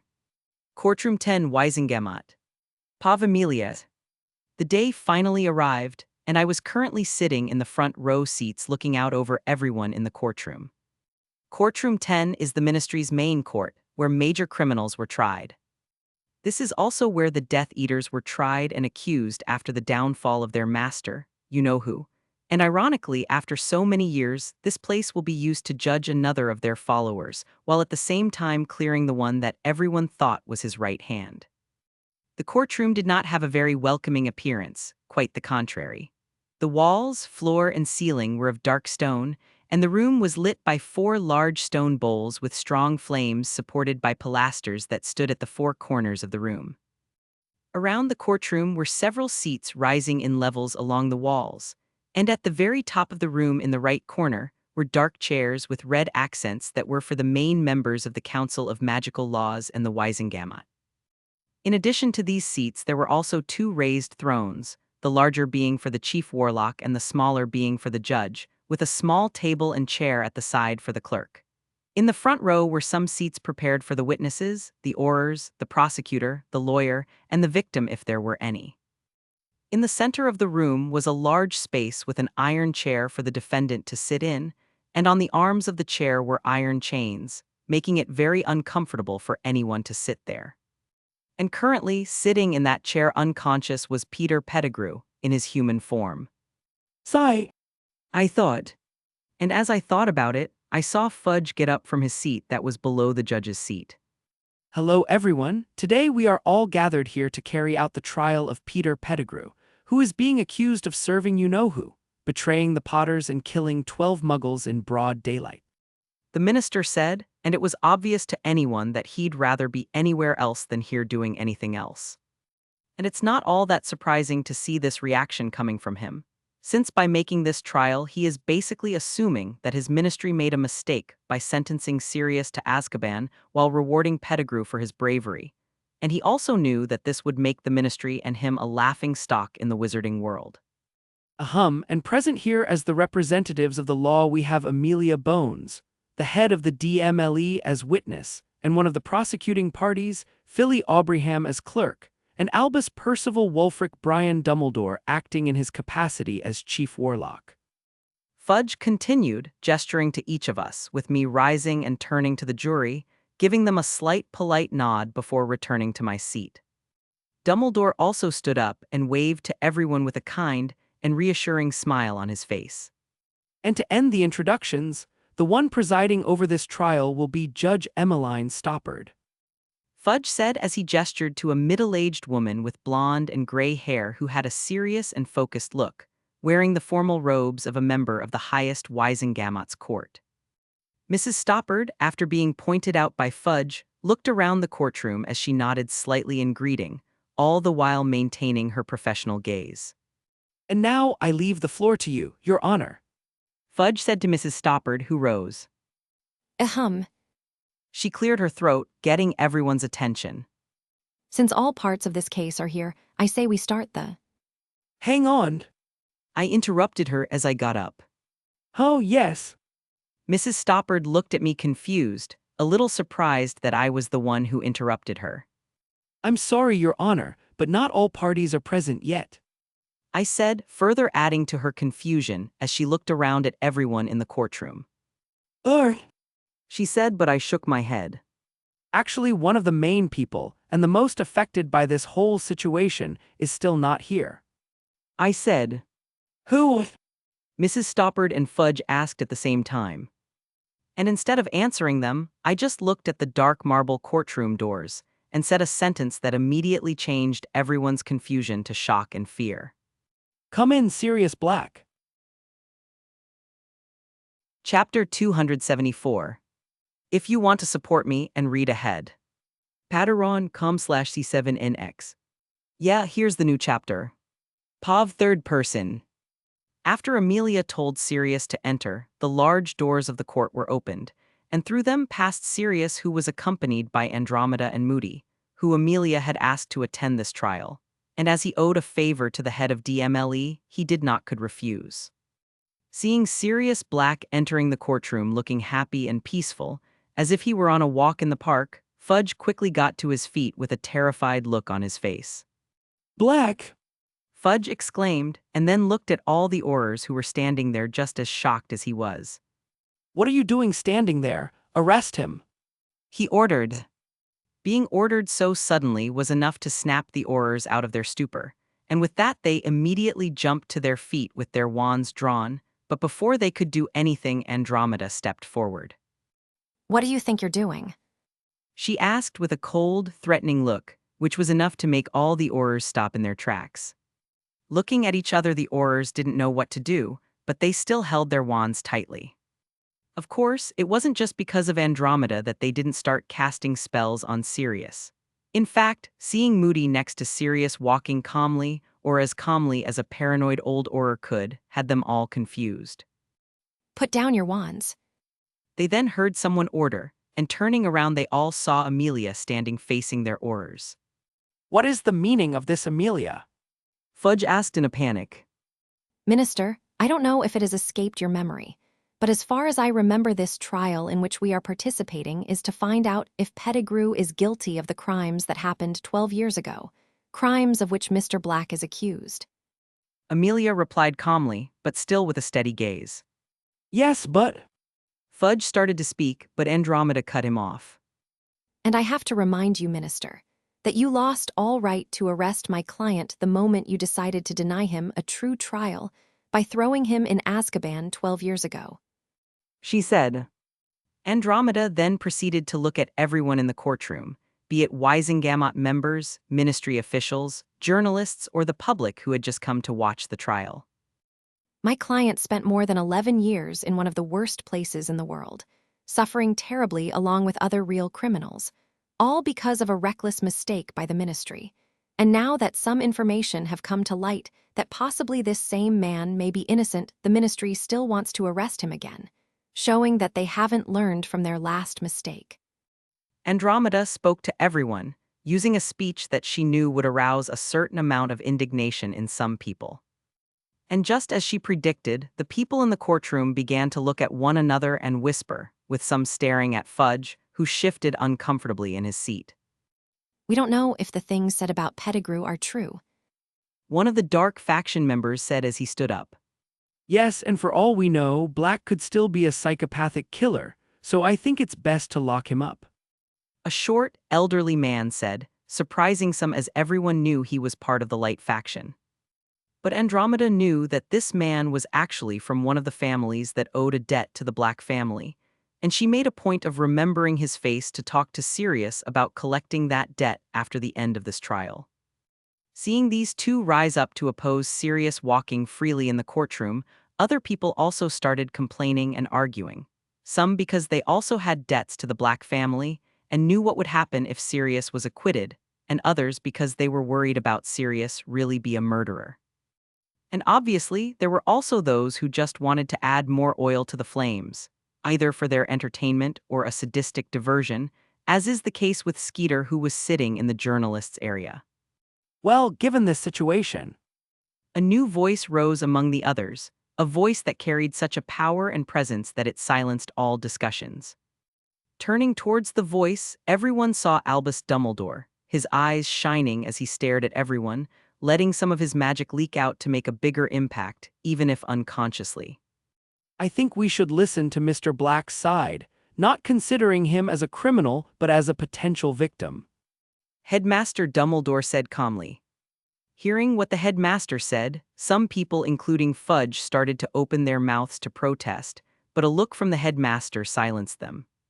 Sirius, who saw this scene with Andromeda, looked at the headmaster in surprise, not expecting him to speak on their behalf. Feeling Sirius' gaze on him, the headmaster turned to look at the last black, nodding slightly with a slight smile, hiding the guilt he felt behind his eyes. Nodding back to the headmaster, Sirius felt a weight lift off his shoulders, sighing in relief as he realized that they probably had the backing of another influential person, while at the same time he felt like smiling, realizing that at least one person from his past still trusted and believed in him. As Dumbledore's words carried so much weight and confidence, people began to relax, realizing that if the great and powerful Albus Dumbledore, the only person Voldemort feared, was in the same room with them, then they were safe. And those who were trying to get Sirius arrested or just wanted to make a fuss sat there in a huff, knowing there wasn't much they could do right now. Well, seeing how everyone has calmed down, let's get on with this trial. Mrs. Stoppard said, tapping his gavel. And the first person I call to be questioned is... With Ethan near the courtroom. Pav Ethan. As the trial was going on, I approached the doors leading to the prisoner cells that adjoined the courtroom. There were currently no prisoners inside these cells, but I knew this was where the Aurors would bring Pettigrew after the trial before taking him to Azkaban. As I stood by the doors, I began to use my senses to try to feel and see what was going on at the trial. I could feel everyone's magic inside the courtroom and elsewhere in the ministry, and among the hundreds of different magical signatures I felt Nick's, Penny's, Amelia's, Andromeda's, and Sirius's, and even the headmaster's, but one of the magical signatures that I felt worried me. This magic was dense and strong, second only to the headmaster and the Flamels, but that wasn't what made me worried. What had me worried was who this magic belonged to. This was a magical signature that I made a point of memorizing, as this knowledge would be important in my 4th year. And that was the magic of Alistair. Mad-Eye. Moody, one of the greatest wizards of today, who even with all his paranoia and physical problems was still an excellent duelist. But you may be wondering how I managed to know that this magic belonged to him if I never met or saw him, and the answer to that is simple. Constant vigilance. While breaking curses. And it was a good thing he did this little test for her, because he ended up imbuing the holster with his magic, making the remnants stronger and more lasting, thus allowing me to memorize his magic. Now back to why Moody's presence worried me. His presence worried me because he was the only person in the entire ministry who could see me under the disillusionment charm, and knowing him and his paranoia, he wouldn't think twice before starting to hex me, since one of his mottos it was curse first and ask questions later. Sure, Nick, Penny, and maybe even the headmaster could sense I was here, but I knew they would be more controlled, and in the case of the Flamels, they would just pretend I wasn't even here to protect myself. And now knowing that Moody was here, I realized that I should be much more careful with this mission of mine, because if I was caught, I wouldn't know how to explain why I was here at the ministry, since Hogwarts was still having classes. And even if Nick and Penny tried to help me, I'd still be in trouble, as not even their influence could change the fact that I'd infiltrated the ministry. Sigh. Chapter 275. If you want to support me and read ahead. Patreon.com/C7NX. Yeah, here's the new chapter. Back to courtroom 10. Pav third person. After Judge Mrs. Stoppard calling Sirius' name, he blinked in surprise for a moment before looking at Andromeda, who simply nodded at him. Getting up, he then went to the middle of the courtroom, where a new chair appeared for him next to Pettigrew's, but a little farther away for Sirius' safety. Well, before starting the questioning, I would like to ask someone to wake up Mr. Pettigrew. She said, and one of the Aurors in attendance then went to him and canceled the spell that left him unconscious. Pettigrew woke up slowly, confused for a moment, before blinking and looking down at himself, realizing he was in his human form and chained to a chair.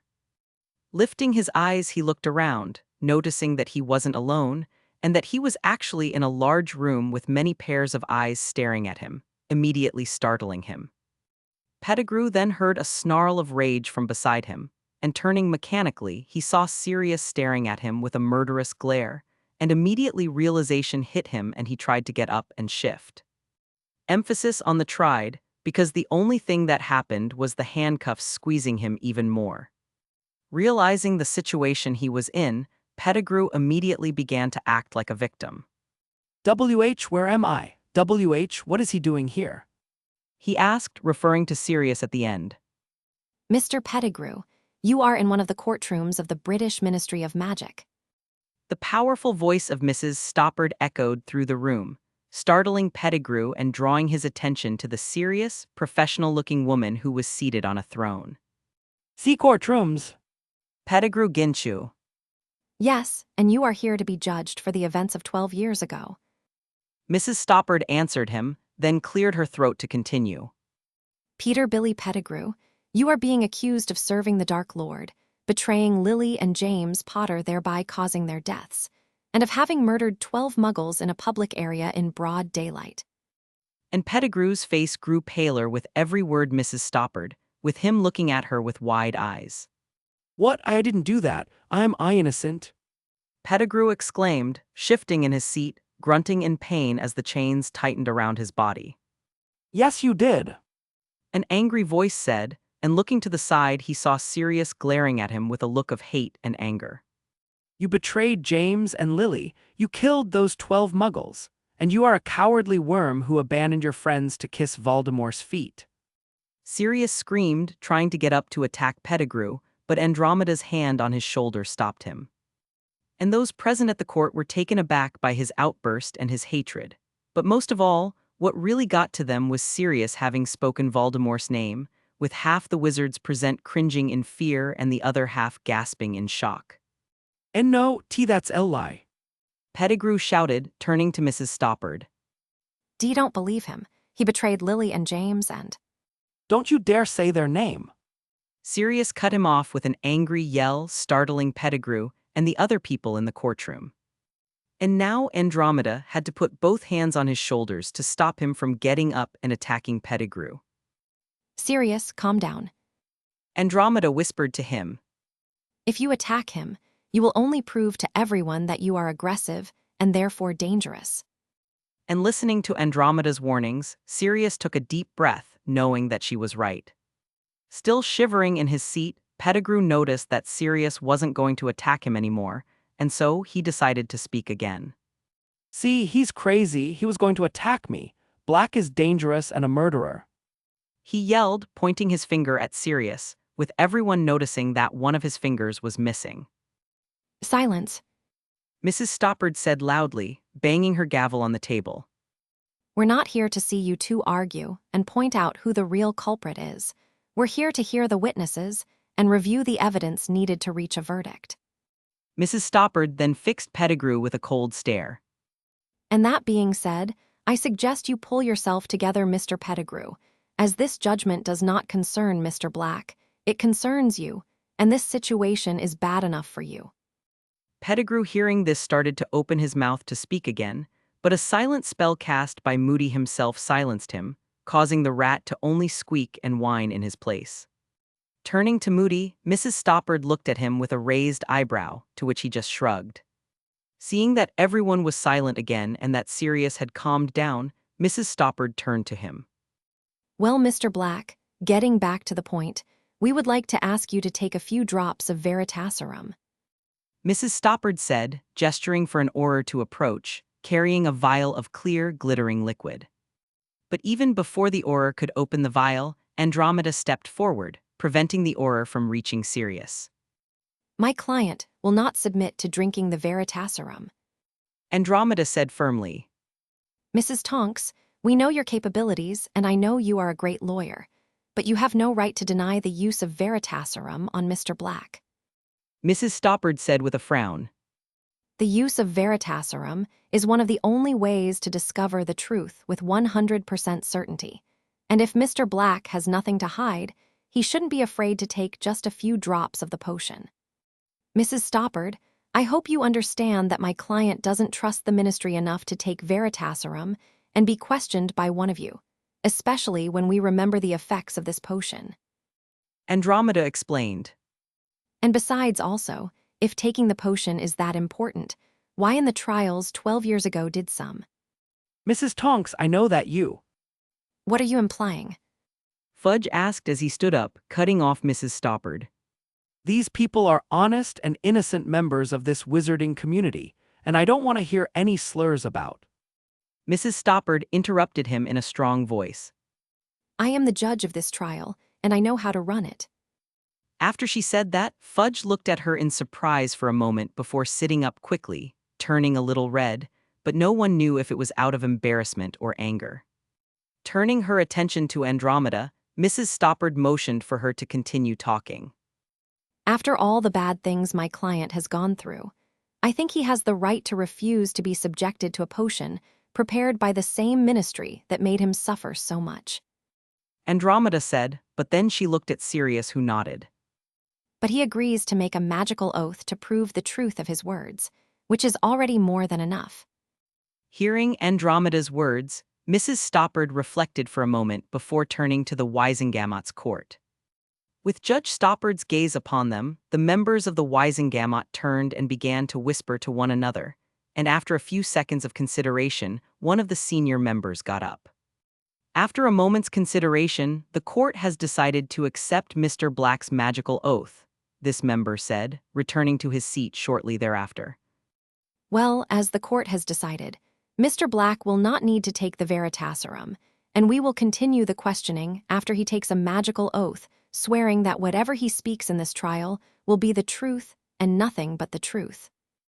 Mrs. Stoppard said, and Andromeda nodded. She then turned to Sirius, who stared at her for a moment before nodding and extending his hand to her. Andromeda, seeing this, took her wand and handed it to Sirius, who held it in his hand for a moment, feeling his magic connect with the wand.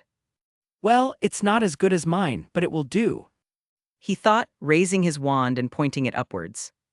I, Sirius Orion Black Eye, swear by my magic that while I stand in this courtroom I will speak the truth, and only the truth to the questions put to me by the judge and my attorney, Sirius said in a loud and clear tone.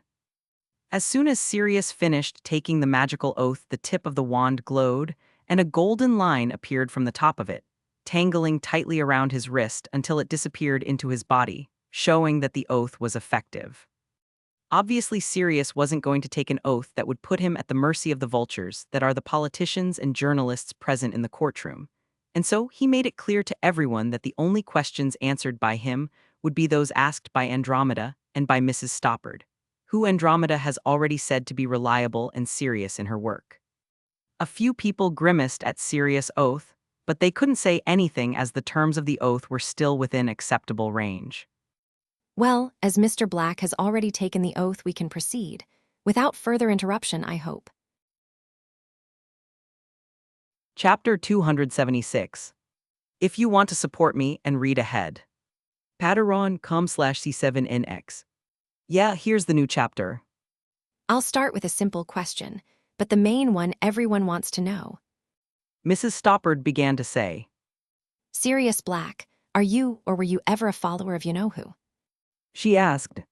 And upon hearing this question, everyone leaned forward anxiously and nervously waiting for Sirius' answer. No, I'm not, never was, and never even thought of being a follower of Voldemort, Sirius said, causing almost everyone to gasp in surprise as much at his answer as at him saying the so forbidden name again. And in the next instant, with euphoric and excited looks, the journalists took their quills and began to write. I see. Mrs. Stoppard asked again. No, the real secret keeper was Pettigrew, Sirius replied, spitting out the bloody rat's name, but he quickly calmed down. I had Lily change the keeper at the last moment because I thought it would be the best option, and because I thought that way we could play the biggest prank of our lives. And how could changing the keeper result in the biggest prank of your lives? Mrs. Stoppard asked, confused. I knew that everyone would think I was the keeper of the secret, and so I also knew that Voldemort would send his followers after me, and my plan was that even if I got caught I wouldn't spill the beans because I wasn't the one who guarded it. And with that, we would have fooled even the greatest Dark Lord of all time, Sirius said with a bitter smile on his face, which soon changed to a hateful look. Only it was all for naught in the end. for the one we chose to be the keeper was a traitor. And no one but you. The Potters and Pettigrew knew about the secret keeper change. Mrs. Stoppard asked, and Sirius nodded. Yes, only the four of us knew about the chain. Mrs. Stoppard hummed thoughtfully. And according to those responses of yours, coupled with Pettigrew being alive, I'm right in assuming you didn't kill those 12 muggles either, right? Yes, I didn't kill those muggles. They were killed by Pettigrew, who blew up the street and used the explosion as a cover to cut off his own finger and escape in his animagus form, which is a rat. Sirius replied, and turning around he stood pleased to see Pettigrew's pale complexion. Pettigrew wanted to open his mouth to deny Sirius words, but the stares he was getting from the Aurors made him chicken out. But Pettigrew wasn't the only one pale at Sirius' words. In fact, Fudge was just as bad as he was, and the look in his eyes made him look like he'd just been punched in the stomach by a troll after being forced to eat hippogriff feces. Well, your answers were. Mrs. Stoppard said, not really having expected things to turn out this way when she agreed to be the judge in Pettigrew's trial. Yes, Emmeline, except being the judge, what bad or strange can happen? It's not like Sirius Black is going to walk into courtroom and reveal some truths that will shake the wizarding world, Mrs. Stoppard thought with a weary sigh, wanting to rub her temples. But all her inner debate about her choices in life has been interrupted by someone. How did you escape Azkaban? A journalist asked, causing many people and even Mrs. Stoppard to turn to him before turning to Sirius. And Sirius looked at them and kept silent, not wanting to reveal that he was an illegal animagus. I think it would be best if Mr. Black answered that question at another time. Dumbledore said, folding his hands in front of his face, with this being the first thing he had said since the questioning began. I agree. Amelia stood up and said, But everyone would like to know how someone managed to escape Azkaban. Another scowling journalist said, I'm sorry, but this matter concerns the public safety of the British wizarding community, and it would be better if it wasn't written about in every newspaper in the world. Amelia said, staring coldly at all the journalists who were in the courtroom. And being stared at by the head of DMLE herself was enough to make these journalists go quiet.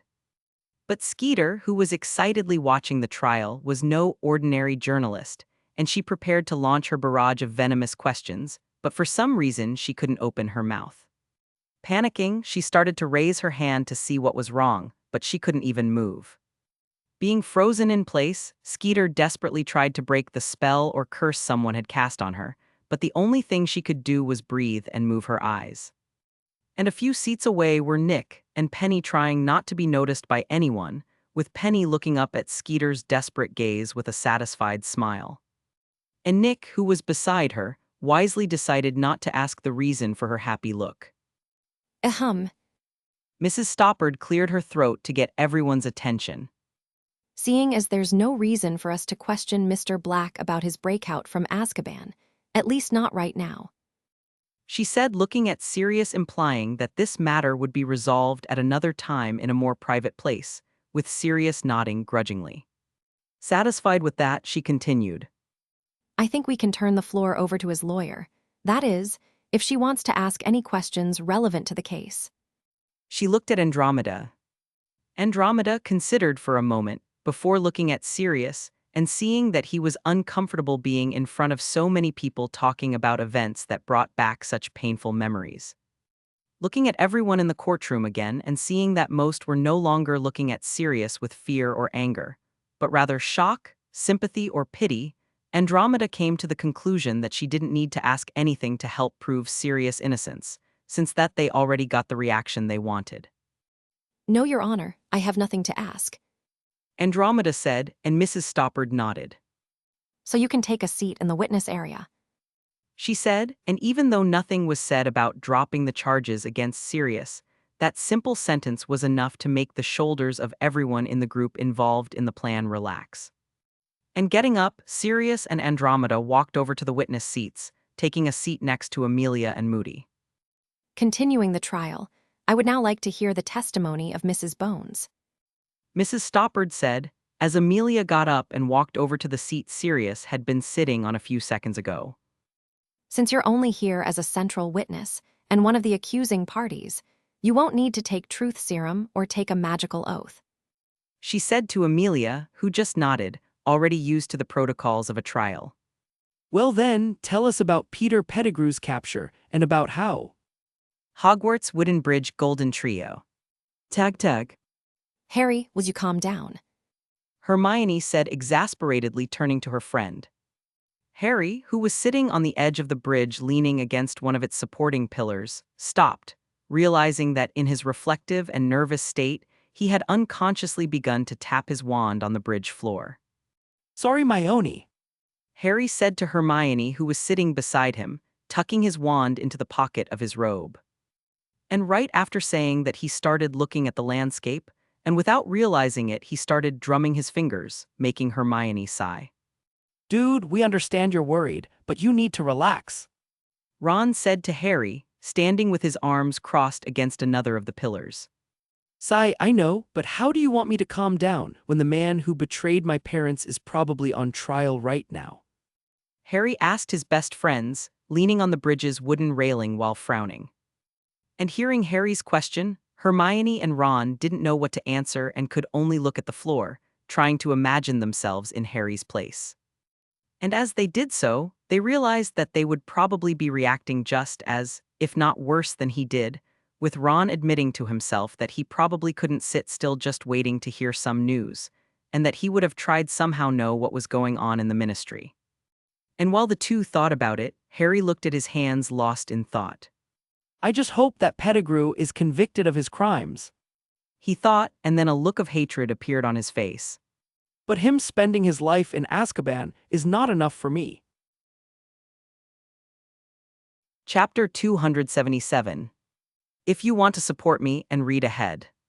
Patreon.com/C7NX. Yeah, here's the new chapter. Back to the courtroom. Well, thank you for your testimony, Auror Williams.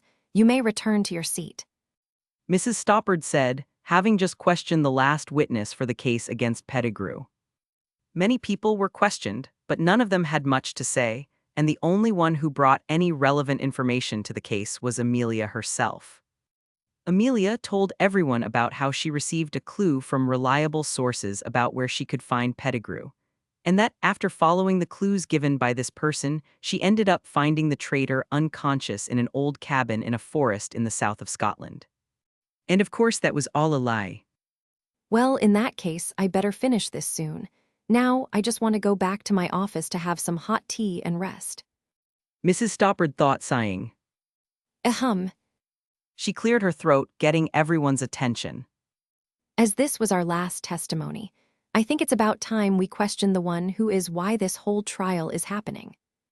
And after saying that, her gaze fell on Pettigrew, who was still under a silent spell and trembled at the hundreds of pairs of gazes that were now on him. Please bring the truth serum and cancel the silent spell on Mr. Pettigrew. Mrs. Stoppard ordered, and two Aurors came to Pettigrew's side, with one of them having his wand in hand, while the other carried a small glass vial. With the Auror canceling the silent spell on Pettigrew, the pudgy rat-faced man immediately began to open his mouth to plead, but none of the authors had the patience for his whimpering. The Auror who canceled the spell immediately grabbed Pettigrew's face, forcing his mouth open so the other Auror could drop a few drops of Veritaserum into his mouth. After dripping 3 drops into Pettigrew's mouth, everyone could see how he stirred before he stiffened, and after that he relaxed, gaining a distant and confused look. Seeing this, Mrs. Stoppard nodded to the two Aurors, who returned to their seats. To test if the potion worked, we are going to ask Mr. Pettigrew 3 simple questions. She said to everyone, and then her gaze focused on the rat who had a glazed look. Mr. Pettigrew, what is your full name? Peter Billy Pettigrew. He replied in a monotone voice. When you were born. March 11, 1960. What are your parents' names? Chuck E. Margaret Pettigrew. Well, it looks like the serum is working perfectly. Mrs. Stoppard said, after Pettigrew finished answering the last question. Seeing that the potion had taken effect and not wanting to delay any longer, Mrs. Stoppard decided to ask the question everyone wanted to know, and taking a deep breath, she began to speak. Mr. Pettigrew, she asked. And with bated breath, everyone anxiously awaited Pettigrew's answer. Yes. He replied, still with an unfocused look as if he was in a trance. And with that response, the entire courtroom was thrown into chaos, with everyone exclaiming, yelling, and whispering, with journalists writing while having hungry eyes, realizing that coming to this trial was the best choice of their lives. Hearing Sirius say that Pettigrew was a follower of Voldemort, and hearing it from the damn rat's own mouth under the truth serum were two different things, and that's why people reacted more strongly this time. Mr. Pettigrew, were you the real secret keeper of the Potter's secret? Yes. He replied, still with an unfocused look as if he was in a trance. And with that response, the entire courtroom was thrown into chaos, with everyone exclaiming, yelling, and whispering, with journalists writing while having hungry eyes, realizing that coming to this trial was the best choice of their lives.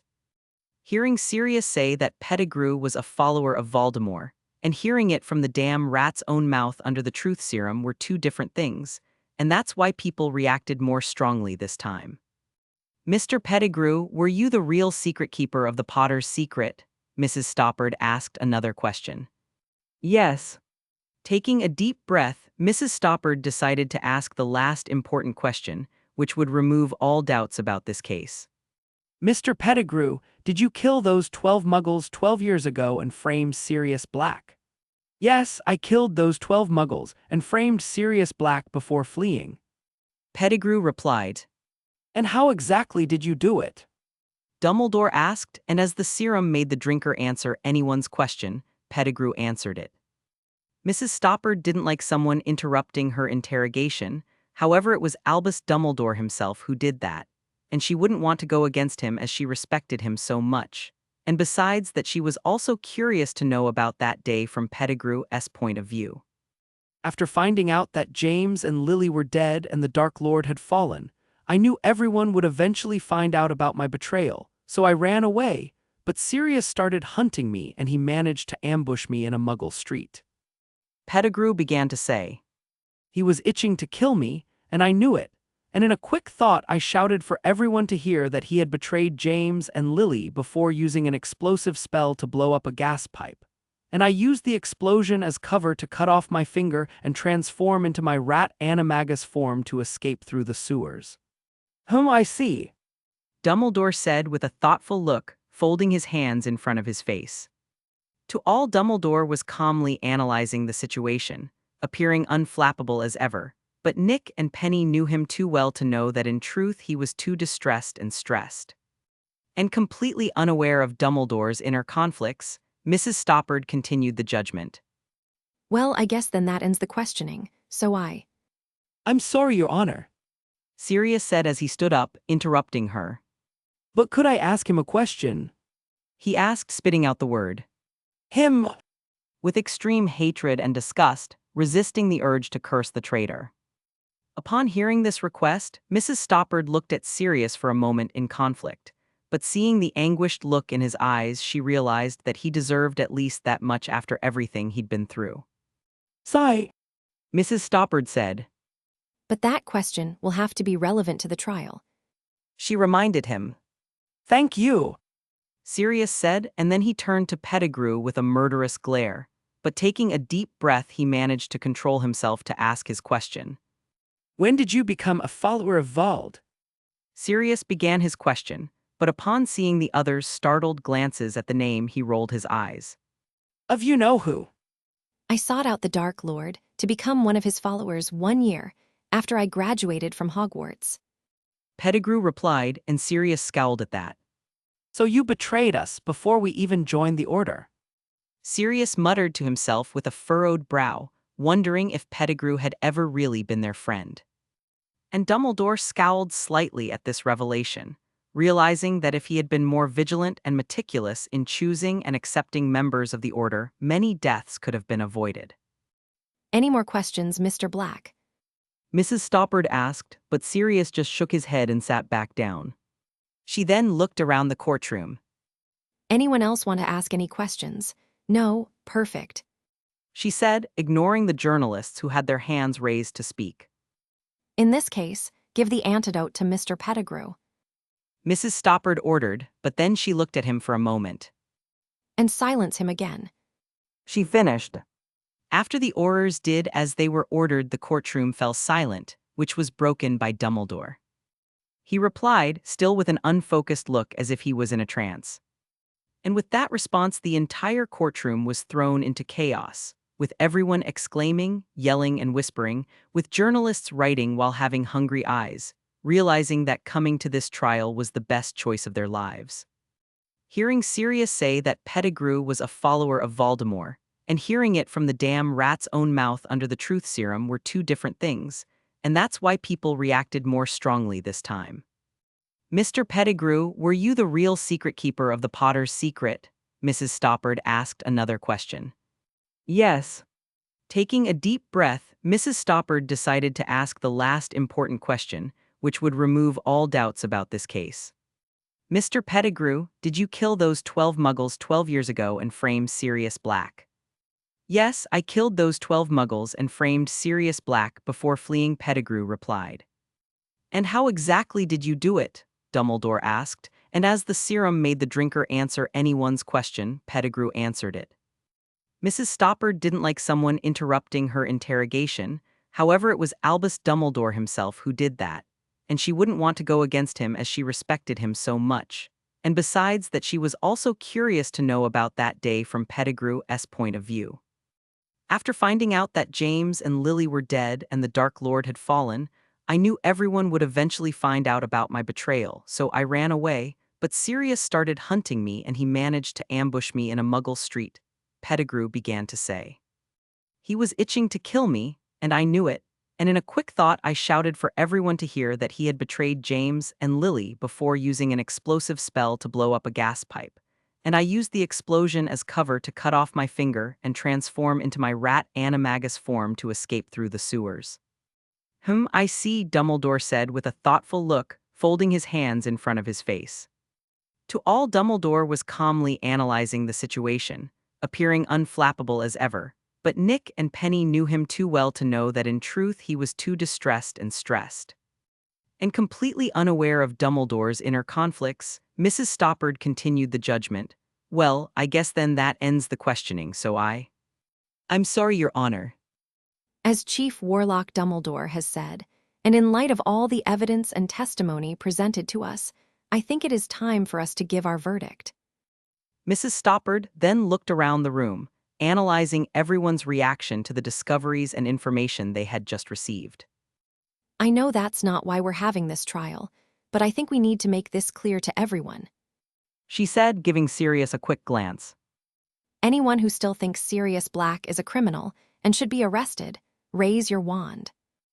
Mrs. Stoppard said in a loud and clear tone, and after a few seconds of hesitation, 9 wands were raised with their tips glowing red, and it was no surprise to see that the people who raised their wands were from the dark faction.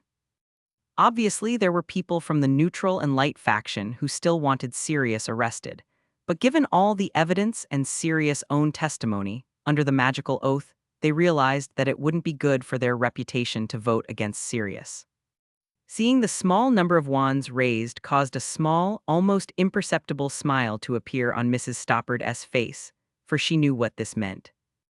And anyone who thinks Sirius Black is innocent, and therefore a free man, raise your wand.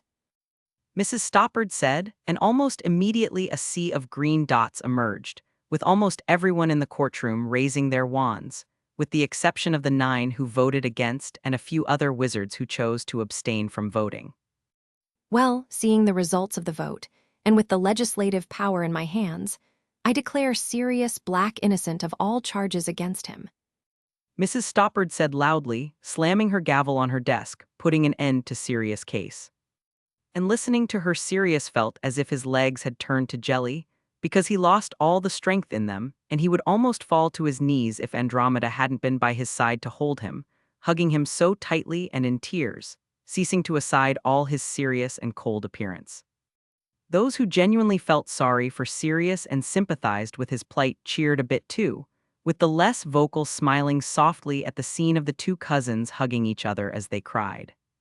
Finally, Chapter 278. If you want to support me and read ahead. Patreon.com/C7NX. Yeah, here's the new chapter. The remainder of the trial proceeded without problems or interruptions, and in the end, with all the evidence, testimony, and Pettigrew's own confession, the jury and the Weisengamot decided that he was guilty of all the crimes they were accused of. Mrs. Stoppard still gave Pettigrew a chance to try to defend himself, but all he did was whine and try to make up some excuse for his actions, so it was no surprise that he was silenced again. I. Sirius said, still a little dazed, afraid to blink and open his eyes only to discover it was all a dream. Believe me, my friend, you are a free man now. Nick said with a smile, placing a hand on Sirius' shoulder in a supportive gesture. Yes, a free man who needs to trim his beard a little, but a free man nonetheless. Penny teased and Sirius touched his beard offended, with Nick chuckling at his expense. And this would not have been possible without your help. Andromeda said with a grateful look, smiling at the two immortals. Well, that may be true, but the reason we came this far and the reason we were able to prove Sirius innocent is someone else's credit. Penny reminded everyone. Yes, we have Ethan to thank too. Andromeda said with a nod. Without your mind and brilliantly frightening plans, none of this would have been possible. I agree, and I can't wait to see his reaction when he knows everything worked out. Sirius said, already imagining Ethan's excited reaction. He'll probably shrug with a smug look. Nick said with an amused look. Absolutely. Penny chuckled lightly with an affectionate look. She then shook her head and looked back at Sirius. But speaking of children, have you thought about when you're going to talk to your godson? She asked. And that question made Sirius stop in his tracks, and he thought about that question for a moment before he sighed helplessly. Actually, I have no idea how I'm going to interact with him after everything that's happened. He said, rubbing his eyes wearily, but a hand on his arm snapped him out of his musing. Don't worry, we'll find a way. Andromeda said, smiling softly at Sirius, who smiled back at her. Thanks for supporting me. He thanked her. No need to thank me. Andromeda waved her hand in disdain. After all, if he's your godson, that makes him kind of like my nephew. She said, a little excited at the thought of having more members in her family. Heh, I guess you're right. Sirius said, but he couldn't shake his worries about Harry's reaction to seeing him. I just hope he doesn't hate me. He thought fearfully. Outside the prisoner cells of the courtroom. Pav Ethan. When I felt people rise to their feet in the courtroom, I knew the trial was over, which meant it was time for me to start my plan. I didn't think much about the trial results, as I could feel serious emotions, and they already told me everything I needed to know about what the jury's final verdict was. Now, getting back to the point, I approached the door that led to the cells that were where prisoners were kept after trial before being transferred to Azkaban. Looking around, I noticed that there was no one around me or watching the door, and not sensing anyone in the room yet, I nodded to myself, and using an unlocking spell I had learned from Nick, I opened the door. Quickly and stealthily entering the room, I closed the door behind me, and looking ahead, I noticed a long corridor with many cells separated by cold and dirty concrete walls. And looking at the opposite wall of the cells, I saw a black door, and I knew that this door led to courtroom 10, which was adjacent to the room I was in, and using my senses, I felt 3 magical signatures approaching, with me recognizing one of them. And not wanting to reveal myself, I waited in a corner still under the disillusionment charm. Click asterisk. Man, today was a busy day. A brown-haired and tired-looking man who was wearing the Auror's uniform said, opening the door and stepping inside. Yeah, I can't wait to go home so I can rest. Having to stand on standby for almost 3 hours sucks. His fellow Auror, a young blonde man with blue eyes, grumbled. These 2 Aurors who were talking were dragging a short, chubby man who was handcuffed, and that man was obviously Pettigrew, who was whimpering silently, and I looked at him confused until I realized that he was silenced. Ripping his tongue out would have been more practical, but I guess that works too. I snorted. I kept seeing the 2 Aurors escorting Pettigrew to a cell, and silently I started to slowly approach them from behind. Get in there and be quiet.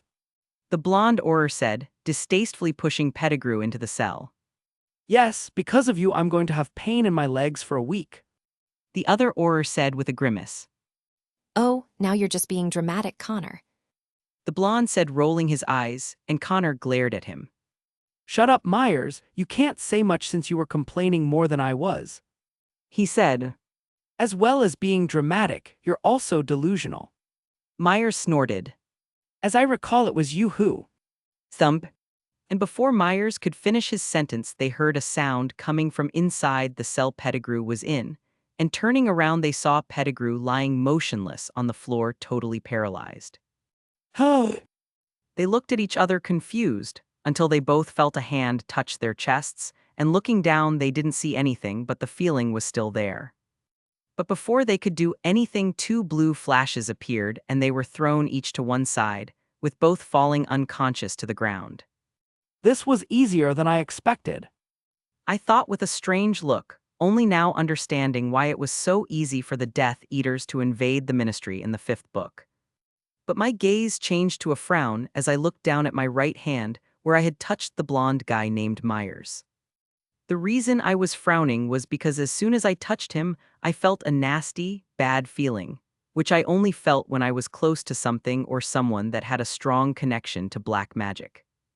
And looking at Myers and using my senses, I was able to confirm what I suspected.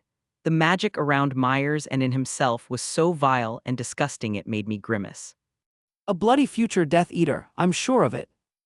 I said, reminding myself that there was a pureblood family called the Myers that had a track record of supporting blood supremacy. But knowing I didn't have much time, I decided to drop that subject, and sighing I looked back at Pettigrew. Well, time to test this spell. I said to myself, and stretching out my hand to Pettigrew, I thought of the spell I had created, and using the process of imagination and intention, I muttered the incantation.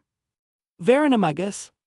And a purple ray came out of my fingertips, hitting Pettigrew, and before my eyes I saw his body start to twitch, until he ended up turning into a rat. This spell I had created precisely for times like this, when I needed to force a witcher's transformation into his animagus form. I used the concepts of the animagus reversal spell and the animagus spell that is used along with the potion to complete the transfiguration into your inner animal. And since I already had a solid base on the subject, it wasn't that difficult to create my spell. Nodding satisfied to myself, I reached into the inside pocket of my jacket, pulling out a miniature cage.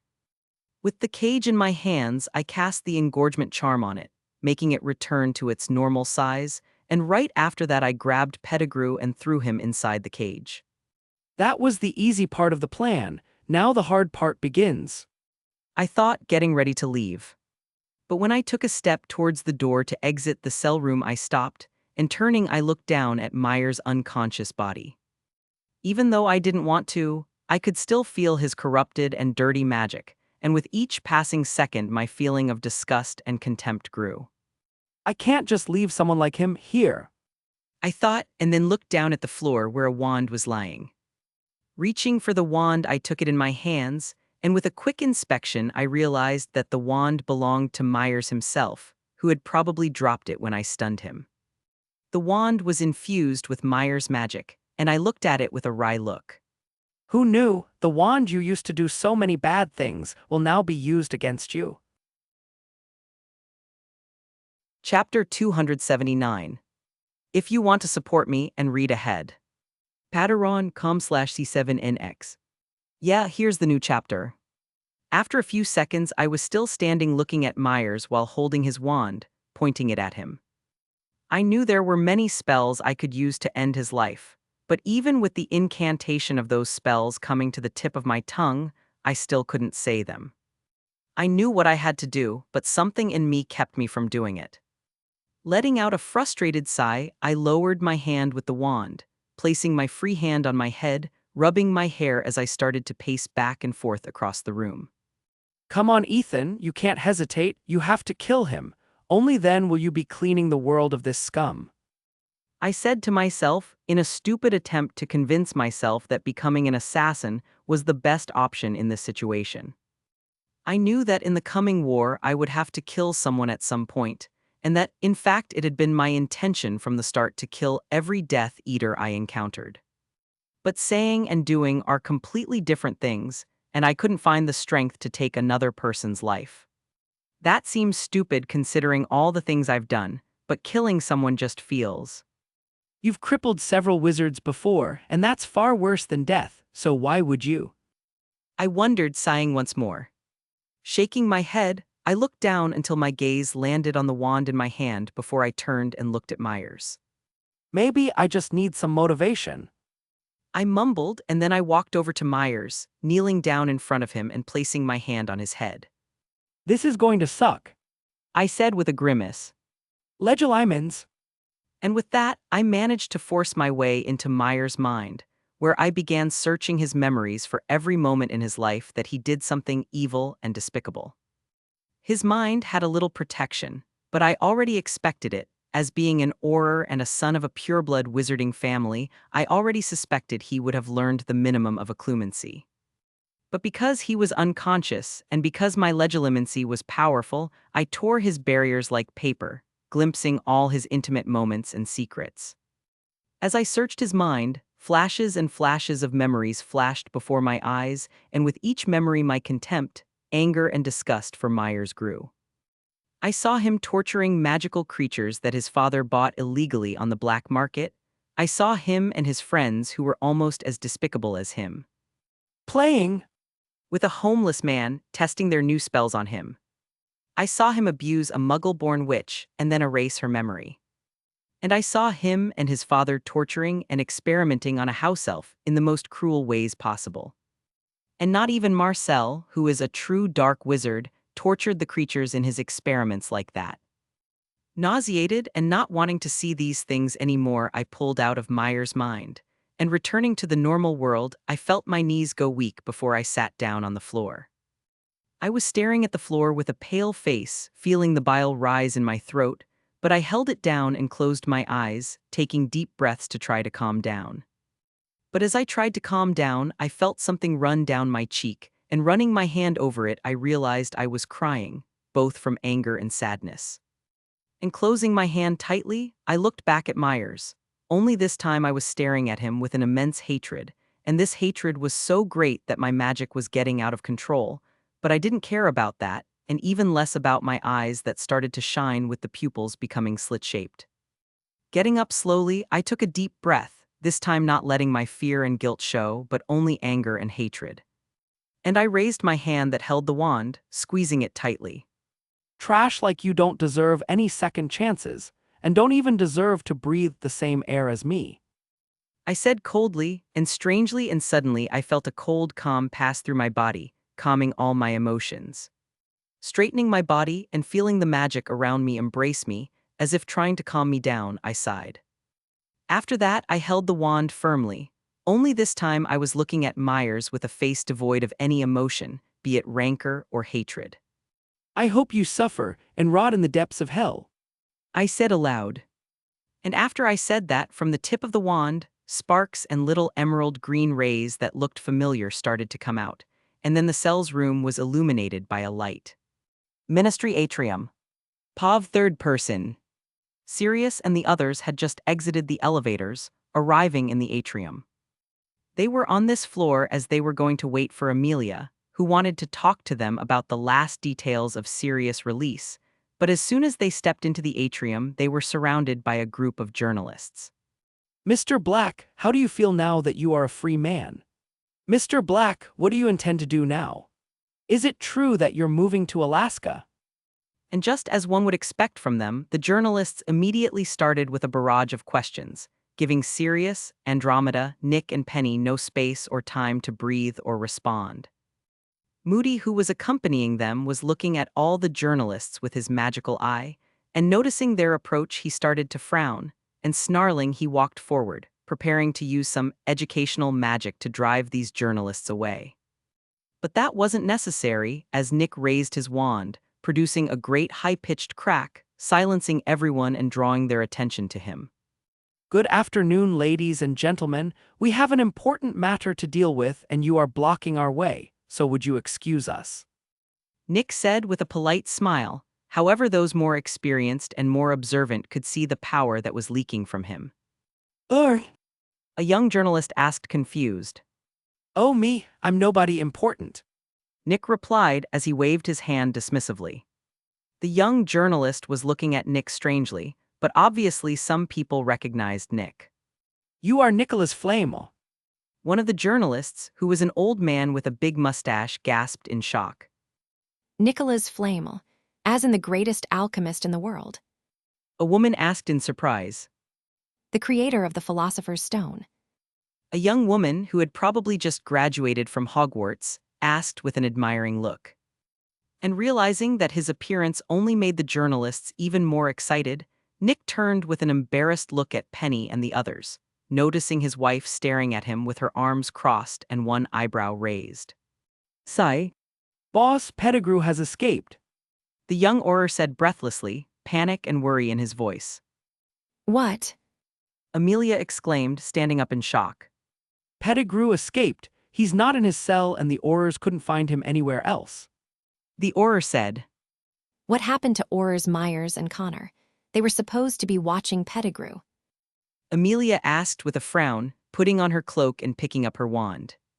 We found Connor unconscious inside one of the cells, but Myers. This Auror said, clenching his fists and looking away. Myers might not be the friendliest Auror in the department, but he was still one of them, and now knowing that he was killed, and probably by Pettigrew or an associate, made him angry. And Amelia, upon hearing Myers's cause of death, paused, frowning, realizing that the situation was worse than she'd expected. And saying no more, she left her office, passing the young Auror who started to follow her. And all the way across, Amelia could only stare ahead worriedly, realizing that things weren't over yet. But as she thought about that, something else came to her mind, making her want to sigh in frustration. I don't even want to imagine Sirius. Chapter 280. If you want to support me and read ahead. Patreon.com/C7NX. Yeah, here's the new chapter. After I killed Myers with the killing curse, I again turned invisible with the disillusionment charm and discreetly and silently left the cell's room. I was trying not to think about the fact that I had killed someone, but when I didn't think about it, my mind would fill with bad thoughts, with anger and cruelty, and it didn't take me long to realize that this was the effect of me casting an unforgivable curse. I confess that I didn't imagine that just casting an unforgivable would mess with my mind and my magic so much, since I really didn't think that any of the 3 curses had any harmful or evil effect on the caster. I knew that there were many spells that corrupted the caster, and that using the unforgivable ones for a long time could cause this. But from what I researched and analyzed, this was not because of these 3 curses, but because the witch or wizard who was casting the spell was showing signs of being evil and dark. Logically, it wasn't the curses that corrupted these warlocks, but these warlocks who turned evil and began to abuse the dark arts. It's like the chicken and the egg situation, only in this case, the person becoming a dark wizard came before he started using any of the unforgivables without remorse. And with all these facts, I started to wonder if maybe this theory of mine was wrong, and the magic of the spell really started to cause me some negative effect. And if that's not the case, what is causing this stir in my magic and in my mind?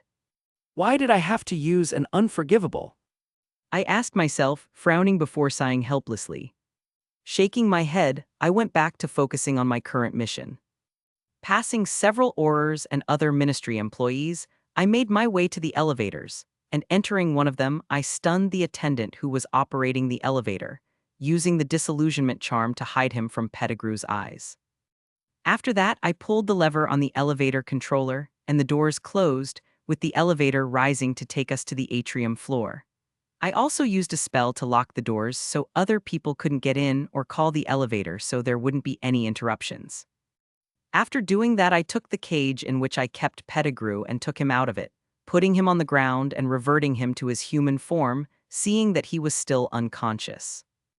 I then used a bit of transfiguration to change my appearance and clothes, making me look like an ordinary Auror, and to help me with the next part of the plan, I created an illusion, making it look like another Auror. Giving one last check on myself and the illusion, I nodded satisfied to myself, and with that I grabbed one of Pettigrew's arms and woke him up, still leaving the silencing spell active. And feeling Pettigrew wake up, I started my act. You know, I heard something weird the other day. I said in a normal conversational tone. What weird thing? My illusion asked. The guys and I had gone out drinking at a pub after our office hour was over, and I heard Jorkins talking to a friend of hers. Jorkins, as in Bertha Jorkins, the crazy one. The illusion asked with a grimace. You know she usually just says weird things, right? Yes, I know, but this time the conversation was more awkward than usual. I said. She was talking about some strange dreams she had about Mr. Crouch and... Wow, you can stop there. I don't want to hear about Jorkins' perverted dreams of Mr. Crouch. My illusion said with a grimace, and I rolled my eyes. Shut up and listen, I said, and clearing my throat I continued. As I was saying, she said that in those dreams she went to Mr. Crouch's house, and that instead of finding him she found his elf domestic talking to someone. And what's weird about that? Of course, not to mention the fact that she's dreaming about it. The illusion asked. The strange thing is that she said the elf was actually talking to Mr. Crouch's son. I replied, and the illusion placed a hand on its chin in thought. Mr. Crouch's son? I didn't know he had a son. The illusion said. Me neither, but when I told the other guys about it, Jack said that Mr. Crouch really had a son. I said. Serious? Yes, and I did some research on him, and found that Mr. Crouch's sons died in Azkaban. Azkaban, why would his son be in that disgusting place? Because he was a Death Eater, and was condemned along with the Lestranges for torturing the Longbottoms. Holy crap! The illusion exclaimed in a shocked whisper. Yeah, holy crap. I nodded. And besides, Jorkins said she didn't remember much about the dreams, but some words she did remember were polyjuice, escape, and imperious. Now I understand why you said it was an awkward conversation. The illusion said, and I nodded in agreement with a frown. But well, that just proves what we all know. The illusion said, and I looked at it with a raised eyebrow. And this is Bertha Jorkins is crazy. that I can't disagree with. I said. And while my illusion and I talked, Pettigrew looked at us a little dazedly, seeing everything blurry but still able to hear what we were talking about. And knowing that he didn't have much to do, he simply decided to stay put, pretending he was still unconscious to listen to our conversation, since he had learned that for someone as cowardly as he was, information would always be his best weapon. Of course, in addition to the bits of information that my illusion and I were accidentally leaking to Pettigrew, I was also using my magic to manipulate his mind. I wasn't doing much, but my wandless magic and mind tricks worked a lot better if I was touching my target, and now I was making Pettigrew more focused on my conversation. Also, I was also bringing up some key words for your mind, thanks to the fact that Pettigrew didn't have any occlumency shields. The key words would help Pettigrew not forget them once he reached his master, and with those words always appearing in his mind, he would find it necessary to mention them to Voldemort.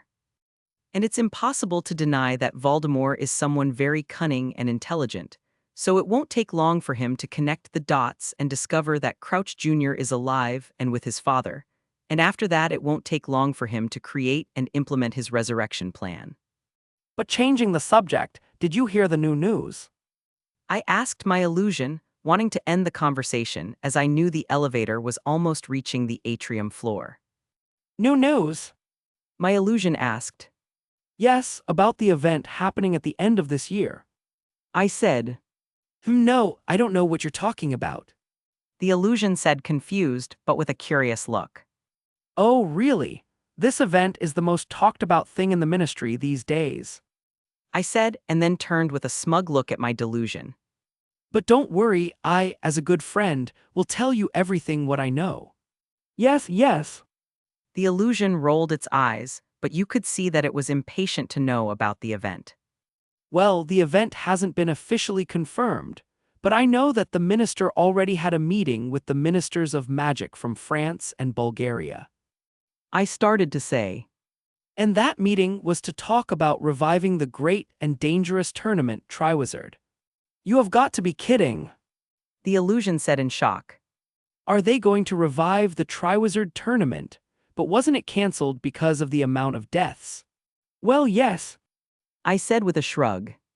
Amazing. The illusion said in wonder, but then it shook its head and narrowed its eyes at me. But wait, which school is hosting this tournament? It asked and my smile grew. Hogwarts. Chapter 281. If you want to support me and read ahead. Patreon.com/C7NX. Yeah, here's the new chapter. Cell's room. Pav third person. After exiting her office, Amelia hurriedly made her way to the cells in the room adjacent to courtroom 10, and upon arriving there, she saw a pair of aurors in front of the door guarding the room. Arriving in front of them, Amelia passed without saying anything, with both aurors nodding at her before returning to their work. Entering the room, Amelia saw a group of 5 aurors walking and looking for clues while waving their wands, and walking a little further, she saw the auror Connor sitting in a chair inside one of the cells with an ice pack on his head while he had a vial of potion in his hand, grimacing in pain. Beside Connor was another auror, who had a parchment in one hand and a quill in the other, asking questions and writing down Connor's answers. Looking at Connor, Amelia decided that she would ask him some questions as well. But up ahead, she saw 2 aurors in front of another auror who was sprawled on the ground, and it didn't take Amelia much thought to realize that that was probably Myers. Walking over to them, Amelia got a good look at Myers, noting his pale, breathless face, also noting that he had his eyes closed, which meant he was still unconscious when he was killed. Report. Amelia said in a commanding tone, and the auror at her side saluted before starting to speak. Only 1 dead and 1 missing. According to Auror Connor's statement, he and Myers were escorting Pettigrew to his cell when suddenly Pettigrew fell to the floor, and shortly thereafter they were stunned. The auror said, and then he looked at the body at his feet. When Auror Clinton came to check on the prisoner, he found Auror Connor inside one of the cells locked and unconscious, while Myers was here, dead, and after some analysis. And using the detection spells, we discovered that the cause of death was the killing curse. Any information on who killed him, or where Pettigrew is? Amelia asked, and this time the other auror stepped forward and began to speak. No, boss, we've looked for any sign of magic signatures, and other than Myers and Connor, we haven't found any others, which is strange since we detect a small amount of magic in the surroundings, and it doesn't come from the wards or from some witch or wizard. He said with a furrowed brow. We haven't found any traces leading us to Pettigrew either, but the other aurors are still looking for him. No magic signature. Amelia muttered to herself with a frown. Usually all witches and wizards left some magic signature when they used magic, and this signature could be detected by some detection spells. However, having no magical signatures is not strange in itself, as the witch or wizard might just not have cast any spells or might not even have been a wizard at all. What was really strange about this whole situation was the fact that there was unusual magic in the place. As far as Amelia knew, only magic items made by magic itself, animals, and some magical plants leaked magic but left no magic signature. And with those facts, Amelia came to the conclusion that either the killer and trespasser had somehow managed to clean up his tracks, or he was an animal, sentient plant, or magical item. But that doesn't make sense. What does a magical animal or plant have to do with Pettigrew's escape? Amelia wondered, but then she stopped and began to ponder. Did the killer use any of these things to break into the room without using a spell? But if that's the case, he still used the killing curse, and that curse should have left some magical signature. Amelia continued to think about it for a moment, but then she shook her head. This is not the time for this. Amelia told herself, and then turned to the aurors who were silent as they awaited her next orders. Continue with your investigation in this room, and take Auror Myers' body to St. Mungo's and contact his family. Amelia said, and the 2 aurors nodded. Amelia then turned and started towards the door, knowing that she needed to inform Sirius and the others of what was going on. As she passed the cell in which Orr Connor was giving his statement, she turned to him. Or Connor, go to the infirmary, and when you're better, I'll wait for you in my office. She said, and then turned to the Orr who was accompanying him. And you will accompany him. He needs protection, just for precaution. And finishing saying that, she continued to walk. Things are worse than I thought. She thought. Atrium with Nick and the others. After journalists found out that the one in front of them was the most famous alchemist in the world, they started asking questions, as it wasn't always that you could interview the famous 600-year-old magician. Mr. Flamel, what are you doing accompanying Mr. Black? A journalist asked. Oh, I'm his friend, so I've come to offer my support to him in this trial. Nick replied, and hearing his response, the journalists widened their eyes, looking between Nick and Sirius in surprise. And hearing this, Andromeda resisted the urge to smile, as she knew Nick had done it on purpose to leverage Sirius' fame and influence. When did you become friends, and how? Well, I met Sirius after he broke out of Azkaban, and coincidentally I was spending my holidays here in England. Nick said. I didn't want to get involved in the official affairs of your ministry, but something in me told me that Sirius was not a crazy murderer. So I talked to him, and after that I found out the truth about the whole story. And my husband, being a good-hearted person, decided he would help Sirius. Penny said, moving closer to Nick and hugging his arm. Nick even got the French minister to agree to give Sirius a trial, even offering to him French citizenship, so he wouldn't have to keep running forever here in Great Britain. That is a very kind and honorable act, Mr. Flamel. One of the more honest journalists said, smiling softly at Nick, who shrugged with a small smile. I didn't do much. Nick said, and Penny patted his arm. Just take the compliment. She said. And while the two played like a real old couple, one of the young journalists turned to his coworker. He asked in a whisper. I haven't the slightest idea. His companion replied. She is Perenelle Flamel, the wife of Mr. Flamel. It is said that she is as good as he is in alchemy, and she is a master of runes and spells. One of the older journalists, a pot-bellied man, replied, having overheard their conversation. Oh! The young journalist stammered in surprise, with his companion just gaping at the two immortals. Haha, yes, this was also my reaction when I realized it was them. The older journalist said, patting the young man on the shoulder before turning his attention back to the Flamel's answers. And as the journalists continued to interview Nick and Penny, Sirius sighed in relief, glad that the attention was no longer on him. He then proceeded to look around, until his gaze landed on Amelia, who was walking hurriedly towards them with a worried frown. Amelia. Sirius called, confused. I need to talk to you. She said as soon as she was in front of him, and without waiting for Sirius to say something, she grabbed one of his arms and started pulling him, trying to get away from the journalists. Seeing Amelia's concerned look, Sirius let himself be led by her, with Andromeda following, a little confused but also curious. Nick and Penny were also paying attention to Amelia from the moment she arrived, and they turned to follow her, trying to get away from the journalists. But the journalists were insistent and didn't want to let Nick and Penny out, and Nick really started to get irritated, feeling his hand twitch and wanting to reach for his wand, and Amelia realized this and quickly spoke, not wanting Nick to hex they. Listen, it's about time you guys left, so stop bothering Mr. and Mrs. Flamel.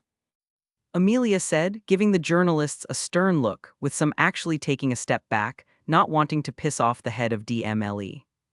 However, there were those who were either very foolish or very brave and determined, which meant they were also foolish only from another point of view, as they still went ahead to argue with Amelia. But just as they opened their mouths to start complaining, Moody took a step forward, slamming his walking stick into the ground, creating a small magic wave, which pushed all the journalists back. The journalists then stopped, looking scared at Moody, who was staring at them with ferocity, with his magical eye passing through all of them and causing shivers in their bodies.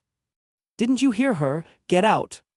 He barked, and with a startled leap, all the journalists scattered like flies, causing Moody to snort. Cowards! he said, turning and walking towards Amelia. What's going on, Amelia? I haven't seen you worried and stressed like this since this idiot's escape here. He pointed at Sirius, who looked at him offended but wisely kept his mouth shut. And everyone waited for Amelia's answer, but she just looked at Moody with a strange face, causing him to raise an eyebrow. What? Moody asked. And shaking her head with a sigh, Amelia swept her gaze over everyone, knowing it would be difficult for some of them to hear her next words, especially Sirius. Sigh. She said, What? Chapter 282. If you want to support me and read ahead. Patreon.com/C7NX. Yeah, here's the new chapter. Pav Ethan. I guess I have to thank some deity, as it would have been hard to get past Sirius and the others if they weren't busy with the journalists. I thought, dragging Pettigrew down a corridor that was near the fireplaces connected to Flu. After the elevator stopped at the atrium floor, I created a cloak of illusion around Pettigrew and myself while also using a spell to draw everyone's attention away from us. In addition to this spell, I also started messing with Pettigrew's mind, making him confused so he wouldn't realize where I was taking him. And I was glad I did, because as soon as the elevator doors opened, I saw Penny and the others being surrounded by a lot of journalists. I thought they would have left by then, but I don't think even they managed to escape the clutches of journalists hungry for information. And unfortunately for me, Moody was still tagging along with them. Except I think he was so vigilant and aware of the journalists that he didn't even pay attention to the elevators, and it's ironic that this should happen to him, the Sir Alistair. Constant vigilance. Moody. But back to the current moment. Let my guard down. To allow Pettigrew to get away. I was dragging him along while leaving my wand, which was actually still Myers's wand, in my pocket where Pettigrew could easily get to it. And I knew Pettigrew saw it because I could still read his thoughts. I then used my magic sensor, sensing that Moody, Sirius, and the others had left the atrium, and I smiled, realizing it was time. I then Accidentally. dropped a galleon that was in my pocket, and I bent down to pick it up. And in that moment of inattention, Pettigrew rose wide awake and reached into my pocket, pulling out my wand. He then pushed me away, and I fell to the floor, turning to him with a Panic. look. Idiot. Pettigrew thought victoriously. And looking at me with a smirk, Pettigrew started to transform, throwing Myers's wand away from me. And in front of me I saw the chubby, ugly-faced man turning into a rat, who wasted no time, and turning around he broke into a run, starting his escape. No, wait. I yelled in a panic, scrambled to my feet. But I wasn't fast enough, and Pettigrew rounded the corner in the corridor, disappearing from my sight. As soon as Pettigrew was gone, my panicked look disappeared, and I stood up with a calm gaze, sensing with my magic that Pettigrew was heading for the flue hearths. I continued using my sensor until I felt Pettigrew enter one of the fireplaces, disappearing and escaping. Sigh. I said to myself, feeling my shoulders relax. Now I just have to hope that my manipulation has worked, and that worm will go find its master in Albania. I then went to the wand that was lying on the floor, and taking it in my hand I studied it, and unconsciously I remembered the feeling of it when I used the killing curse, frowning. Shaking my head, knowing I still had to leave the ministry, I grabbed Myers's wand in both hands and broke it. And throwing the wand to the floor again, I canceled the illusion and transfiguration spells on me, returning to my normal appearance with my combat and infiltration clothes. And with one last breath, I cast the disillusionment charm on myself, and with that I headed out of the ministry, ready to head back to Hogwarts and finish this mission. After Pettigrew's escape. After leaving the ministry, I started to go home, walking slowly while lost in thought. Everything I did, from my staging to the mind manipulation in Pettigrew, was so that in the end Bertha Jorkins would survive. I could have let fate take its course, but if everything happened just like canon, she would have ended up having her mind ravaged by Voldemort after breaking Crouch Sr.'s memory spell. And with her mind destroyed, she would be of no further use, and for that Voldemort would kill her, and I wanted to prevent that. I'm not a good Samaritan, but if I could stop a death, I would. Of course, the main reason I wanted to stop Bertha's death was because I freed Pettigrew, and if for some reason he still ended up finding her death would be my fault. I'm not an Albus Dumbledore who can happily accept a few deaths as long as it's for the greater good, and I probably don't even have the conviction and strength to accept all the pain of knowing that I'm to blame for those deaths. But that was the crux of the matter. Helping Pettigrew escape could result in a lot of deaths caused by the wretched rat, and no matter how much I try to deny it, those deaths will be my fault. And at the end of the day, I ended up being no better than the headmaster, as I agreed to sacrifice a few people by freeing Pettigrew just to keep the plot going and know when and where Voldemort will return. Sigh. I thought on a sneer. I then looked around, realizing that I had arrived home without realizing it. I walked over to one of the windows and saw Seal in the living room with Mum, playing and having fun, and using my senses I felt my dad in the kitchen getting a cup of coffee. But in addition to my father, I also felt the magic of Ted and Dora in the kitchen, who had probably come to wait for the others to arrive from the ministry with the results of the trial. Walking across the immaculately mowed lawn, I made my way to where my bedroom window was, which was still open, and taking a leap I jumped up, grabbing the windowsill that was on the second floor, and nimbly and with little effort I slipped through the window, landing on the floor of my room. Already in my room, I looked at my atlas and saw that there were 10 minutes left before I had to enter the vanishing cabinet to return to Hogwarts. Realizing I was going to have to wait, I sat up on my bed, and with a quick spell I changed out of my infiltration and combat clothes into more casual clothing. As I lay on the bed tired more mentally than physically, I started thinking about when I used the killing curse, trying to understand why the curse had affected me so much. I could feel that my magic still wasn't calm and controlled, and it was in disarray, but at least not as much as before. And in addition to my magic, I also felt a sinking feeling in the pit of my stomach, remembering how I'd heard Myers' heart stop beating. Sigh. I thought, frowning. But most of all, I thought I'd be like any other reincarnator who would go around killing all the evil villains without feeling remorse, but apparently I'm not that strong. I don't know if it was a combination of my empathy, Myers' memories, or the curse I used, but I feel like I won't be able to sleep well for a while. this sucks.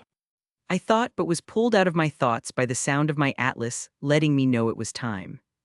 Still with my troubled mind, I got up from the bed, going to the vanishing cabinet, opening its doors and entering it.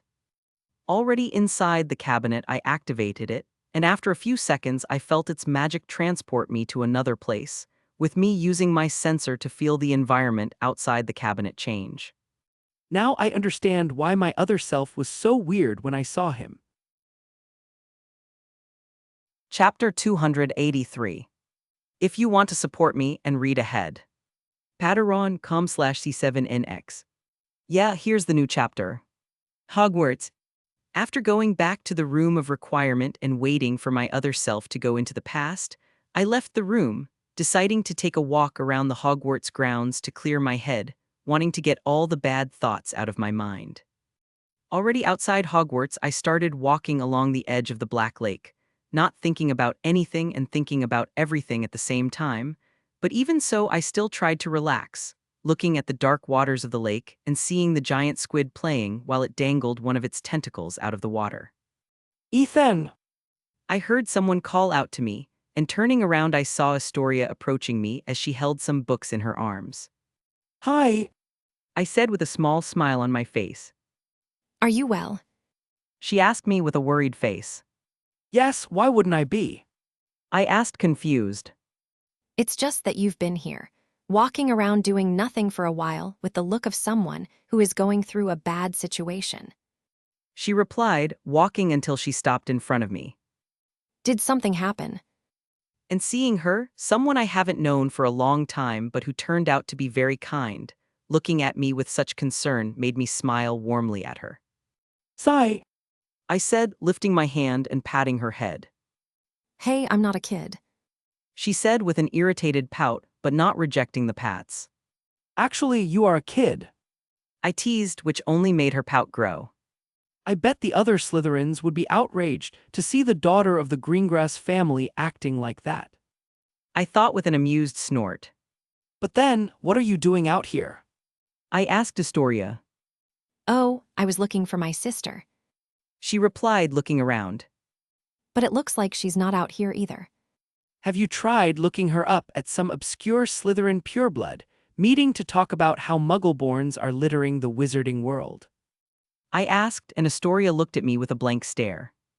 Slytherins don't hold meetings to badmouth Muggleborns. She said. You think not, maybe you just haven't been invited yet. I shrugged. Or maybe you're just overreacting. Do you really think someone like Malfoy hasn't or doesn't intend to have a meeting like this? I asked with a raised eyebrow. Okay, maybe not all Slytherins. She said grudgingly, but then she shook her head. But my sister isn't that kind of Slytherins. Did you know your sister was staring and ignoring me on our first train ride to Hogwarts as soon as she found out I'm a Muggleborn? Well, Astoria said, trying to defend Daphne, looking away. and that day, she could have just been shy about meeting new people. She's shy. I asked with a strange look. Yes, Astoria said uncertainly, and I snorted. Oh, come on, she's not that bad. She's even part of your study group. Yes, she has been part of the study group for almost 3 years. I said. it's just that she's not used to talking to people. Astoria said. She then looked at me. Please give her a chance. Daph is really nice, and she's an amazing sister, so. And as she pleaded, she used the secret weapon, which I thought only Seal and Lily knew about. Where's all that pureblood pride and nobility? I wondered, trying and as usual, failing to resist the effects of those sad, imploring little eyes. Okay, I'll give your sister a chance. I said, rolling my eyes. It's not like I hate her or anything anyway. Yeah. Astoria cheered, and seeing her so happy made me smile in amusement. And looking at Astoria and feeling my emotions, I realized that I wasn't as worried or sad about the events that happened this afternoon. I guess I just needed someone happy to talk to. I then glanced at Astoria, seeing her smile at me, and I could feel her feelings of concern with a hint of happiness.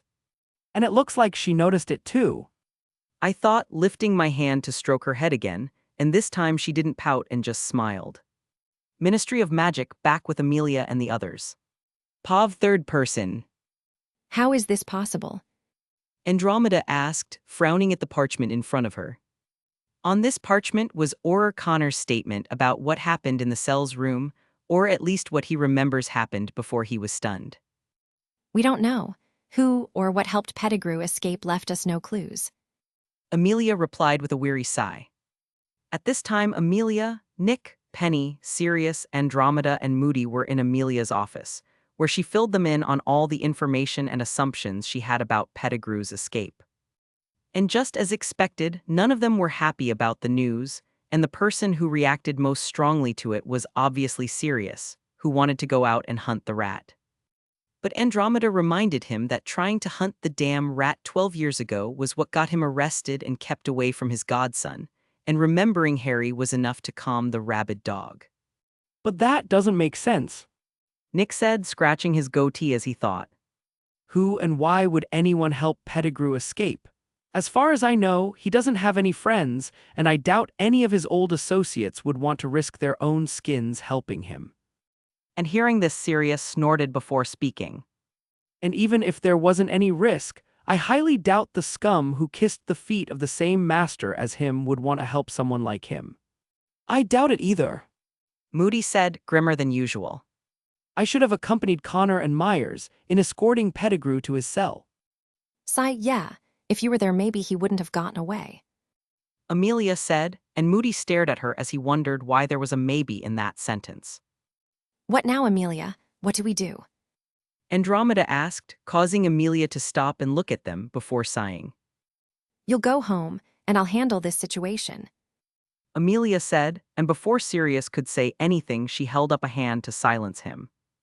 Look, you've done a lot, but none of you are a law enforcement officer, and I cannot allow you to put yourselves in danger by looking for Pettigrew. So you just want us to sit back and wait for you and your aurors to capture him? Sirius asked, frowning ahead. Sigh. Amelia said. Oh, the same way you managed to capture me when I escaped Azkaban. Sirius asked sarcastically. That coming from the person who managed to get framed by the rat when he tried to hunt he is rich. Moody sneered, making Sirius turn to him. What does that mean? Sirius asked angrily. Listen, Black, I can understand why you are angry and want to look for Pettigrew, but I agree with Amelia about you not getting involved in this hunt. Moody said, glaring at Sirius with his magical eye. You guys getting involved will only get in the way the investigation and will possibly put others in danger. Put others in danger? Like who? Sirius asked with a frown. Oh, I don't know. How about your godson? Moody asked sarcastically, and that silenced Sirius. After that, the room fell into silence, which after a few seconds was broken by Nick. I agree with Amelia, He said, bringing attention to him. What? Sirius asked, confused and dazed, not expecting Nick of all people to agree with Amelia, and by extension the ministry. I don't trust the British ministry to capture Pettigrew either, but I don't think us looking for him is a wise choice either. Nick began to explain. Pettigrew is probably already a long way from here, and he may even have left the country already, as I doubt he would want to remain in the same country as a man who wants to kill him, especially with his cowardly personality. Seeing that everyone was paying attention to his words and agreeing with them, Nick continued. And looking around the world for Pettigrew is going to take a lot of time, and for now I think we have more important matters to attend to, especially you, Sirius. Yes, I know, Harry. Sirius sighed tiredly. And not just Harry, but yourself. You just got out of Azkaban, and it's only now that you're a free man. Nick said, and then he looked for Amelia. And that being said, even though I agree with you, if I happen to know any information about Pettigrew or even if I accidentally meet him, don't expect me to sit still, and I think I can say that for all of us. And Amelia could only sigh at that, nodding. Fine, as long as you don't actively look for him. She said. Seeing that no one tried to argue or say anything else, the room fell into another moment of silence, which this time was broken by Penny. Well, since everything is resolved, I think it's time for us to go home. The others must be waiting for us to hear how the trial went and what the jury's decision was. She said, getting up from the seat she was sitting on. Yes, Nymphadora is probably pacing back and forth waiting for us as she stumbles all over the house. Chapter 284. If you want to support me and read ahead. Patreon.com/C7NX. Yeah, here's the new chapter. Knight's House, the night. Pav Ethan. When night came, I received a letter in my room from Nick delivered by Fox, saying that I should go home as they would tell my parents and me what the jury's verdict was and what they decided about the serious situation. After reading the letter, I quietly left my room and the common room, where I made my way to the room of requirement, entering the vanishing cabinet and appearing in my room at my house. After that, I went to the living room that became our meeting and planning room, where I found my parents and the others sitting talking, probably waiting for me. And when I looked at my parents, I could tell from their emotions that they had already guessed the result of the trial and that it was good for us. And that wasn't a surprise, as Sirius hadn't been arrested and he had a happy look on his face. I obviously already knew that Sirius had been cleared of all the crimes he was accused of and that Pettigrew had been convicted, but I still pretended not to know that. After I arrived and after a little conversation, Andromeda told us the result of the trial, not that it was necessary, but even so, we were all happy with the news, especially my parents, Ted and Dora. Of course, I was happy for Sirius, but I couldn't celebrate with the others, at least not in this situation. Everyone was celebrating and congratulating Sirius, and I was no different, but I could feel that there was a strange and heavy feeling around Sirius, Nick, Penny, and Andromeda. And I realized they hadn't told us about Pettigrew's escape, and so I put two and two together, realizing that was probably why I could feel these feelings coming from them. And realizing this, the feelings of guilt I had suppressed after my conversation with Astoria returned, but I was quick to keep those emotions and thoughts at the back of my mind. I knew my family and the Flamels would probably notice my conflicting emotions and suspect something, but as someone who understands emotions very well, I'm also great at hiding them. Suppressing my negative feelings and putting a smile on my face, I continued to join in the celebration, and the only relief I got was that the positive emotions everyone was emanating managed to overcome my own emotions. Sigh. I thought, deciding that it would be better to see the positive side of the situation instead of letting my thoughts consume me. Next day, Hogsmeade.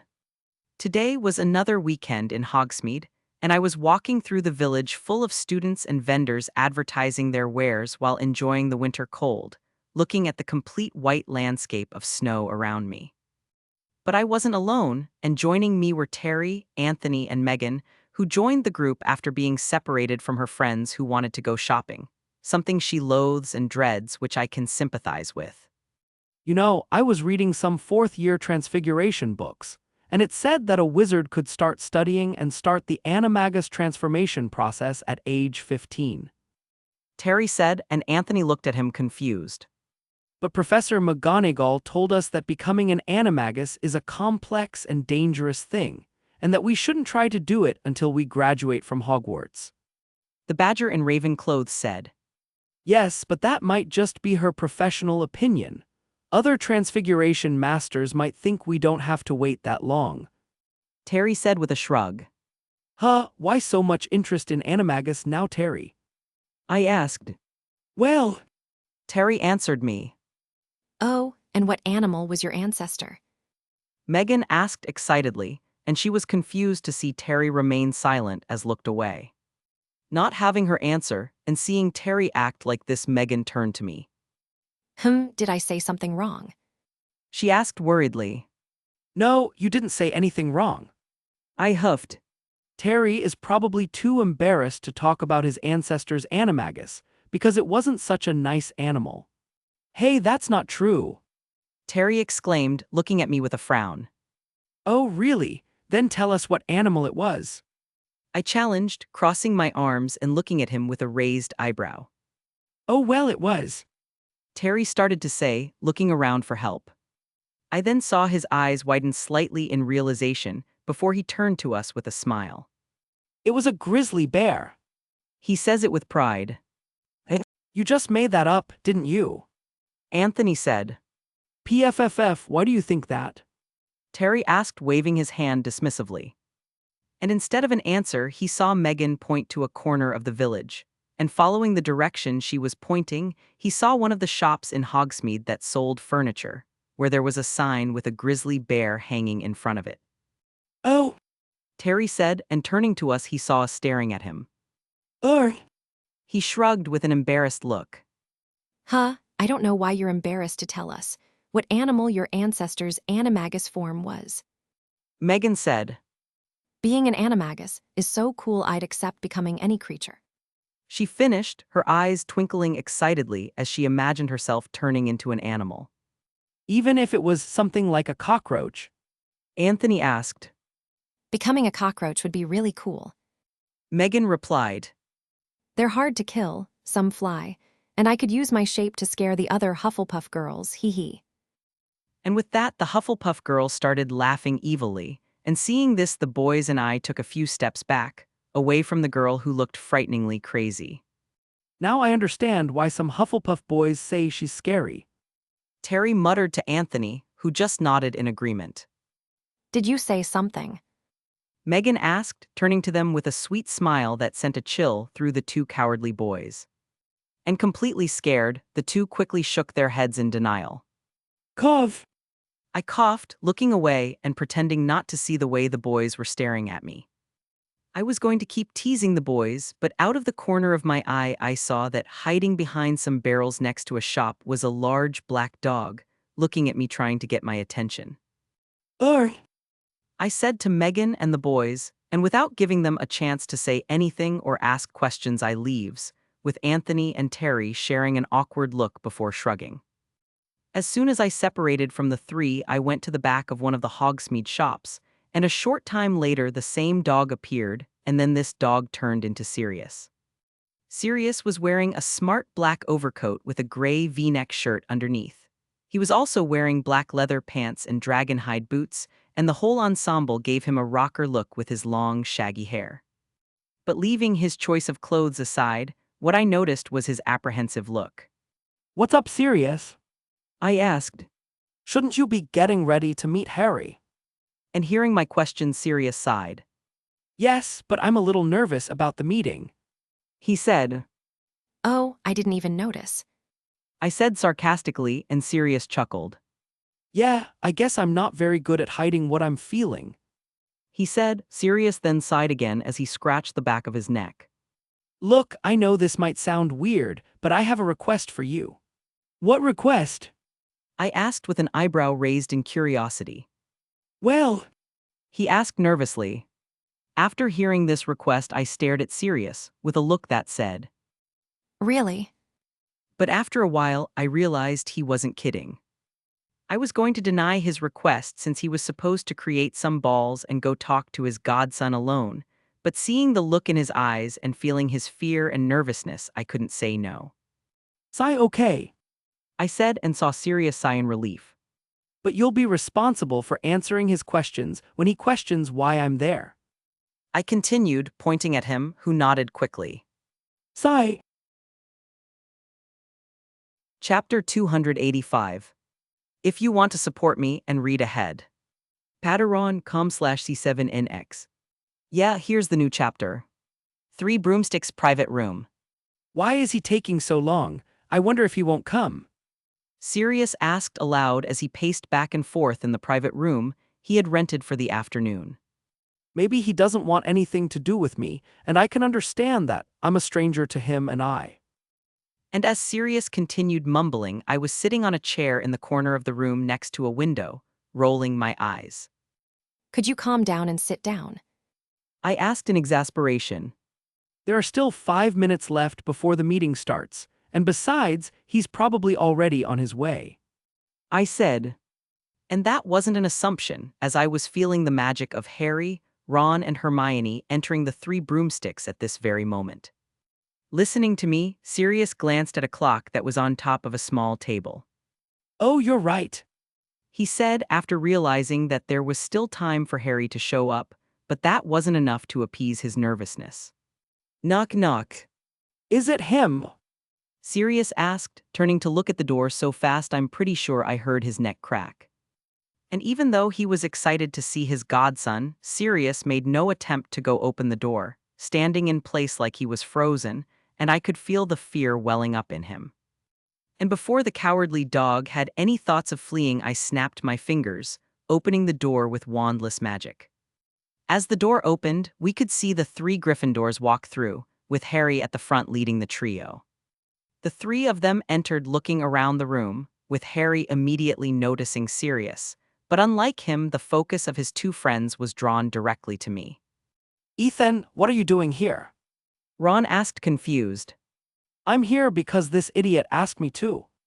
I said, pointing a thumb at Sirius, who didn't respond as he was transfixed looking at Harry. Then I was right.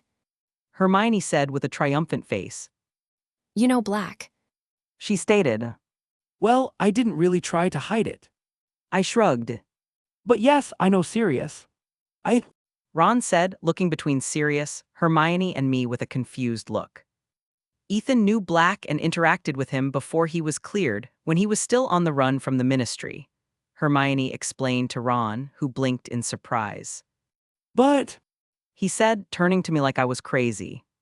how did Ethan know him and why? He asked. And the response he got from me was a shrug.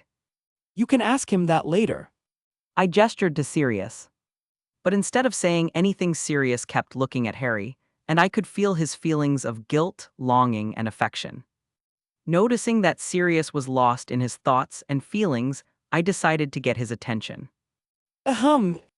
I cleared my throat, and Sirius shook his head and turned to me, and I gestured to Harry with a look that said. Say something. And realizing that Harry was looking at him and that they had been staring at each other for a few seconds, Sirius coughed in embarrassment. Cough. Sirius started to say, breaking the silence and starting the conversation. Hello, Harry, I'm Sirius Black, and I don't know if you've been told, but I'm yours. You're my godfather. Harry cut him off, looking at Sirius with a blank face. Blinking a little in surprise, Sirius nodded slowly. Yes, I'm your godfather. Sirius then lifted his hand and started rubbing his neck with a nervous look, before sighing. Look! And before Sirius could continue with his speech, he was interrupted by something hitting his body. Holding steady so he wouldn't fall, Sirius looked down, blinking in surprise to see that what hit into his body was Harry, who was hugging him with his face buried in his chest. Harry! Sirius asked, confused and a little worried. I'm so glad you're free. Harry said in a muffled voice, but Sirius still heard him. I. Looking at Harry, Sirius realized that he was just as looking forward to this meeting as he was, and it made him smile happily, feeling a few tears well up in his eyes. Don't worry, pup, I'm here. He said, wrapping his arms around Harry. Seeing the two hugging and feeling his feelings, I smiled softly, and I didn't even need to look at Ron and Hermione to know they were smiling too. Nodding satisfied to myself, I got up and started walking towards the door, and stopping in front of the brown-haired girl and the red-haired boy, I started pushing them towards the door as well. Hey, why are you pushing me? S-O-Ch-Ch. I asked, nodding at the godfather and godson. And looking back at Sirius and Harry, the two saw that they had broken the hug and were now talking to each other quietly. And seeing this scene, Hermione let a small smile appear on her face before shaking her head. No, I don't. She replied. Yes. Ron said. And now, without needing me to do or say anything else, the two of them turned and started to leave, with me taking one last look at Sirius and Harry before following them. Apparently my presence wasn't necessary here. I thought with a slight smile. Outside the private room, Do you think they'll be okay? Hermione asked, a little worried about her friend. And hearing his question, I snorted. The worst that can happen is Sirius tries to corrupt and turn Harry into a big prankster just like him. I said. A prankster, Sirius Black. Ron asked with a strange face. You'd be surprised to know that in Sirius school days, he and Harry's father were the biggest pranksters at Hogwarts. I said. Of course, that title belongs to other people now. I said with a cocky smile. And in the private room, still talking to Harry, Sirius felt that someone had challenged him. Wow! Ron said in surprise. I didn't know he and Harry's dad were pranksters like Fred and George. There are a lot of things about Harry's father and Black that you probably don't know. Hermione said, looking at me accusingly and with a bit of suspicion, and I just held up my hands in surrender. A lot of the things I know, I found out by doing some research and investigation on my own. I said, but Hermione's gaze stayed on me. Sigh. And what is your relationship with Black? She asked me, moving closer to me while looking at me with narrowed eyes, ironically reminding me of Professor McGonagall. Well, I'd say we're friends. I said with a shrug. And how did you become friends with him? She continued with her questioning, and I sighed. Look, Hermione, I could spend all afternoon answering your questions, but I think Harry would like to hear these answers too. I started to say, putting my hands on Hermione's shoulders and looking into her eyes. And since I don't want to have to repeat them twice, it's easier for us to wait for Harry to finish talking to his godfather, so Sirius and I can answer your questions. And listening to my answer and explanation, Hermione stared at me for a few seconds before sighing. Okay, She said, but then she looked at me sternly. but you're going to have to answer all my questions. Well, I can't guarantee that, but I'll try. Chapter 286. If you want to support me and read ahead. Patreon.com/C7NX. Yeah, here's the new chapter. Back in the room a few minutes later. After spending some time in the Three Broomsticks pub drinking a large mug of butterbeer, waiting for Harry's conversation with Sirius to end, Hermione, Ron and I returned to the private room. Once in the room, I sat down in the same chair as before by the window, while Ron and Hermione pulled out 2 chairs to sit opposite Harry and Sirius, who were sitting next to each other with a table between the 4 of them. From Sirius and Harry's happy looks, I assumed their conversation went well, which was a relief, even though it was something I'd hoped for. So how did you two meet? Hermione was the one who asked the first question, looking back at me and turning to look at Sirius. Well, it's a funny story. Sirius said with a slight amused smile, and I snorted in my corner, looking out the window. Funny and a little humiliating, at least for you. I commented, and Sirius's smile changed to a grimace, which I pretended not to see. Looking back at the trio, he noticed that the three of them were looking at him confused and curious, and he decided to explain. Long story short, He said, and Ron and Harry's eyes widened before they turned to me, and I looked at them and shrugged. it was surprisingly easy. I said. Did he capture you? Hermione asked in mild surprise. How? Well, Sirius started to say, scratching the back of his neck. on Halloween night while you were in the Great Hall for the feast, I broke into the castle to capture Pettigrew. And it turns out that Ethan found out I was in the castle and ambushed me. And I was so focused on my revenge that I didn't notice him and he stunned me. Oh, so it really was easy. Ron said aloud, causing Sirius to wither in dismay. Wait, how did Ethan know you were in the castle? Hermione asked. The same way, Harry manages to escape and go to Hogsmeade without the teachers knowing. I said, and Harry looked at me confused for a moment before his eyes widened in realization. The Marauder's map. He said, and I nodded. Yeah, something like that. I said. Wait a minute, do you know about the Marauder's map? Ron asked me. Who do you think was the first person the twins showed the map to? I asked back with a raised eyebrow. Damn it, and they never told me about it. Ron grumbled. But how could you see that Sirius had broken into the castle if the map was with me that day? Harry looked confused at me. Simple. I said, raising my arm and showing my bracelet, tapping it with a finger. I have my own map. Do you have a Marauder's map? But I thought this was the only one. Harry said, taking the map out of his pants pocket and looking at it and my bracelet. And why is your map a bracelet? To answer your questions, first that this is not a Marauder's map, but the Atlas, which I created using the Marauder's map as inspiration. And second, the map is a bracelet because I found that design more practical and stylish. I explained, shrugging at the end. Oh, strange. Ron muttered with a finger to his chin. That's because I made 3 bracelets, and 2 of them are the ones you saw Fred and George wearing. What, serious? Ron exclaimed. He's right there. I said, pointing at Sirius, who puffed out his chest with a playful smile as if to say. Yes, I'm here. Oh. Ron stopped short, not getting the joke. Harry, who had been staring at the map in his hand, nodded to himself. Oh, so that explains why they gave me the map. They had a nicer one. He said. Actually, if they hadn't given you the map, I would have convinced them to give it to you. I said.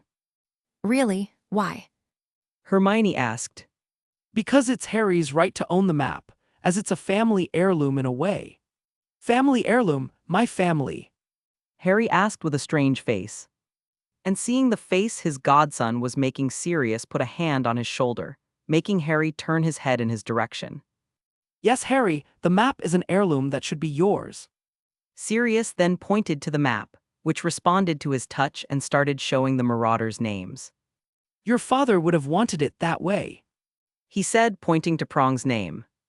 And it took Harry a moment to understand what Sirius was trying to say. Was my father Prongs? Was my father a marauder? He asked, surprised and a little excited.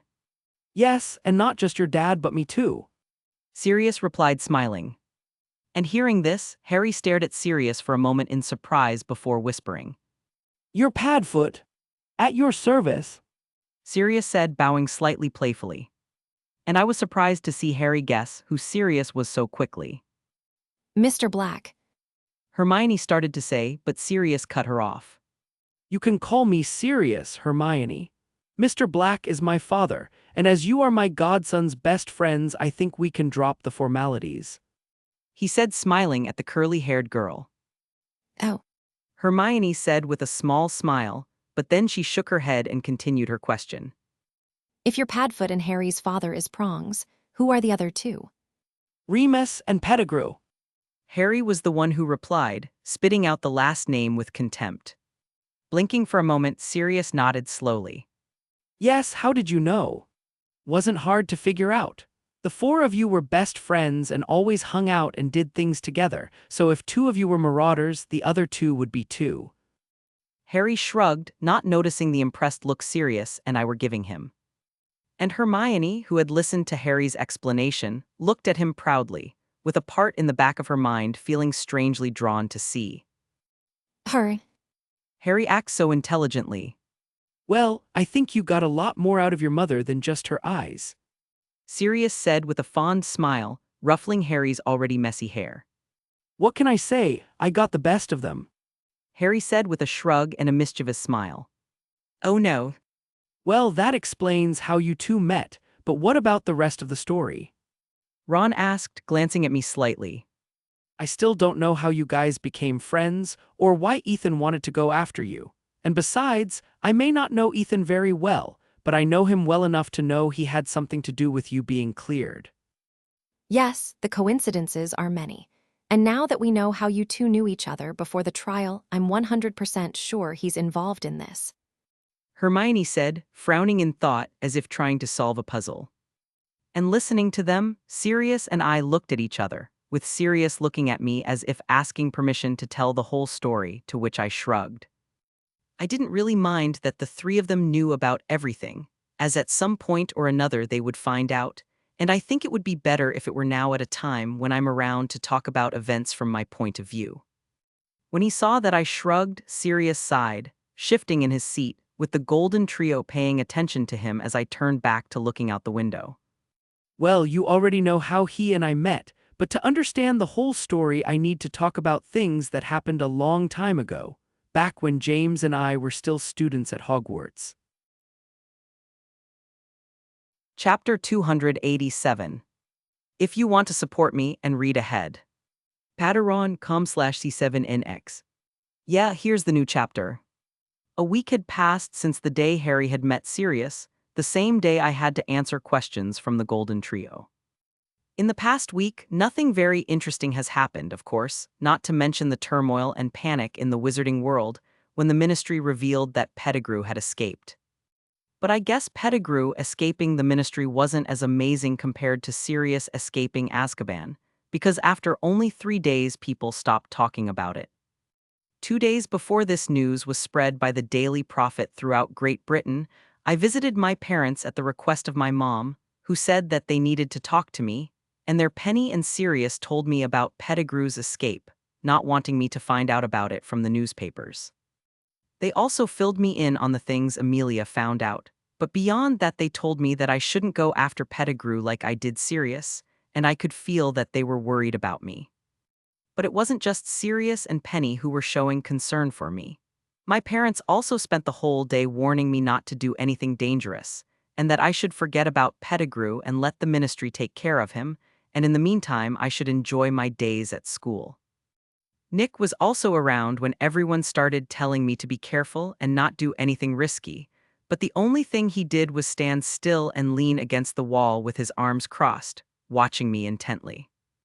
I didn't know why he kept glaring at me like that. However, I could feel he was worried about me too, and luckily he didn't try to give me a warning either.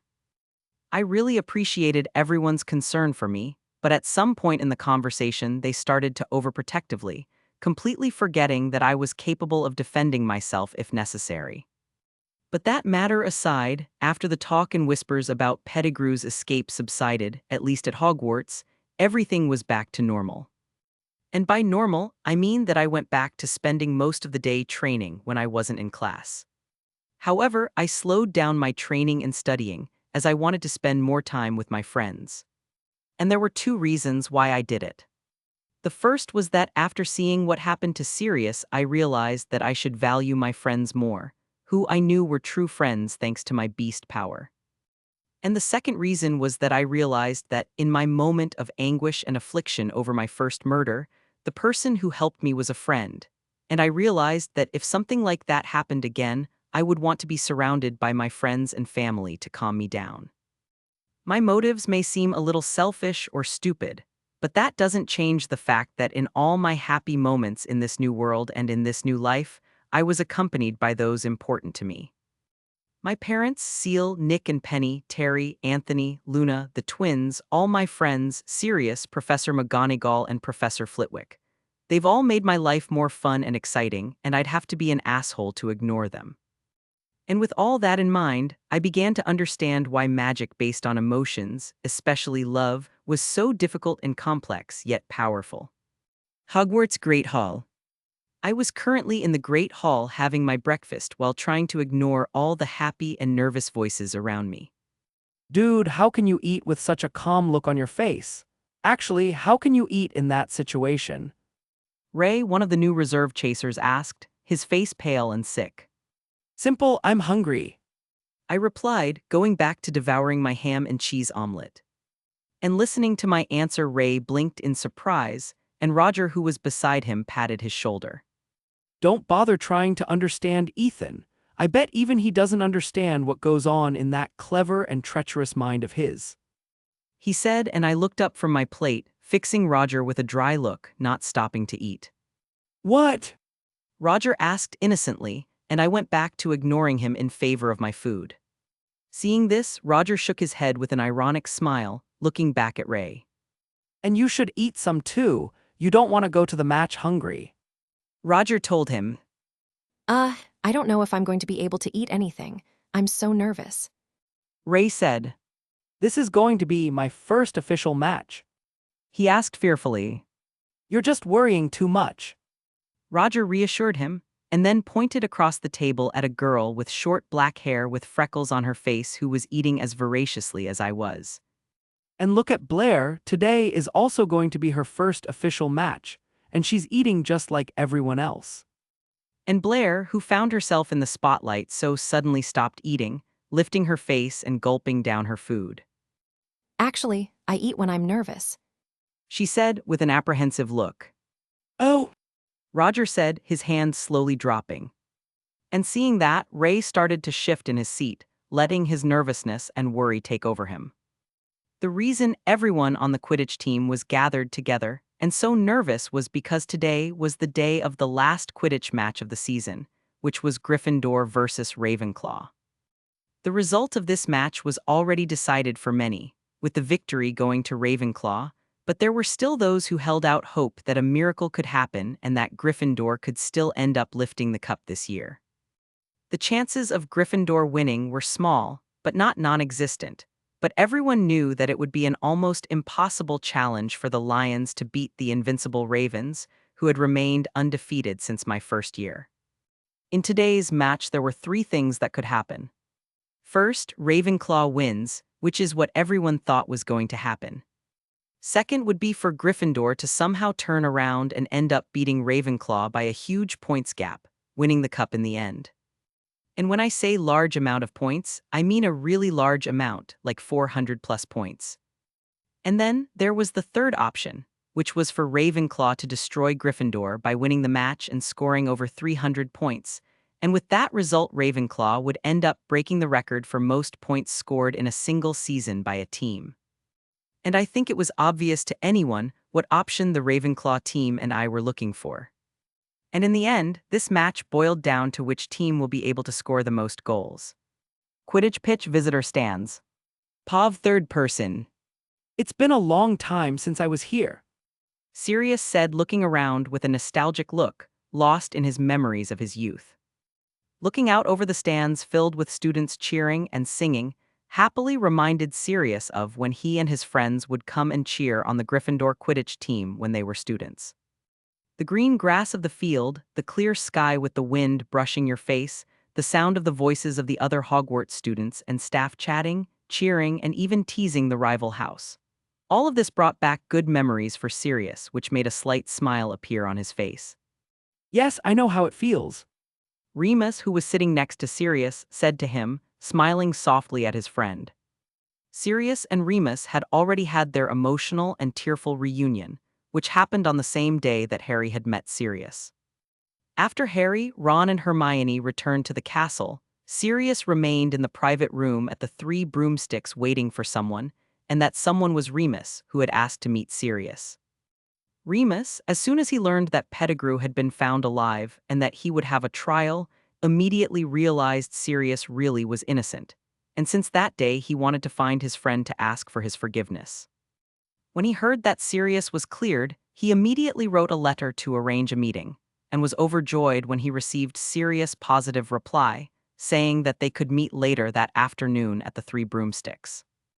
Their reunion was just as exciting as the one that took place in the original timeline at the Shrieking Shack, mostly because they didn't have to worry about the traitorous rat or the three confused and angry teenagers. Remus had apologized to Sirius for not trying to find out the truth and for letting him spend 12 years in Azkaban, and Sirius had apologized to Remus for having mistrusted him when he suspected there was a spy in the Order, and for not trying to talk to him when he escaped from prison. And after that moment of apology and forgiveness, the two old friends spent the rest of the afternoon and even a little bit of the night talking, finally feeling that a weight had been lifted from their shoulders. But back to the present moment, Sirius continued to look out over the pitch, taking a deep breath as he allowed himself to relax. I can't wait to see Harry flying. Chapter 288. If you want to support me and read ahead. Patreon.com/C7NX. Yeah, here's the new chapter. Gryffindor vs Ravenclaw. The sixth and last match of this Quidditch season had started, with the two teams fighting fiercely and frantically, trying to gain advantage over each other. Both teams knew how important this match was to them, with each having a specific and different reason for wanting to win. And while the chasers jockeyed for the quaffle, Harry and Cho roamed the field trying to outwit each other as they looked for the snitch. But something that felt different was the fact that Harry was playing more aggressively. Well, aggressively is not the right word. It would be more accurate to say that he was playing with more determination and energy, taking advantage of the fact that he was mounted on his firebolt to gain an advantage over Cho, who had no chance against the incredible speed of that broom. State of the art. He flies better than his dad, Sirius said with a proud smile, feeling nostalgic to see a boy with black hair and glasses flying for the Gryffindor team. Professor McGonagall, who noticed this look, only smiled softly with a hint of sadness at Sirius, knowing full well what that feeling was, for she had felt the same way the first time she saw Harry flying on a broomstick. Yes, and he was flying this well before he even had the fastest broom on the market, Remus said, feeling impressed even though he'd seen Harry fly before. Hearing this, Professor McGonagall snorted. He had already shown himself to be a great flyer in his first flying lesson. Oh really? Sirius asked, interested. Yes. Professor McGonagall nodded. I remember like it was yesterday when I saw a boy with black hair and Gryffindor robes fly past my office window at high speed. Professor McGonagall then looked sideways at Sirius. And what's even more impressive is that he's never flown on a broomstick before. Smiling, Sirius looked up, seeing Harry dodge a bludger. So he's a natural flyer, just like his father, He said. And that's not all, he looks like his father. Professor McGonagall said with pursed lips. Huh. Sirius looked at her confused, and seeing this she started to explain. That day he first flew, Rolanda had to go out to take Mr. Longbottom to the nurse, and she ordered everyone to stay in their seats and on the floor. And here Professor McGonagall frowned. However, Mr. Potter clashed with Draco Malfoy, a boy from Slytherin. Malfoy, the son of Lucius Hairjel King, Malfoy and my cousin, Sirius asked. Yes, that Malfoy. Professor McGonagall replied, saying nothing about Sirius' slight offense to the older Malfoy other than letting a small smile play on her lips, which disappeared as quickly as it came.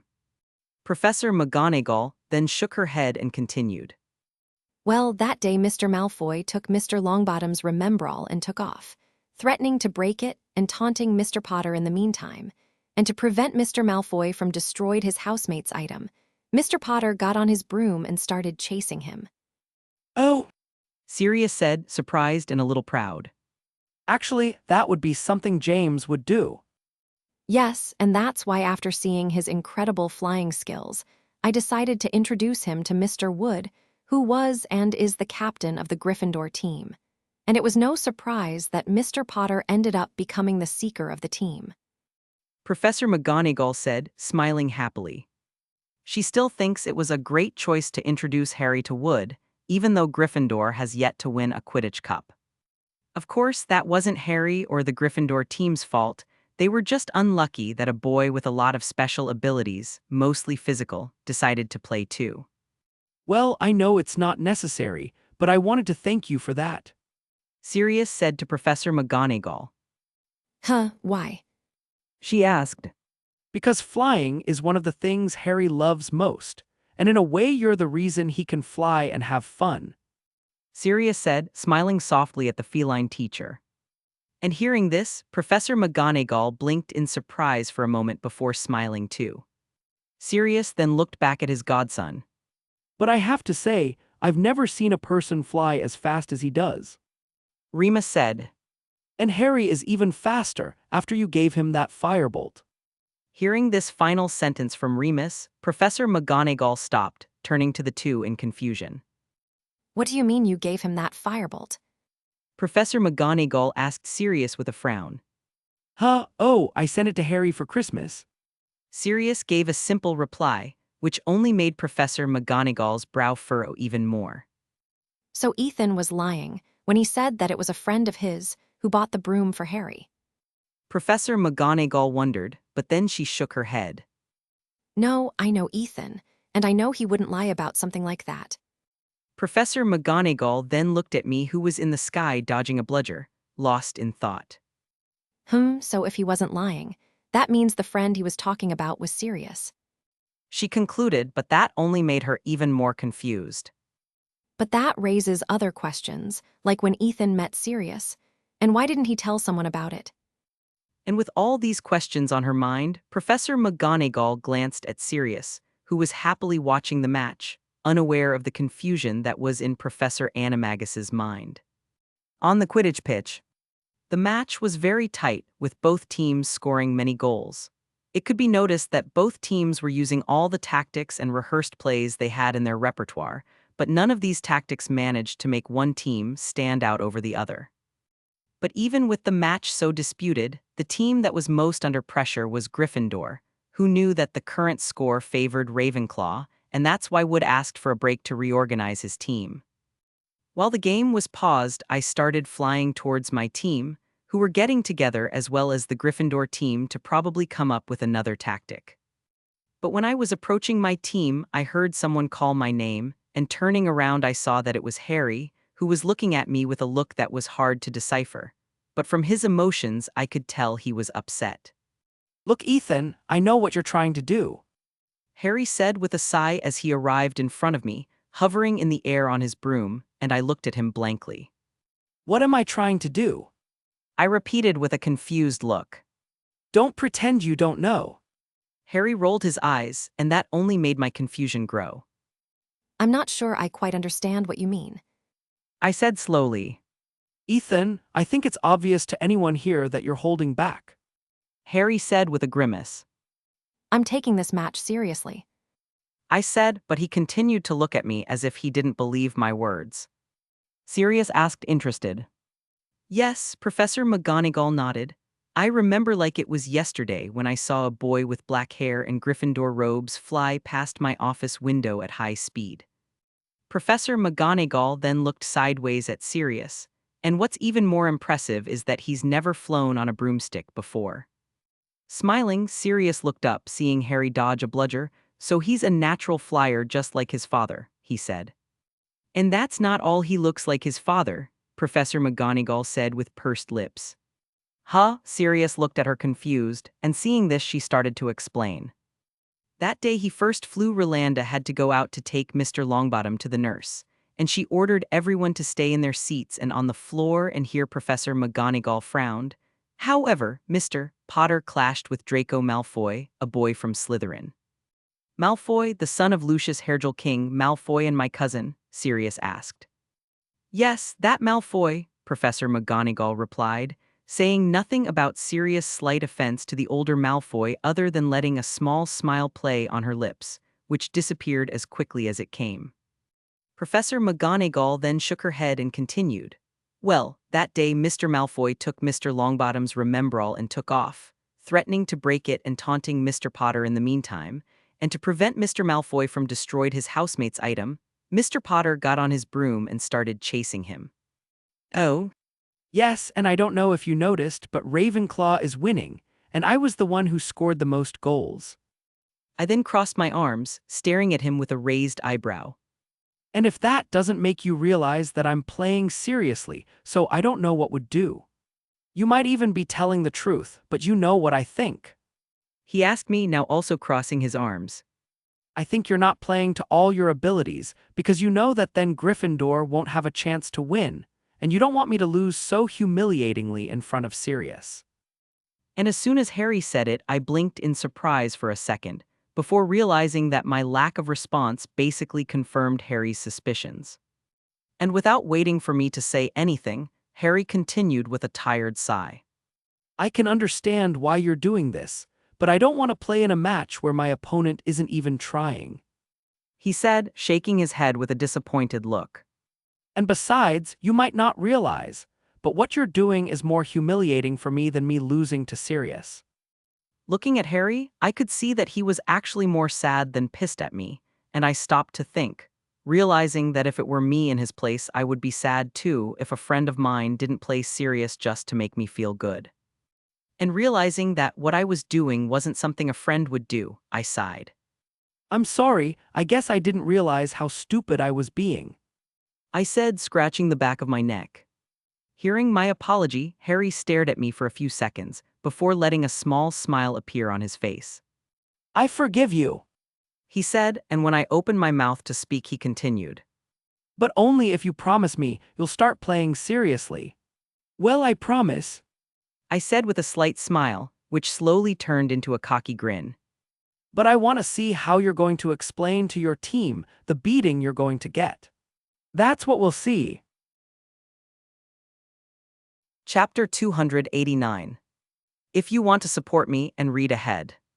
Patreon.com/C7NX. Yeah, here's the new chapter. When the pause ended, the two teams returned to their positions on their sides of the field, glaring at each other fiercely, or as fiercely as several teenagers could manage. On the Ravenclaw side, the team members were in mixed emotions, with some tense and some relaxed, and among those who were tense was Roger, who felt as if he were playing in the Quidditch World Cup final against the best team in the world.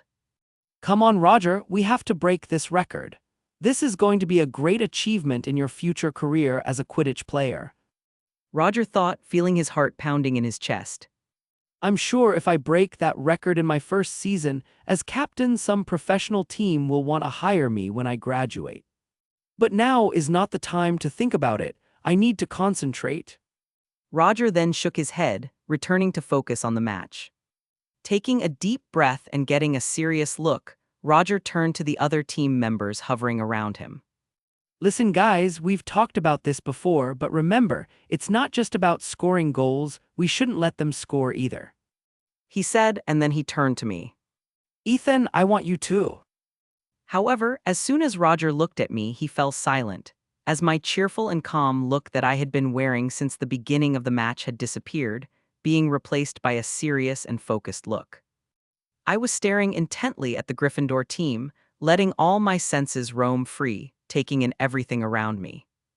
I then heard Madame Hooch begin the countdown to start the game, and I immediately lowered myself onto my broom to improve my aerodynamics, feeling every muscle in my body stiffen. With the air rushing past me, with me smelling grass and dirt as well as the smell of water coming from the clouds, I could see everything in front of me perfectly, but my focus was on the quaffle in Madame Hooch's hands. 3. Madame Hooch spoke in a loud voice, looking at all the players as she mounted her broomstick. But I was still using my other senses, both physical and magical, to sense my surroundings and everyone on the pitch, and hearing a very low, rapid flutter coming from the left above me, about 20 meters away, I narrowed my eyes, knowing it was the snitch. 2. And realizing that the snitch was in a place that anyone could see, I gripped the handle of my broom tightly, knowing that I would have to be quick and decisive, as it wouldn't take long for Harry to find the snitch too and catch him. One, you wanted me to play it serious. I thought, listening to Madame Hooch finish the count, getting ready to throw the quaffle in the air. I just hope you don't regret it later. G.O. And that was the signal needed for me to shoot forward like a bullet towards the quaffle that soared high into the sky, leaving behind my team who stared in astonishment at me.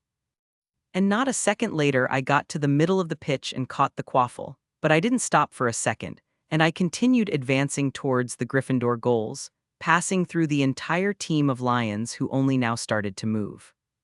And in front of the hoops and Wood, I threw the quaffle hard at the center hoop, and the only thing Wood saw was a shadow passing beside him and entering the goal he was defending, with him looking straight ahead without reaction.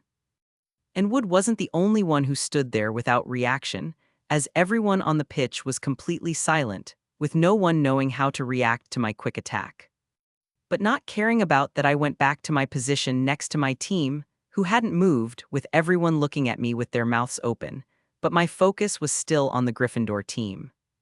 Lee stared at this scene for a few seconds, until he blinked and recovered from his shock. And it's a Ravenclaw goal.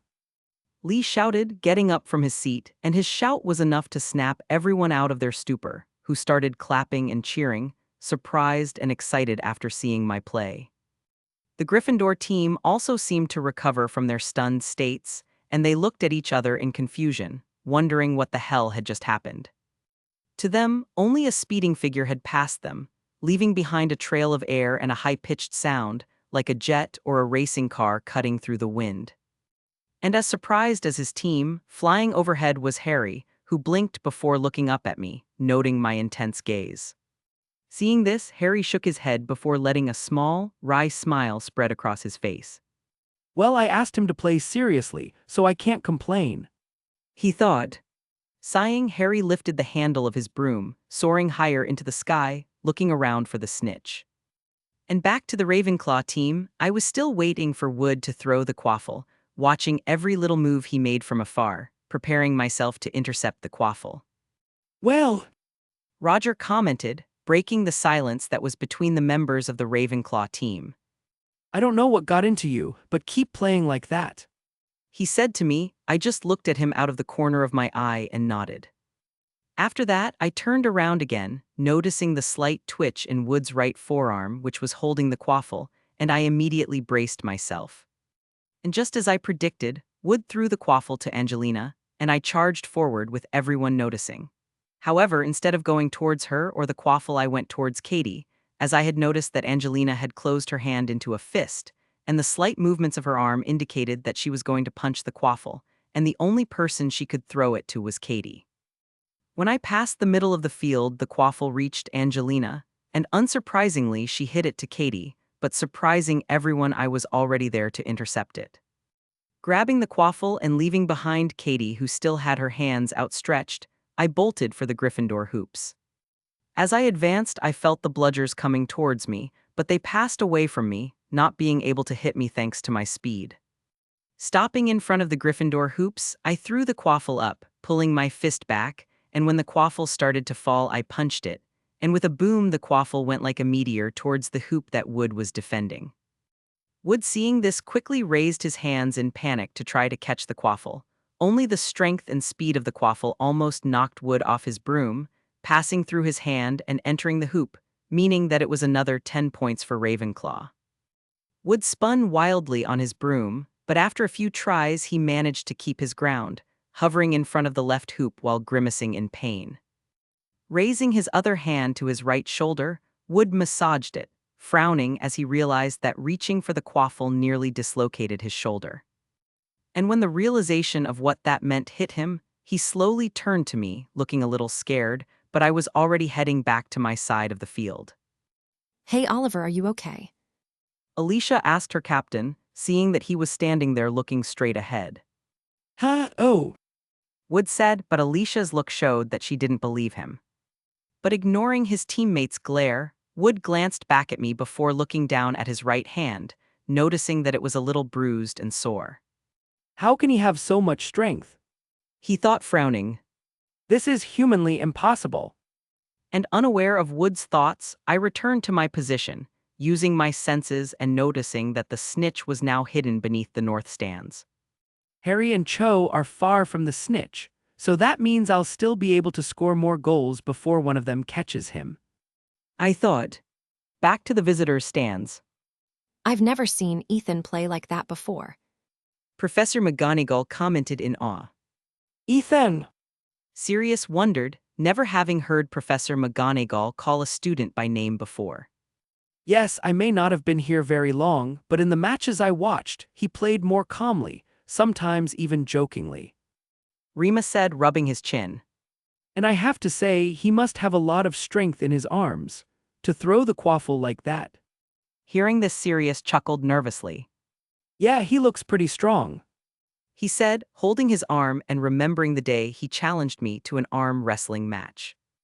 This is a painful and humiliating memory for him, which he planned not to tell anyone, but he knew it was probably pointless since Nick, Ted, and Tonks were watching the challenge, and they obviously won't pass up the chance to mock Sirius for losing to a kid. I pity anyone who tries to get into a fight with him. Chapter 290. If you want to support me and read ahead. Patreon.com/C7NX. Yeah, here's the new chapter. Quidditch pitch. Spinnet passes the quaffle to Belle. Davis tries to intercept it, but Belle hits the quaffle back to Spinnet. Pierces steps forward to catch him, ready to steal the quaffle, but Spinnet won't let it end. Lee, who was in the commentator and narrator's stands, exclaimed, but even though he tried to cheer up the Gryffindors, they remained quiet, looking sadly at the scoreboard. She shoots towards the Ravenclaw goals. Johnson continues to charge forward unhindered, showing off her amazing flying skills. Lee said, getting to his feet, a little happy to see that Gryffindor was going to score another goal, not that it made any difference. She's almost in front of Ravenclaw's goals, and Lee, at that moment, didn't know how to feel, as he was torn between feeling sad about the Gryffindor situation or excited to be seeing a match like this. by Merlin's beard, we are looking at a historic moment in Hogwarts history. Lee said, somewhat in awe, looking at the match taking place on the field with wide eyes. With this goal, Ravenclaw extends their lead even further. With a score of 370 to 940, Ravenclaw unquestionably break the record for most points scored in a season in the Hogwarts Quidditch Cup. Lee said in one breath, and the Ravenclaw crowd, as well as Hufflepuff and a few Slytherins, cheered, no longer caring about the defeat of their houses. Everyone already knew that victory would go to Ravenclaw as soon as the match had started, but seeing a 500-year-old record be broken was something incredible. And that's why all Quidditch lovers and even those who just came here out of curiosity were cheering, because in a way they were being part of that history. But not paying attention to the students around him, Lee continued. Actually, the record was broken a long time ago, and now Ravenclaw is creating its own unbeatable record. And it's all thanks to a single student who alone scored a total of 690 points, and his name is Ethan Knight. And with that line from Lee, I flew at high speed in front of the stands, and the students cheered and applauded, with the Ravenclaws chanting my name. Even though I wanted to stay focused on the match, I still let a small smile break out on my face watching this scene and hearing everyone cheer happily. My reaction would be expected from anyone, as everyone would like to be applauded or praised at some point in their lives.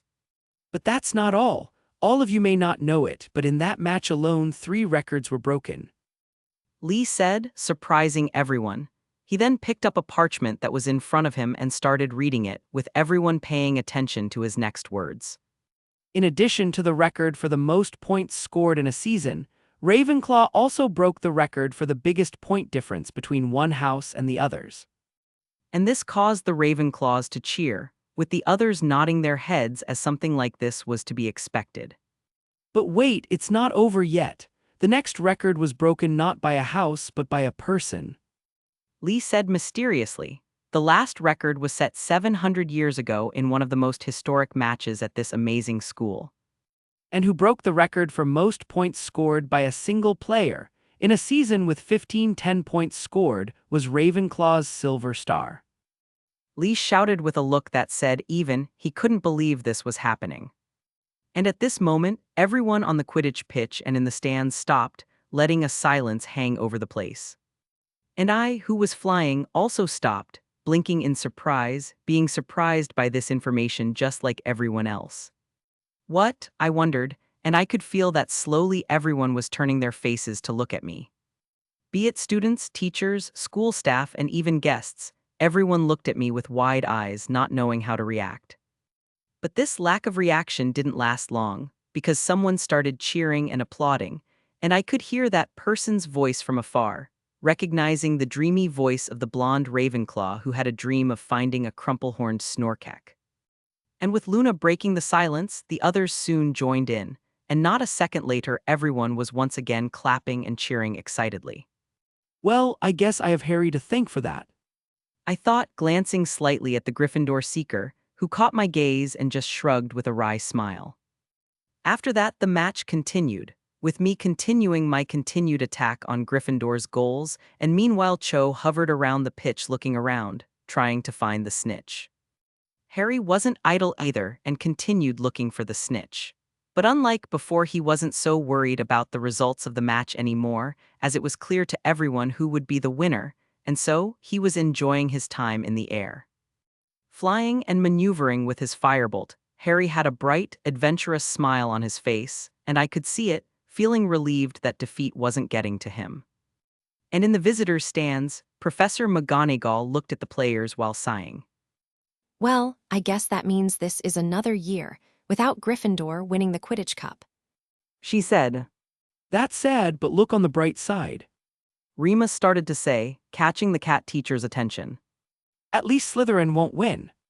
Blinking at this, Professor McGonagall thought for a moment before realizing he was right. Remus, seeing that he managed to ease some of Professor McGonagall's sadness, smiled. He then turned to Sirius, noting that he was fully focused on the match. And don't worry, Sirius, Harry is a strong boy. One defeat won't shake him. Remus said, making Sirius turn to him. Seeing Remus attempt to comfort him, Sirius chuckled lightly, looking back up at the sky, seeing Harry flying by with a gleeful gaze. You're right, Harry is a strong boy, he said with a soft and somewhat proud smile. Ravenclaw Common Room.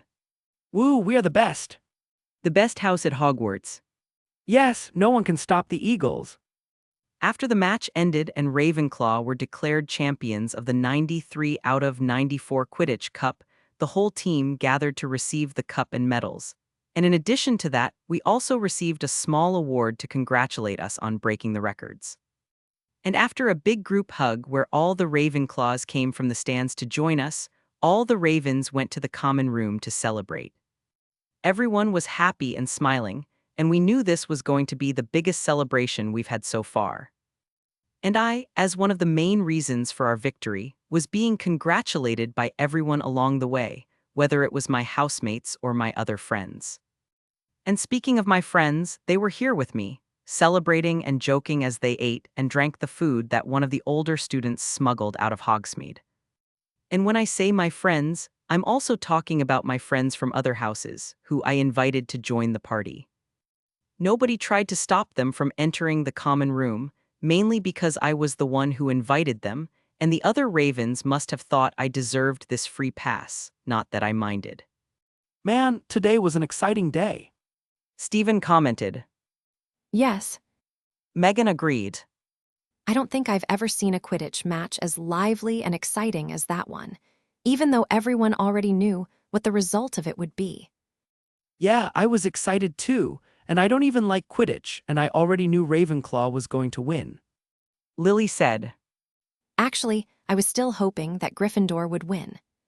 Hannah, who had come to accompany Susan, said, making everyone stare at her. Having so many people stare intently at her made Hannah cringe in her seat. Did she just say that from inside the Ravenclaw common room? Justin asked in a whisper to Faye, who nodded. And I thought Gryffindors were the brave ones. And we are. Faye looked at him offended, with Justin raising his hands in surrender. Seeing everyone joking, I let a smile show on my lips, taking a sip of my butterbeer. After taking a sip of my drink, I stopped to think about something that had been on my mind since the match ended. I just hope Harry isn't saddened by the loss. And I also hope no one blames him or the Gryffindor team for losing by a huge points gap. And speaking of Harry, I didn't think of this before, but now that Sirius is free, is the headmaster still going to send Harry to live with his aunt and uncle for the holidays? I wondered. Well, I'm sure Sirius won't allow it, and if I have anything to say about it, I won't either. Chapter 291. If you want to support me and read ahead. Patreon.com/C7NX. Yeah, here's the new chapter. February 14th, Valentine's Day. In the afternoon after morning classes, my friends and I returned to our common room, where we started doing homework passed by Professor Sprout. Our intention was to study in a quiet and comfortable place so that we could quickly finish our homework before the next class, but this did not happen, as every 2 minutes someone interrupted us. Well, it would be more accurate to say that someone interrupted me. And speaking of interruption, at this very moment, one of the reasons for my headache today was coming towards me. Cynthia Ozen, a red-haired fourth-year girl, said with an embarrassed look. This is for you. She then handed me a box neatly wrapped in red paper. Taking the box with a slight strained smile, I started to open my mouth to thank her, but before I could say anything she turned and quickly left, her face completely red as she smirked. And seeing this scene, I just sighed helplessly, and Padma and Sue, seeing my look, chuckled slightly, with Stephen giving me a sympathetic look while Michael rolled his eyes. And as I was still looking at Ozen's back, I didn't notice that Luna, who had been quiet and acting strangely today, or more strangely than usual, was also looking at her back with narrowed eyes. With this one, it's already 15. Terry said, drawing attention to him. I'd ask why you're counting, but I'll consider it another one of your oddities. I said, and Terry gave me a dry look. I then looked back at the box in my hand, smelling the familiar chocolate scent that would usually make me happy, as I have a sweet tooth. But smelling this candy today was already making me nauseous. Oh, I moaned, throwing this little box into my bag, which was almost full of other chocolates and other Valentine's gifts I received. I really don't know what to do with all that chocolate and candy. I said, looking at the candy in my bag with a strange look. You could burn them all.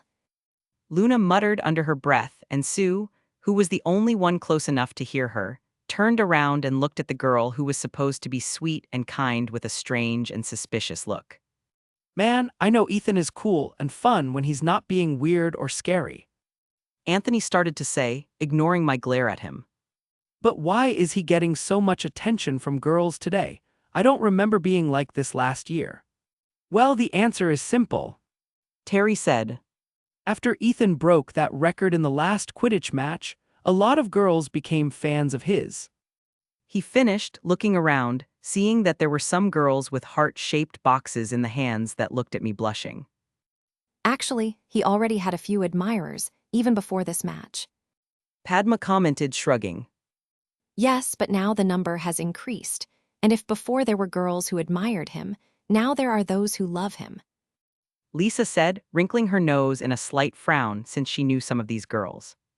That's stupid. Michael said in mockery. Even if I don't like it, I have to agree with Michael. This is stupid. I said, and my friends looked at me curiously. I don't understand. Why would that be stupid?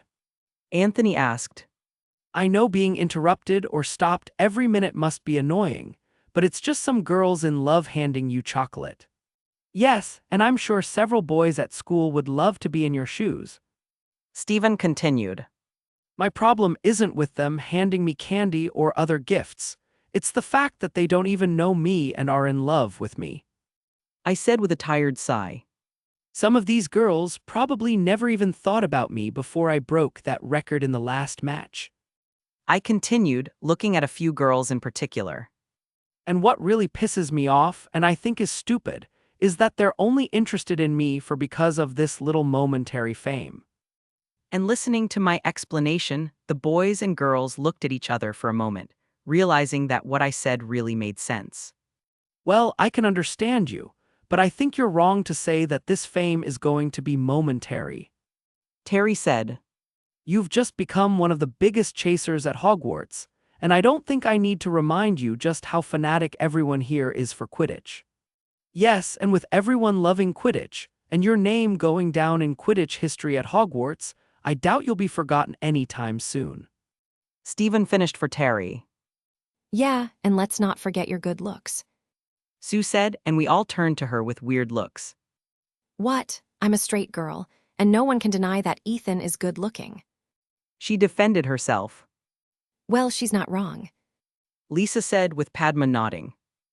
Thanks, girls, but I don't think it would work out between us. I said wistfully, sighing sadly. Idiot! Lisa and Sue said, rolling their eyes good-naturedly. When did the conversation shift from talking about Ethan's fans to how awesome he is? Michael asked with a frown. You don't have to be so grouchy, my friend. Someday some girl will be interested in you. I said to him, smiling, amused to see him staring at me. I still wonder why I talk to you guys. He said, and we laughed. Obviously, it's because you love us. Stephen said, smiling at his friend, who stared at him for a few seconds. And who are you anyway? Michael asked. Shut up. Stephen lightly punched Michael in the arm, who let a small smile appear on his face. Soon, dear. I thought with a slight snort, knowing that even with all the teasing we made with Michael, he knew we weren't serious and that we really liked him, even if he pretended not to notice. Ring.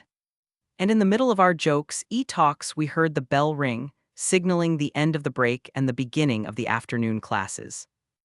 Now we have potions class. Padma said, looking at her schedule, and everyone groaned. I wish we didn't have potions for the rest of the year. Anthony said. Usually I like the classes, but this time I have to agree. Sue said with a frown. Looks like this year Professor Snape is doing worse than other years. I knew why Professor Snape was being more spiteful and cruel in his classes, with the first reason being called Remus and the second Sirius. Well, there's no use standing here complaining. I said, grabbing my bag with my supplies. I then turned to Luna. What about you, Luna? What's your class now? It's History of Magic. She said, shaking her head slightly. I hope Professor Binns talks about the Great Wrinkled Beavers Feast of 1672. Feast of the Wrinkled Beavers? Anthony asked, with him and Terry looking at each other. Yes, they say it was quite a party. She said, smiling. Well, Anthony trailed off, thinking for a while. I would really appreciate it if Professor Binns would talk about this party in our next class. It would be an interesting class. He said, really meaning it. True. Lisa agreed. I know it would be better than having to listen to him narrate the Goblin Rebellion for the 1000th time. And listening to this, everyone agreed with Lisa and Anthony, and Luna's smile got happier, seeing that no one was judging her for talking about another one of her weird things. But that being said, I think we better get going. Lisa continued. And with that, everyone else grabbed their materials, and together we walked out through the common room entrance. But halfway through, after reaching the grand staircase, I felt two powerful magics passing through the gates of Hogwarts. Oh, what are Nick and Penny doing here? I wondered. Headmaster's office. Pav Dumbledore. Hello, Albus. Nick said after entering my office, as jovial and elegant as the last time we saw each other, which was almost 2 years ago. And beside him, accompanying him while wearing a beautiful and simple blue dress, was Penny, looking at me with a gentle smile. And that smile reminded me of the time when I would go to their house for my research and studies, where she would happily receive me, sometimes even treating me like a child. Not that I'm not a child for them, since even with my old appearance and experience, I still hadn't lived or witnessed as many things as they had. Hello, Nick, and hello, Penny. I got up from my seat to greet them. I wasn't expecting a visit from you today. I said, and I really wasn't, as I didn't know they were here until they passed through the castle wards. Well, we were on vacation and decided to spend a few days here in Great Britain, and we've decided to pay you a surprise visit. Penny said, coming over to me and giving me a light hug. She then pulled away and returned to Nick's side, who held out his hand to me, and I shook it. And does this vacation happen to have any connection to a certain black-haired prankster and an ex-prisoner? I asked with a knowing look. Maybe. Nick answered me, smiling mysteriously, and my lips twitched. So this is how others feel when they talk to me. I wondered. I then shook my head. Well then, I'm sure you didn't come all this way just to talk. I said. So what's the reason for your visit? And with that question, Nick and Penny looked at each other before turning to me.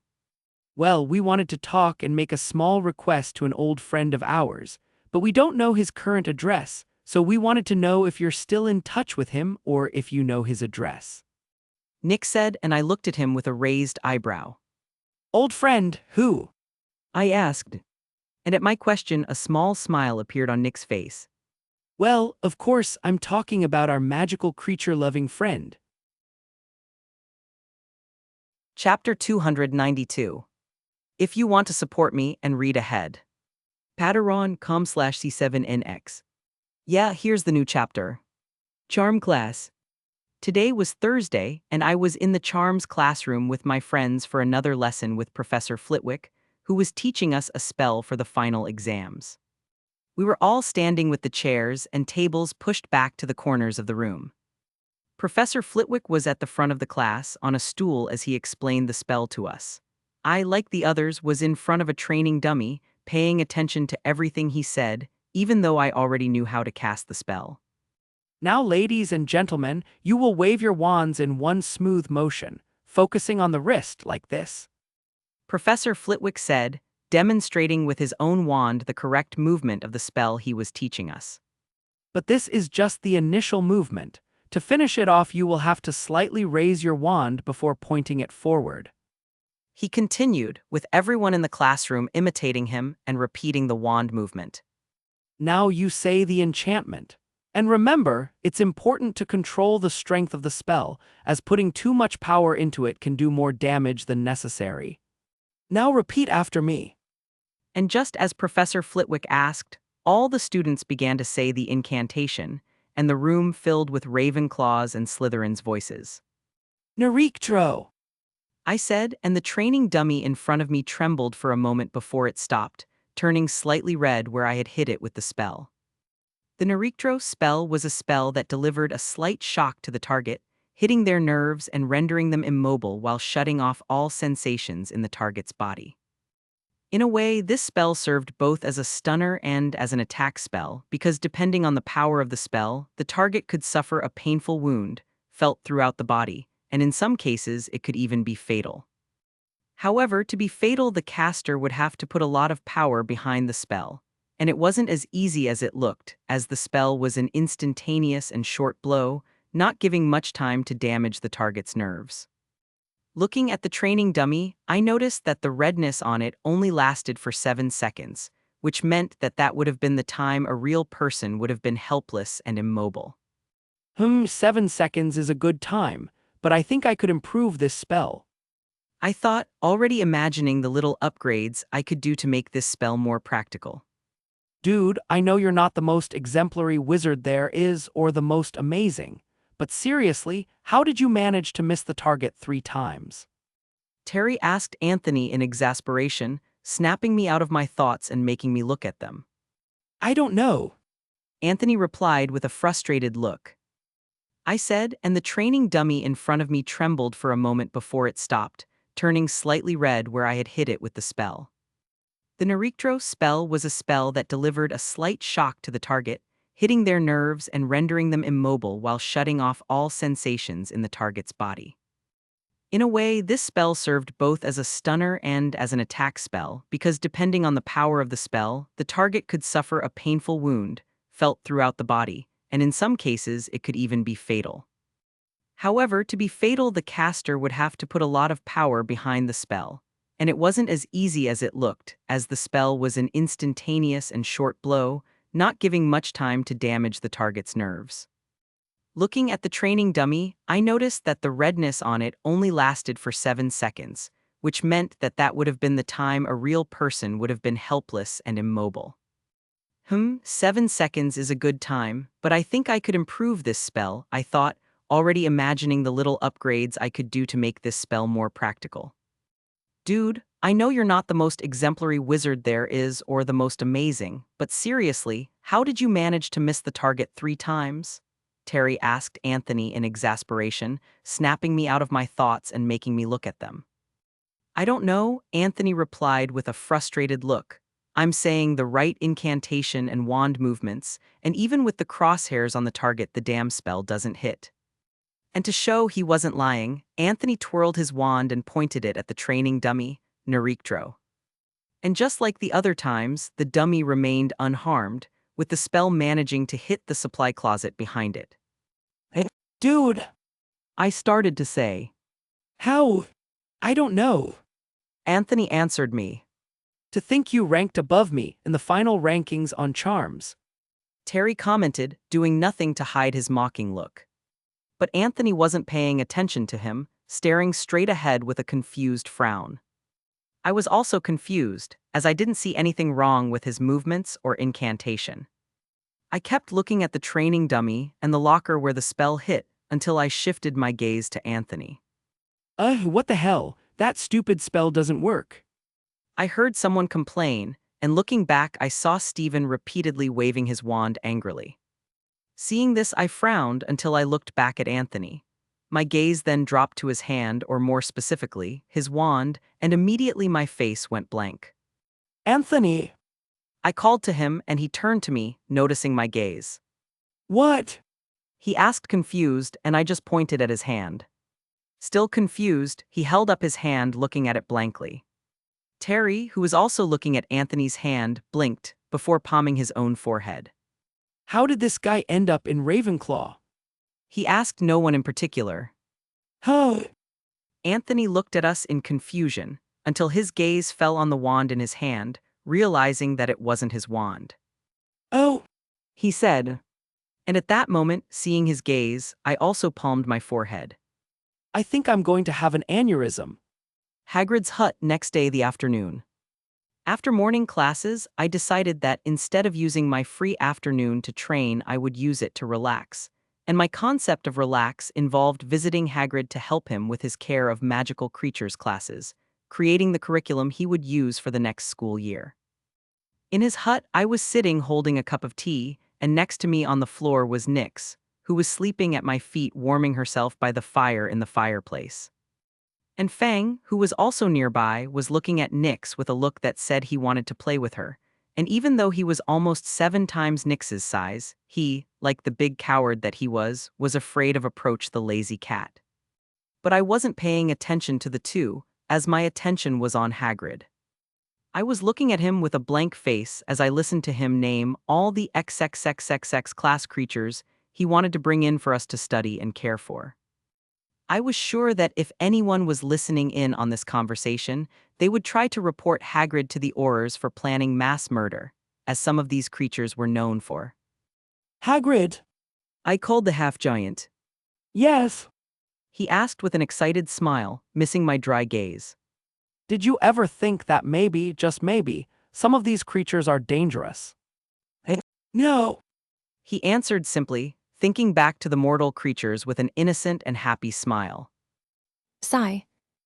I said, looking down just in time to see Fang approach Nyx, only to jump back in fright upon receiving a look that promised pain and scratches from my cat. They say dogs are a reflection of their owners. I thought, looking between Hagrid and Fang. Well, I guess that theory doesn't apply when it comes to the wizarding world. Deep in a forest in Albania. Pav third person. Running frantically through the dark and gloomy forest, as if he was running away from something, not that he wasn't, was Pettigrew, who had in his mind the only thought of finding his master, who was the only one who could offer protection to him at this moment. Jumping over rocks, passing under branches, and using the leaves and grass as cover to hide from possible predators or other wizards, the Rat Man kept running. Since escaping from the Ministry of Magic, Pettigrew has not abandoned his rat animagus form and has not even rested or stopped running. He was hungry, thirsty, and sleepy, but something in his mind told him he should keep running, and that Albania was the right direction. He knew from rumors he'd heard, while he was still the Weasley family's pet rat, that some people had claimed to have seen signs of their master, you know who, in this very forest. And now that he was in the deepest parts of the forest, he began to realize that maybe these people were telling the truth, for he could feel the darkness that permeated the place, just as he felt his dark mark reacting to something or someone. Continuing with his desperate search, Pettigrew jumped over another rock, but he did not notice the root of a tree that was in front of him and ended up tripping over it, rolling until he hit a tree. Pettigrew, after a few seconds, got up slowly with a painful squeak, shaking his rat head and looking down at his slightly sore paw. However, just as he was about to turn around to continue his run, he heard something that made his blood run cold, with his whole body freezing with fear. Well, what do we have here, Nagini? A cold, drawling voice asked, showing an equal amount of contempt and malice, and the only response that voice received was hissing along with a crawling sound. Master!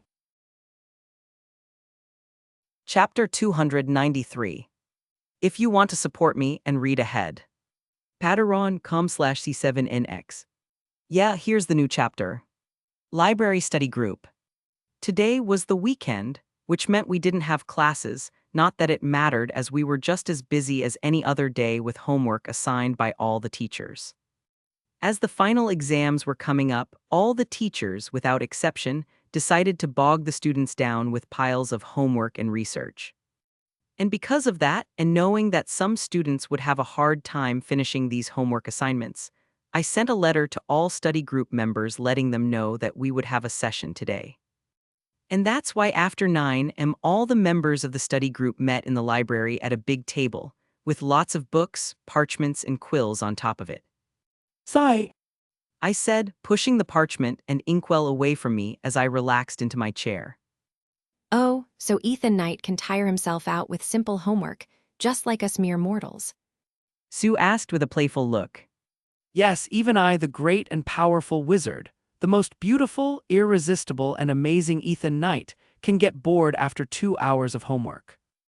I said with a cocky smile, winking at Sue, who maturely stuck his tongue out at me. Has it been 2 hours?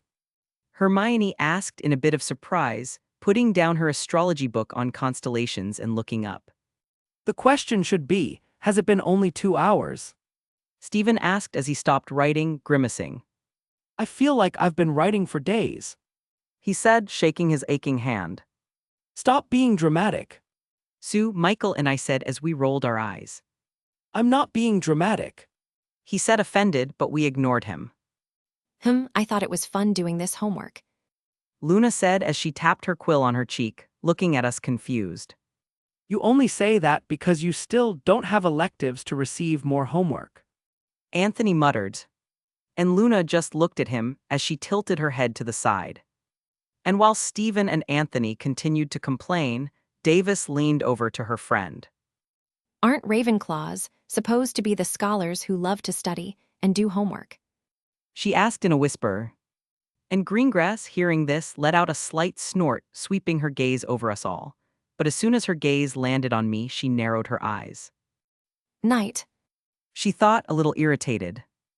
And her being irritated with me was no surprise, since she disliked me since first year on the train ride, because of the whole pureblood and prejudice thing. And then there was also the fact that she didn't like to lose out in magic and studies to me, someone. Inferior. To her, however, the reason for her upset look these past few days was another. I still don't know why Astoria likes him so much. She thought, using what little occlumency she knew to stop herself from frowning, not wanting to break her Ice Queen mask. And I, who had grabbed another parchment and my herbology book, paused, feeling a spike of jealousy come from Greengrass. And sensing this unexpected feeling from the cold and expressionless girl, I turned to look at her, and realizing this, she was quick to look away. I looked at her confused, until I noticed that she had sat up straighter in her chair while maintaining a neutral expression. Oh yes, the Ice Queen. I thought with a sarcastic snort, knowing how stupid this title was, mainly because I could feel all her emotions, which for the most part were the same as any other teenage girls. But leaving your mask aside, why is she jealous of me? I asked myself. As far as I can remember, I didn't do anything to justify this feeling. And as I sifted through my memories for any time I interacted with Greengrass or did anything to make her jealous, the person in question glanced at me from the corner of her eye.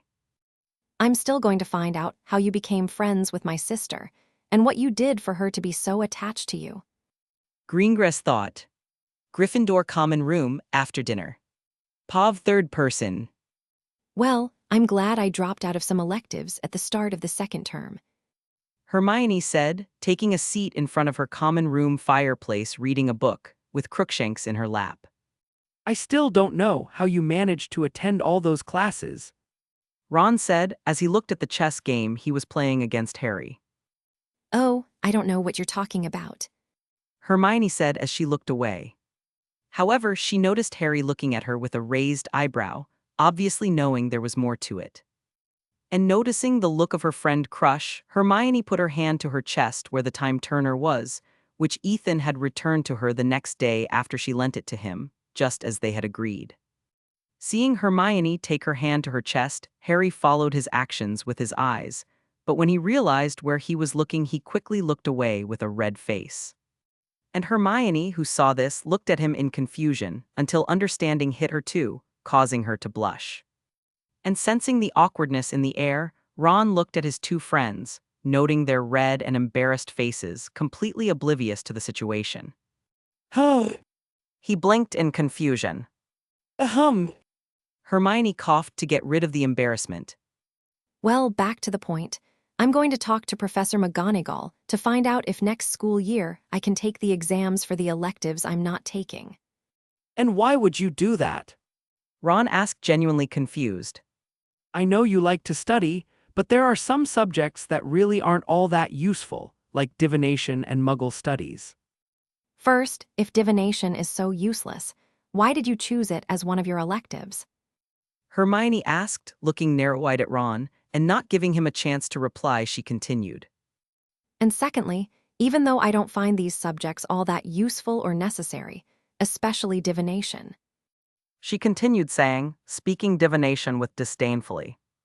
Taking their exams and getting good grades might help me in the future, when I want to get a job here in the wizarding world. And it would also show everyone how smart you are. Harry added with an amused smile, and Hermione blushed slightly. Well, I wouldn't put it that way, but... She said. Oh, why didn't you say that from the beginning? Ron said in realization, and Hermione turned to him in confusion. What, but I... And catching Ron's look and knowing her friend well, she knew there was no point in trying to explain, and so she sighed as she shook her head. You know what? Never mind. She said. And Ron looked at her blankly, then turned to Harry, who was smiling in amusement, looked back at her, and then shrugged, going back to concentrating on his chess game. And seeing this, Harry snorted, turning to Hermione, who smiled wryly, shaking her head. Ron being Ron, he thought, also looking back at the chess game. Checkmate. Ron said, causing Harry to stop in surprise. What? -12 Grimmauld Place. Well, this place is just as sinister and dark as I imagined. Remus said, looking around at the dusty, dirty, and falling apart house. If you're finding this place sinister, you should see what it was like when my family was together. Sirius said with a grimace, looking at the house with distaste, not knowing whether he wanted to leave the place or destroy it. It shouldn't have been that bad, Padfoot. Remus said, walking over and rubbing his nose, feeling the smell of damp and dust bothering his werewolf sense of smell. It was actually a lot worse. Sirius said, frowning. The two then continued walking through the place, looking around, until they passed the entrance hall, where Sirius tripped over an ornate vase, knocking it over and breaking it. And unfortunately, the noise of the breaking vase woke the sleeping portrait of Walburga Black. Intruders! She yelled, startling Remus and Sirius, who quickly turned towards the portrait with wands in hand. Mom! Sirius asked in surprise, and his voice, instead of making Walburga calm down, only made her angrier. You traitorous scum, what are you doing in my house? Get out, you impure. She started screaming in a high-pitched voice. And Remus, hearing this, only blinked, with Sirius frowning at the portrait. But before they could say anything, a cracking sound was heard coming from the end of the hall, and the two quickly turned around and cast some spells in that direction. And with the sound of a falling body, the two stopped, until they noticed by the dim light emanating from a nearby lamp that the fallen body belonged to an ugly old house elf. And ignoring the screams of the late Lady Black, Sirius and Remus looked at each other. What in the name of Merlin's deflated balls did just happen? Remus asked, and Sirius just sighed. Well, welcome to Black Madness. Chapter 294. If you want to support me and read ahead. Patreon.com/C7NX. Yeah, here's the new chapter. Ancient Runes Classroom Exam Day. Well, Ethan, it looks like you're the last student for today. Ready for your practical exam. Professor Babbling asked me with an excited smile that always seemed to be on her face when she talked about runes. Of course. I said, also smiling. Perfect. She nodded, going to a small wooden chest that was on top of her desk. Let's start with a simple lighting rune. She said, taking some items from inside that chest and placing it on top of a small table that was in front of me. The runes don't need to follow any rules or order. They just need to work together for this pearl to create some illumination. She continued, showing a beige pearl to me. And remember, I will be evaluating the usability and practicality of the runes, the strength of light, the amount of magic dispersed, and your creation time. Okay, got it. I said, nodding, but then I stopped and thought for a while before turning to her. You said that the runes don't have to follow any rules, and that I just need to create light using this pearl, right? I asked. Yes, that's right. Professor Babbling nodded, somewhat confused by my question. Great. I said, smiling. Well, I'm glad to see you're excited. She said, and I just looked at her, still smiling. Shaking her head slightly with an amused smile, she continued. Well, let's not waste any more time, as you still have other exams to do. She said. And with that, you'll have 20 minutes to finish your rune work. And seeing me nodding, she went to her desk, where there was an hourglass which she turned, causing the sand inside to start to fall out. And start. She said, and I immediately set to work, with Professor Babbling paying full attention to my actions. I knew what I had to do, but as someone who had taken lessons from the greatest living rune master, and who had a knack for creating items, I wasn't going to settle for just a shiny pearl. And with that in mind, I let a defiant smile creep across my face, picking up the carving knife as I let my magic flow through it, looking at my pearl in full focus. After 7 minutes, Are you sure you should be in third year? Professor Babbling asked me with a dazed, confused look. And the reason for her gaze was the 7 glowing little balls that floated and swirled around me, totally illuminating the room in a soft and beautiful glow. I was holding the pearl in my hand, which glowed faintly white with a few golden lines running through it, where the runes I carved were. And these runes, instead of making the pearl shine, created these 7 balls of light that responded to my command, as long as I had the pearl in hand. I could choose what color the lights would be, and I could also choose the intensity of their light, something very useful depending on the situation. And the most important thing of all is that keeping the pearl runes active didn't require a lot of magic, so much so that it used ambient magic instead of the magic of the witch or wizard holding it. I don't think I've ever seen such detailed and advanced runes made by a student, not even a 7th year. Professor Babbling muttered, and her confusion started to fade away to be replaced by excitement. This is amazing. I listen to that a lot. I shrugged, but Professor Babbling wasn't paying attention to me. She then took the pearl from my hands and carried it to her table. She took from a cabinet beside her desk a small object that served as a microscope, which was nothing more than a magically enchanted magnifying glass. Placing the pearl on a black granite plate under the object's magnifying glass, she walked over and began looking at the runes on the pearl excitedly, muttering to herself. And seeing this, I broke into a sweat with a strange but amused look on my face. Er, I called her. Yes. She replied without even looking at me. Was that the whole exam, or do I have something else to do? I asked. Oh no, that's all. You can leave now. She said, still looking excitedly through the magnifying glass as she shooed me away with one hand, making my right eye twitch. What about my rune work? Is it good enough? I kept asking. Of course, this job is perfect.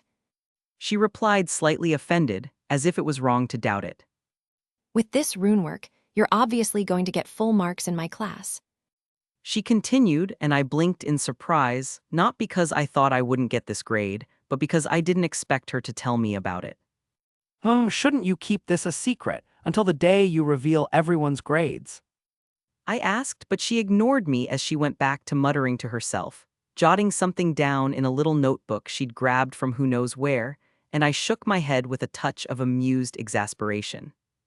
And seeing as I had nothing else to do for this exam, I left the room, leaving behind the young professor who was trying to unravel the secrets behind the runes on the pearl. In front of the entrance hall, I knew all my time studying would be worth it.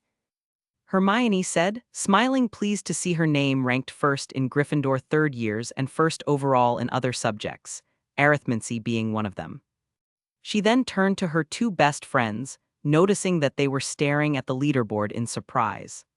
Did I place in the top 5 in the care of magical creatures class? Harry asked no one in particular. And I got top 3 in the divination class. Ron asked, more shocked than Harry. What's so surprising about that? Hermione asked, confused, and Ron turned to her, still gaping. You might not understand since it's normal for you, but we've never been in the top 5 in any subject. He said. I wouldn't put it that way, but he's right. Harry said. We've been in the top 10 before, but that was because you helped us, but this time it was different. And seeing how stunned they really were, Hermione blinked. Well then, congratulations, I guess. She said. Hermione then looked back at the leaderboard, looking at the top-ranked students in all subjects, until her gaze landed on Dada's class. She called. What? The boy with the scar on his head turned to her. I guess it wasn't just care of magical creatures, that you did well. She said in surprise and a little proud. What do you mean? Harry asked, following her gaze to the board showing the top third-year Dada students. Oh. Wow, mate. Ron said, patting Harry on the shoulder. You came second in defense against the dark arts. See that? He asked. Well, you really did very well in Professor Lupin's classes. Hermione started to answer him. And on top of that, you learned the Patronus Charm, which is a very complex spell that even 7th years can't cast. But I only learned the incorporeal Patronus. That's not all that impressive. Harry said with a despondent look. Yes, right. Ron snorted. Wow, mate, Ron said, patting Harry on the shoulder. You came second in defense against the dark arts. See that? See, Harry. Hermione said, getting his attention. What you've done is more than amazing. It's fantastic and magical. She finished, smiling softly at Harry. Harry looked at her for a few seconds before turning to Ron, who was nodding in agreement. He then looked back at his name on the Dada leaderboard, and realizing that what he had done was truly an incredible feat, he began to feel a wave of pride rise in his chest. And with a small but happy smile appearing on his face, Harry began to realize that being recognized for something he had done felt really good. It's not so bad being one of the best in a subject. He thought, but then he stopped, remembering that there was someone else who would like to see his grades. Heh, will Sirius be proud of me when he hears about this? Chapter 295. If you want to support me and read ahead.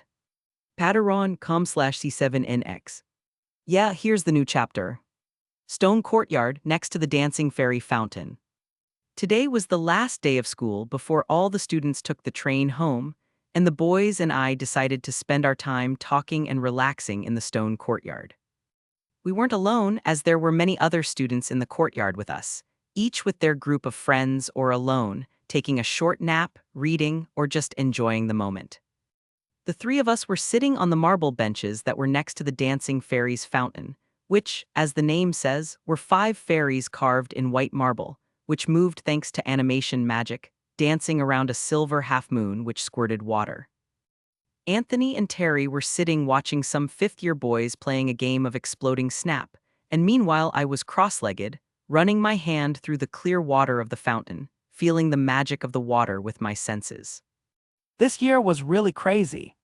Terry commented, catching my attention as I snorted at his statement. You say that like the last 2 years have been normal. I said dryly.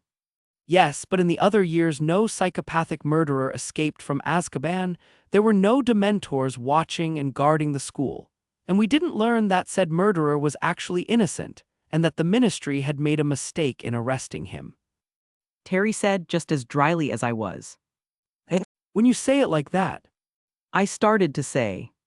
But last school year we had class with Lockhart, who is also a criminal, and that was a big scandal too. Anthony began to say, tapping a finger to his chin. Doesn't that mean this year and our second year are similar? This year was really crazy, Terry commented, catching my attention as I snorted at his statement. You say that like the last 2 years have been normal, I said dryly.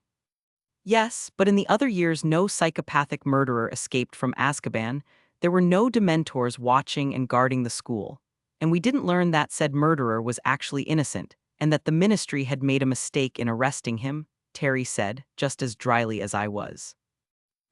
Well, you might be right, but did you forget that in this year we had dementors circling and invading the school? Terry countered. Yes, I remember that, but last year we had those midgets on Valentine's Day. Anthony snapped, and that made Terry stop with a raised finger. He looked at Anthony, opened his mouth and closed it, and then started scratching his chin. Okay, you have a good point, he said, and Anthony nodded in satisfaction. Did they just compare dwarves to dementors? I wondered, looking at them strangely. In my mind then came the image of those old pot-bellied dwarfs wearing diapers and holding harps or heart-shaped bow and arrows, and I immediately grimaced in disgust. Okay, maybe the comparison wasn't that far-fetched. I thought, feeling like throwing up remembering the fateful Valentine's Day I would love to forget. It's times like this that I wish I could cast the memory spell on myself. Next day, platform 93-4, coming home. Sigh. I said, taking a deep breath with a happy smile on my face. First, we're not home yet. My dad reminded me. And second, you've come home several times with the help of that magical cabinet, so aren't you being a little dramatic by acting like this? And listening to him, I just looked at him with a blank face, with him shrugging my gaze. Oh dear, you know very well that our son has a gift for drama. My mom said, patting my dad on the arm with an amused smile, and I couldn't tell if she was defending me or mocking me. This he has. My dad huffed. And seeing them talking like that about me made my right eye twitch until I sighed. Well, at least Seal understands me. I mumbled, looking over at the small girl who was happily playing with Nix in her cage. Hi. Seal, who heard her name being said, turned to me, blinking her big little eyes. And seeing this, I smiled wryly, patting her on the head for the sweet little girl's delight. And as I played with my family, I also noticed that in the far corner of the platform were Harry and Sirius, who had come to get their godson, and that made me smile, because if Sirius was here, it meant the headmaster wouldn't stop him to take Harry to live with him. And it could just be my guess based on a few facts, but I also noticed how happy Harry was, like really happy and relieved, and he wouldn't be like that if he knew he was going back to his relatives. I just hope the headmaster doesn't at some point try to pull the go back to your kin's house to recharge the Blood Wards card, especially now that Sirius is Harry's legal guardian. I thought, looking sideways to the group surrounding Sirius, with the older man chatting happily with Hermione while Harry looked away and blushed. Knight's house later. Welcome back, that's what I heard as soon as I walked through the front door to Penny, who was looking at me softly, smiling as she came over to hug me. You know I was here a few days ago, don't you? I asked, laughing, hugging her back. Oh, let me spoil my little grandson a little.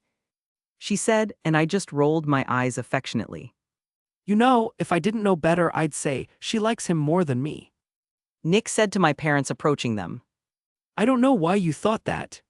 My dad said sarcastically, making Nick snort. After talking a bit more with Nick and Penny, I went to my room to pack my things, and after that I went down to the kitchen to have a great welcome home dinner with my family. And while I was enjoying the fact that I would now be spending time with my family, and probably learning more advanced magic from Nick and Penny, I found myself wondering how Harry and Sirius were coping with the fact that they were now a real family. Of course, they still needed to get to know each other better and create a stronger connection, but from what I could sense from the two of them, it wouldn't be that difficult. However, I was still curious as to whether Sirius would manage to corrupt poor Harry by the start of the next school year, which would be quite a challenge. But from what I knew of this playful man, he would not shy away from such an exciting challenge and fun like that. London Walbert Clinton Hotel. Pav third person. Well, here we are. Sirius said, opening the door to the hotel suite he had rented for himself and Harry. Entering the suite, Harry looked around, seeing that it was like a small apartment, only a little more luxurious. The suite had an open space with a small table in the middle and some armchairs, and to the left of this space were two dark wooden doors, which led to the rooms that Sirius and Harry would occupy. The suite also had a balcony, and from this balcony you could see the busy streets of London and even Big Ben, which was an incredible view. Well, I know it's not what you expected, but I'm still looking for a place for us to live together. Sirius said as he scratched the back of his neck, looking nervously at Harry. It's amazing here. Harry muttered. Really? Sirius asked confused until he shook his head. I mean, yes, it's amazing here. He said, smiling awkwardly. Smiling, Harry quickly went to the door of one of the rooms, opening it and looking inside. Wow. He breathed, seeing a large bedroom fully furnished, with a large bed, a bedside table, a study table and chair, and a wardrobe. Furthermore, there was also another door in the room, and going to it and opening it, Harry saw the most incredible bathroom in the world. This room has a bathroom. He said, turning excitedly to Sirius. And a bathtub. Hee, yes. Sirius said, laughing at his godson's reaction, but at the same time he was feeling both sad and angry.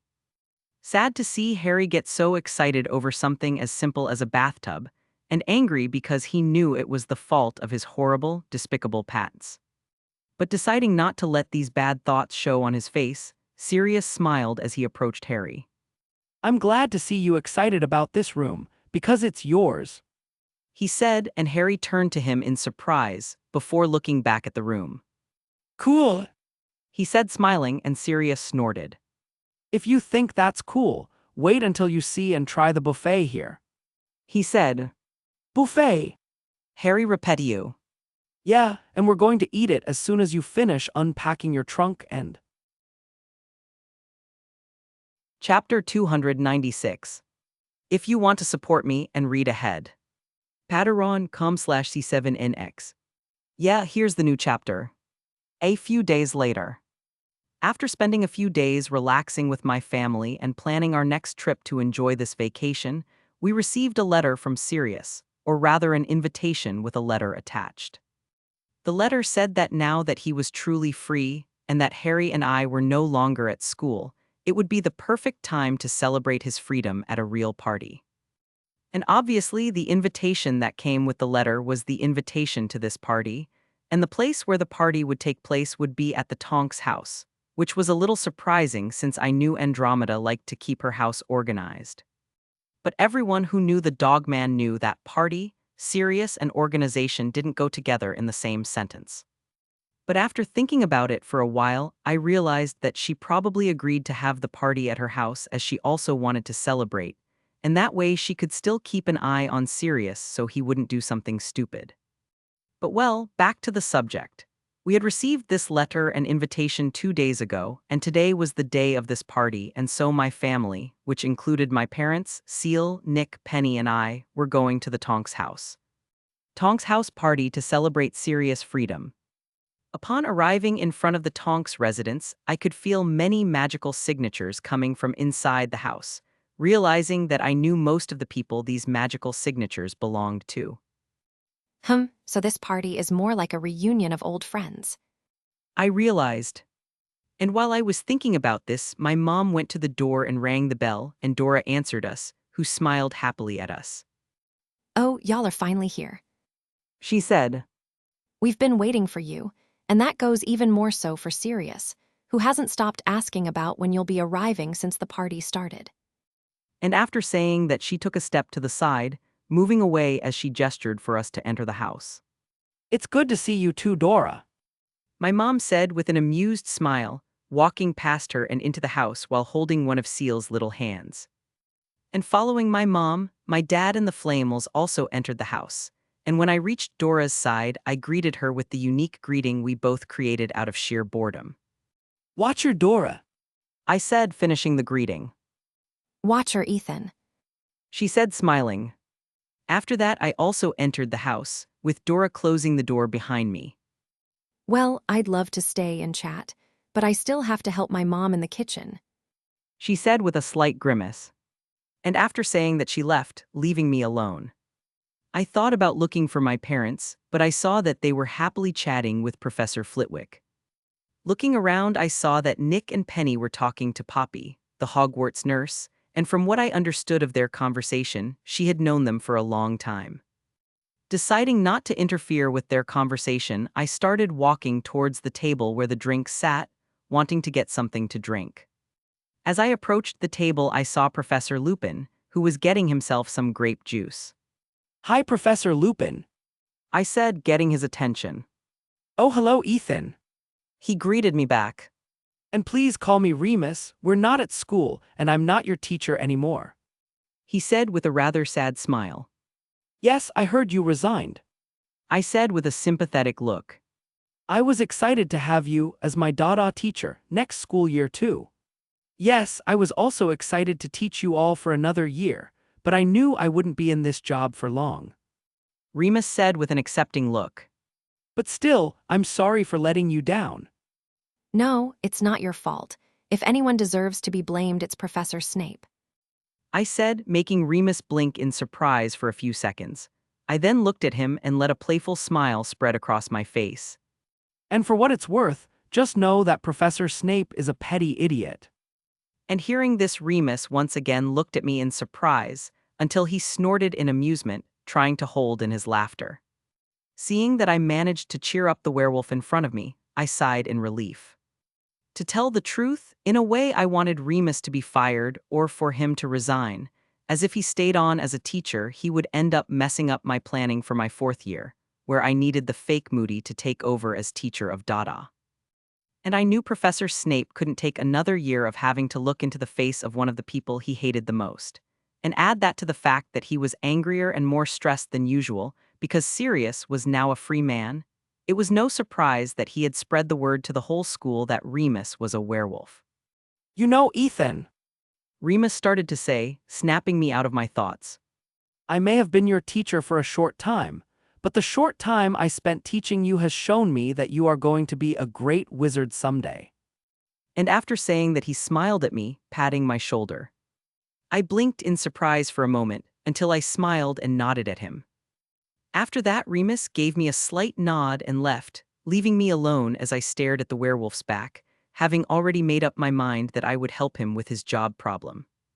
Deciding to think about it another time, I continued to enjoy the party, looking around and seeing everyone interacting, with my parents now talking to Professor McGonagall and Hagrid, and the image of my dad looking up into Hagrid's face with a stunned look on his face was funny and somewhat comical.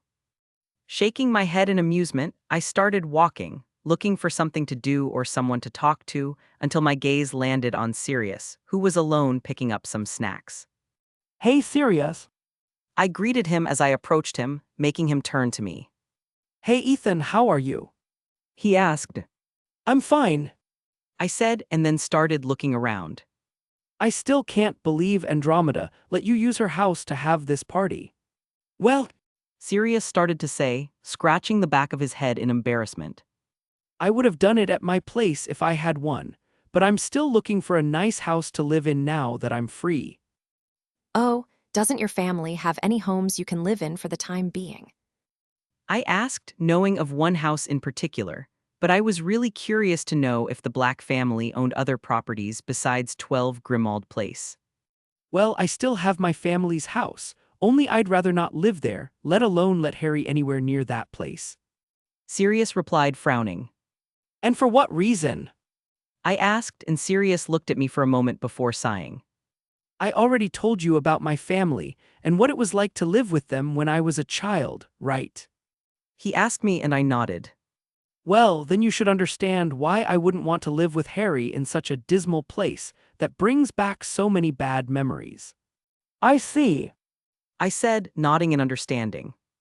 We were then silent for a while, with me staring at the floor, lost in thought, until I turned and looked at him again.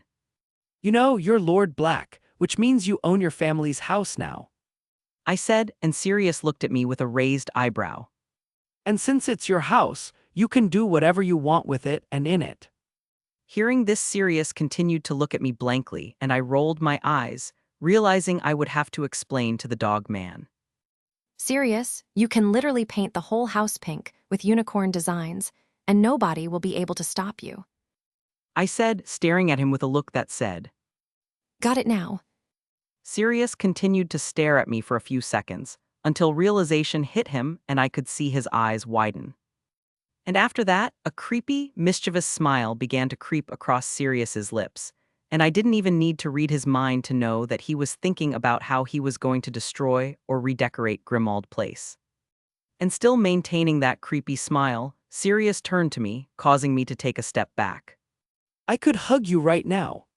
He said, If you try this, I'll make your days in Azkaban look like a relaxing, exotic vacation. I said, blank-faced. However, my threat didn't startle Sirius, and only added to his joy and amusement, with him starting to chuckle. Ha ha ha, yeah, I knew you were going to say something like that. He said, wiping a tear from his eye. He then put his hand on my shoulder. Thank you. He said, What are you thanking me for? I asked, truly confused. For reminding me that I don't have to worry about my family anymore, and for the idea of redecorating my family's house. He said, smiling. And speaking of my family's house, just know that I would love it if you would help me give it a little more. And finishing that sentence, he began to smile a real Joker's smile, and I confess, the thought of decorating the Wahlberga portrait with purple and pink rabbits and dolphins seemed very attractive. Well, as a good friend, I can't let you do everything alone, right? I asked with a smile as mischievous and playful as his. Obviously. Chapter 297. If you want to support me and read ahead. Patreon.com/C7NX. Yeah, here's the new chapter. Knight's house 1 week later. In this past week, nothing interesting has happened, and my family and I have just enjoyed our time quietly, sometimes going out for picnics in the local park, or shopping at the city mall or Diagonal Alley. And when we weren't hanging out, we were at home, playing family games or watching movies together, from 60s classics to current ones. I know Nick went somewhere this morning, but it doesn't make sense that he went to France to get the Philosopher's Stone or whatever and come back here, since they're going to go back to France again. I thought, frowning slightly in confusion. But letting out a sigh, I decided not to think about it, and I turned my gaze back to Nick and Penny, who were saying goodbye to my parents and Seal. After my parents and Seal finished saying goodbye to them, I approached the two older wizards. So are you guys leaving yet? I asked, looking with a sad smile at Penny and Nick. Yes, unfortunately we have some business to attend to back in France. Nick said, sighing. He then put his hand on my head, ruffling my hair, not that it isn't naturally messy already. But don't be sad, after Penny and I settle our affairs we will visit you again. After all, we still have to give you your birthday present. He continued, smiling mysteriously. Yes, and if all goes well, we'll see each other sooner than you expect. Penny said as she hugged me, winking slightly at me with a smile that said she knew something I didn't. What's going on with these immortals and all their secrets? I wondered, snorting in amusement. Well, in that case, when we see each other again, I'll have a surprise ready for you. I said. Oh, a surprise. Penny asked excitedly. This surprise isn't going to be the news that you've completed the wizarding penal code, right? Nick asked with a suspicious look. Complete the wizarding penal code. I snorted. If we're going to see each other as soon as you say, then there won't be enough time for me to do that. After all, I haven't even completed half of the Muggle penal code yet. I continued, letting a cheeky smile spread across my face. Why is there a yet in that sentence? My dad asked in a whisper to my mom, who shrugged. Well, in that case, I can't wait for this surprise. Nick said. Nick then noticed that the metal rod he was holding began to vibrate, which meant the portkey was close to activation time, and noticing this, he turned to us. Well, it's almost time. He said, picking up one of the bags off the floor. Yes. Penny said with a sad smile. Next time we're together, I'm going to prepare a Chinese dish that I learned from a Chinese empress for you. This is going to be perfect. My mom said with a slight smile. And I'll keep my promise to use some enchantments I've invented to boost your car. Nick said to my dad, who started looking at him like he was seeing a god. Oh, and Ethan, Nick turned to me, getting my attention. I think this is yours. He said, using his free hand to grab something from inside his coat. Taking this something, he handed it to me, and I noticed that what he gave me was a simple, beautiful wooden box. As soon as Nick took the box out of his cloak, I could see that the powerful magic that I had felt before was coming from it, and as soon as it fell into my hands, the feeling got even stronger. Looking at the box strangely, I used my senses to feel what was inside it, and I blinked in surprise as I felt the magical power coming from inside the box, confirming that this was the power of the Philosopher's Stone, only filtered somehow and a little different. And it didn't take long for me to realize that what Nick had just given me was actually his very precious and rare elixir of life.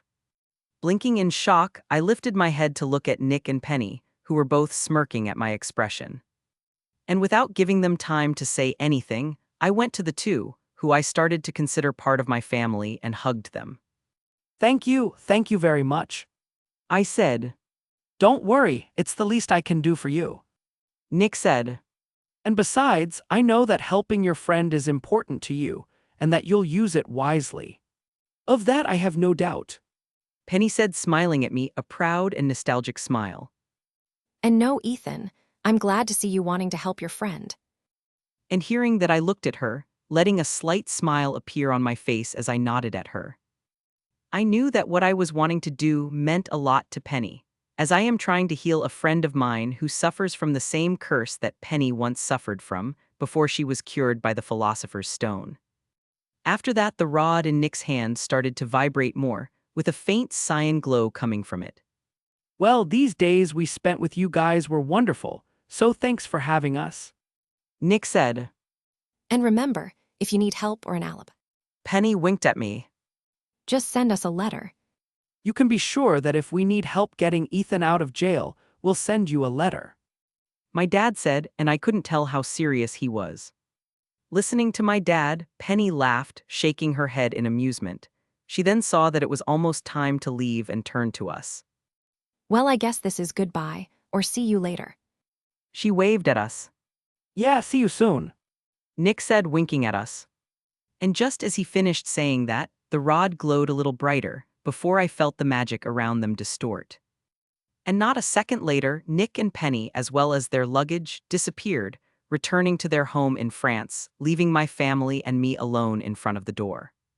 Man, I'm going to miss Penny's cooking. My dad said, breaking the silence. Why is my cooking that bad? My mom asked, looking at my dad with a raised eyebrow. No, your food is perfect. My dad replied, not falling into that trap. But I don't think you have the knowledge of over 1,000 recipes and dishes that were invented 500 years ago. Okay, you have a good point. Chapter 298. If you want to support me and read ahead. Patreon.com/C7NX. Yeah, here's the new chapter. Today was Saturday, and I was alone in the living room of my house relaxing, something I usually didn't do when I was at home. because either I would be with my family or I would be in my room busy with another one of my projects and plans. I wasn't planning on doing anything stressful or tiring today, and that meant no studying or training, so I decided to act like any normal teenager on vacation. And that normal involved sitting in a comfy armchair while eating junk food and watching useless things for the mind, but interesting. And while I was eating some snacks and drinking a Coke, the television was showing a reality show about incredible renovations in various strange places. How the hell did they make this jacuzzi fit on this balcony? I asked myself, confused and somewhat amazed. But as I searched my mind for the answer, I heard the doorbell ring, causing me to leave that question for another time. Standing up, I stretched my body and cracked my back before going to answer the door. Arriving at the door and opening it, I saw Sirius and Harry, who was looking around curiously. Hello, my dear friends and temporary family. Sirius said with a cheerful smile, and I just looked at him with my head cocked. Sorry, sir, but who are you? I asked. That broke my poor, fragile heart. Sirius said with his hand on his chest, and I snorted. Ethan, dear, who's at the door? My mom asked, coming to the door. As soon as she got to the front door, she saw Sirius, who was smiling and waving at her. Oh, hi, Sirius, how are you? She greeted him, smiling. I'm fine, Sarah. He replied. That's great. My mom nodded, and then she saw Harry, who was looking apprehensively at her. And you must be Harry. Sirius has told us a lot about you. She said, smiling slightly reassuringly at him. Oh, well. Harry said with a nervous smile. My mom noticed this too and smiled amusedly, before waving her hand towards the house. Well, don't just stand in front of the door. Come on, come in. She said. Of course. Sirius said, and as he walked past me, he looked at me with a smug smile on his face, and I rolled my eyes. Let's see if that look will still be on your face when you wake up totally bald tonight. I thought. Where's Joshua? Unaware of the danger that awaited his beloved hair, Sirius asked, looking around for my father. He's in the garage playing with his car. My mom said with an exasperated eye roll. Really? Sirius said excitedly, having a small passion for tinkering with automobiles. In that case, I'm sure he'd love some help. And with that, Sirius started towards the garage, with my mom rolling her eyes again, this time amused, before nodding again to Harry and heading towards the library. Seeing this grown man acting like an excited child, I shook my head, before turning to Harry, who was entering the house as well. Sorry about Sirius, it's just that he's a little. He started to say, searching for the right word. Cheeky and childish. I said, and Harry nodded. Yes, we know that. I snorted. And hearing this, Harry looked at me confused until he understood. Oh, that's right. I had forgotten that Sirius was living with you before he was cleared. He said. Yes, but let's stop talking about this big kid with a beard. I said, closing the door. I then proceeded to lead Harry into the living room, and upon reaching the living room, I threw myself back into my armchair, grabbing my snack. Seeing Harry still standing, I pointed to the free armchair next to me. Have a seat, Sirius will probably take a while. Harry stared between the armchair and me with a confused look, until he just sighed and sat down too. Snacks? I asked, offering a packet of snacks to him. And with nothing else to do, Harry grabbed some snacks before turning back to the television. What are we watching? He asked. I swallowed the snack I was munching. It's a reality show about renovations, and in this episode, they're going to turn a public toilet in a park into a game room. Serious? Harry asked curiously, now paying full attention to the TV show. He's downstairs. I said unconsciously, and Harry looked at me dryly. Seeing that I wasn't paying attention to him, he sighed, looking back at the TV. And with that, Harry and I continued to watch the wonderful, weird, and unbelievable renovations, wondering at times if the builders weren't using some kind of magic or spell to help with the renovations. And if anyone was watching us, they'd be finding the scene of the boy who lived and the Ravenclaw Silver Star student watching a TV show about renovations and construction while eating all kinds of snacks and drinking lots of soft drinks. Grimald Place a little later. Watch where you step. Sirius said, opening the door to the so gloomy Black's house. Entering the house, the first thing I could notice was the lack of cleanliness of the place, which seriously bothered my senses, causing me to start to wrinkle my nose. But beyond the musty and dusty smell, the place felt like an abandoned house, only darker.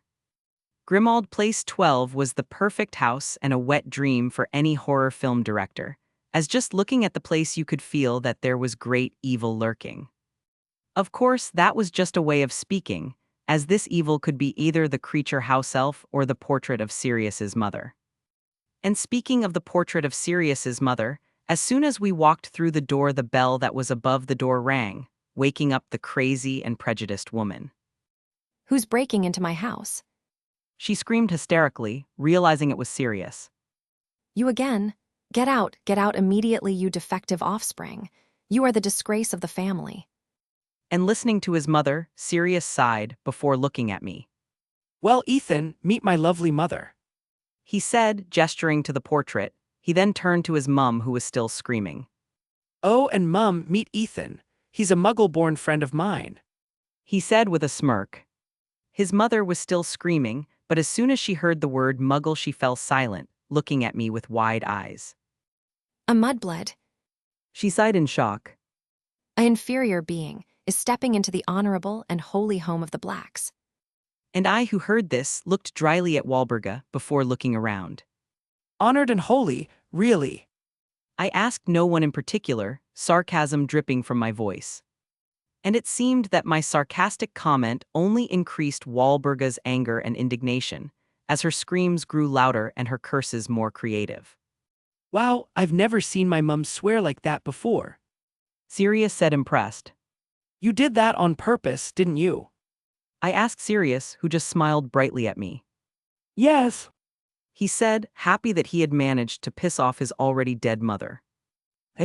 I'm just going to ignore it, because if I had a mother like her, I'd do the same thing. I said, and Sirius snorted. Knowing you, if you had a mother like mine, I'm sure you would have figured out a way to ship her to Alaska on a freighter by now. He said, and I paused to think about that for a moment. Actually, that's a great way to get rid of someone. I commented before nodding to myself. Next time someone pisses me off, I'm going to use that idea. Well, I'm glad I could help you with your next crime. Sirius said proudly, patting my shoulder. Interesting you say that, because that person could be you. I said, looking sideways at him with a sly, somewhat vengeful smile. And that was enough to make Sirius stop, and looking at me and noticing my gaze, he was quick to remove his hand from my shoulder, chuckling nervously. Hee hee, you're kidding, right? He asked with a strained smile, but I remained quiet. Right. And ignoring the dogman beside me, I turned to look around, realizing the house was in worse shape than I'd expected. Well, looks like we're going to have a lot of work to do here. Chapter 299. If you want to support me and read ahead. Patreon.com/C7NX. Yeah, here's the new chapter. Still at 12 Grimald Place, 2 hours later. Well, from what I can tell, this place sucks. I said, looking around the kitchen. Swear, Sherlock. Sirius asked me sarcastically, and I shrugged. We spent those 2 hours walking around the house, analyzing every nook and cranny, trying to get an estimate of how much work it would take to renovate the place. And unsurprisingly, the house is going to need a complete renovation. The only good thing is that as 12 Grimald Place is a wizarding house, it is more resistant than a normal house, and therefore there is no danger of it breaking or falling apart, at least not completely. The rooms were somewhat intact, and the only thing needed to get them looking good again would be a new paint job and some new furniture. The real problem would be the attic, basement, kitchen, living room, and library. But with a little magic here and a few spells there, the house would return to its former splendor. Now Sirius's real concern wasn't fixing the place, but getting rid of all the obscure magical items his family kept in storage. As a Black, he knew how dangerous some of these items could be, and he knew that it would take some professional help to get rid of them, as even though he understood a little bit of dark magic from living with his family, he wasn't really proficient in that dark and terrible branch of magic. I could get rid of these items myself because of the whole sensing magic thing and having a special connection to it. However, when I spoke to Sirius about it, he immediately declined my offer, not wanting me to get involved with these items, afraid that I would end up hurting myself or worse. I offered this option so I could get closer to the Slytherin's locket, which unfortunately wasn't where it was supposed to be. I looked for the locket in the house, but with my senses I discovered that it, as well as other items filled with dark magic, were kept in Sirius Brothers' room, which was magically locked. Actually, I could have tried to break into Regulus's room, but I didn't have enough time to try to get past the blocking spell, and I knew that if I did, Creature would probably show up to stop me. But speaking of the grouchy elf, I was puzzled by the fact that I hadn't seen him at all since I entered the house. You know, for a pureblood family so paranoid about purity, and that values superiority above all else, I was expecting this place to be more. I commented. Well, I find it difficult for a house to stay neat and clean if there's no one alive to take care of it. Sirius said. You have a point. I said, but I kept looking around. But you already told me about your family's house elf, and as far as I know, he should be looking after this house. Maybe he died of old age. Sirius said, and I turned to him with a raised eyebrow. Sirius, you know as well as I do that it's hard for an elf to die of old age, especially if he's living in a wizarding house. I said, and then looked at him with narrowed eyes. And besides, I know there's an elf inside this house, so tell me, where is he? And hearing my question, Sirius remained silent, looking around while pretending not to notice my gaze. Sirius. I called out to him in a tone of voice that said I knew he had done something. Maybe, just maybe, I ordered Creature to keep his distance from me or any guests while we were in this house. He said. But that still doesn't explain why I didn't hear him or see even his shadow. It's because I also told him to stay in the broom closet quietly and not do anything until we were done. And at this point I stopped, looking at Sirius with a dry look. I started to say, feeling a vein pop in my forehead. And you, in all your incredible wisdom, decided to order your family elf, who was supposed to be looking after the house, to stand by and do nothing. Well, I don't know if you noticed, but before I got out of prison he should have been taking care of the house, but it's still in this state. Sirius said, gesturing around. Oh, so instead of ordering the Creature to clean the house, something he would be obligated to do since you're his master, you decided it would be better to have him locked up somewhere. I said, and that made Sirius stop. Well, I hadn't thought of that. He said. Oh, don't tell me. I said sarcastically. Sighing, I rubbed my temples. I can understand that you don't like the Creature, but you must understand that ordering an elf to stay in one place and do nothing, especially after several years of being isolated with only your mother's portrait, is nothing more than torture. He'll get over it. Sirius shrugged. After all, that's nothing compared to what he suffered at my mother's hands. Sirius, that's not the point. I said, frowning. I then sighed before looking back at the stubborn dogman.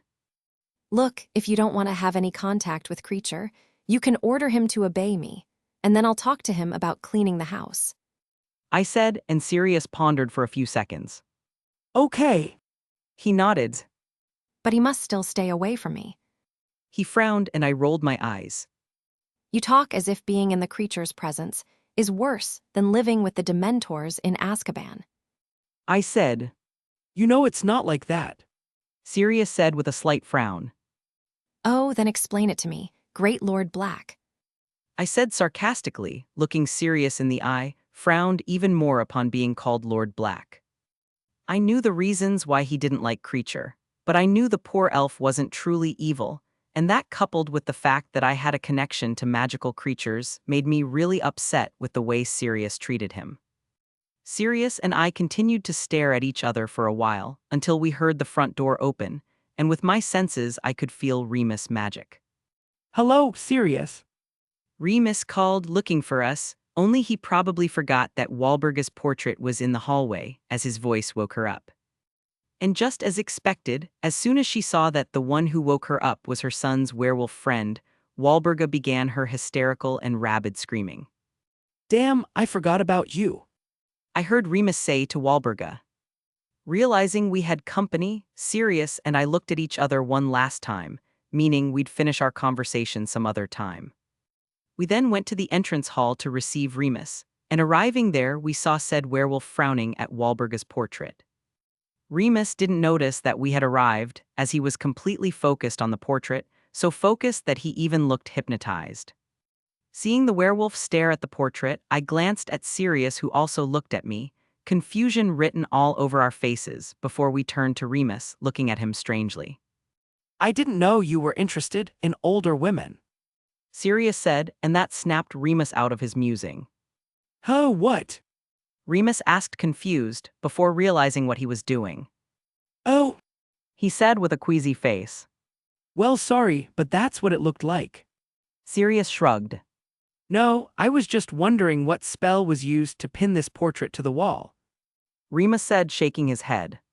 Oh, that makes more sense. Sirius nodded before also looking at his mother, who was still screaming and cursing. Actually, I don't know what spell was used either. He said with determination. You know, instead of trying to take the portrait, you could just break the wall and then fix it. I said, and that made Sirius, Remus, and Walburga herself stop, with all three of them turning to me. That's a great idea. Sirius said excitedly. Why didn't I think of that? Remus wondered. And Walburga, realizing her fate was being sealed this very moment, turned to me, her face turning a startling shade of red. You damned mudblood. He said angrily. It's not enough that you desecrate the holy home of the Blacks with your presence. You still have the nerve to try to remove a portrait of a Lady Black from her own residence. Actually, I didn't try anything. I just said my idea. I said, but she wasn't listening. I don't know who you think you are, you inferior worm, but I curse you. Walburga continued with her venomous slurs, utterly irritated by the thought of having his portrait removed from the Black's house.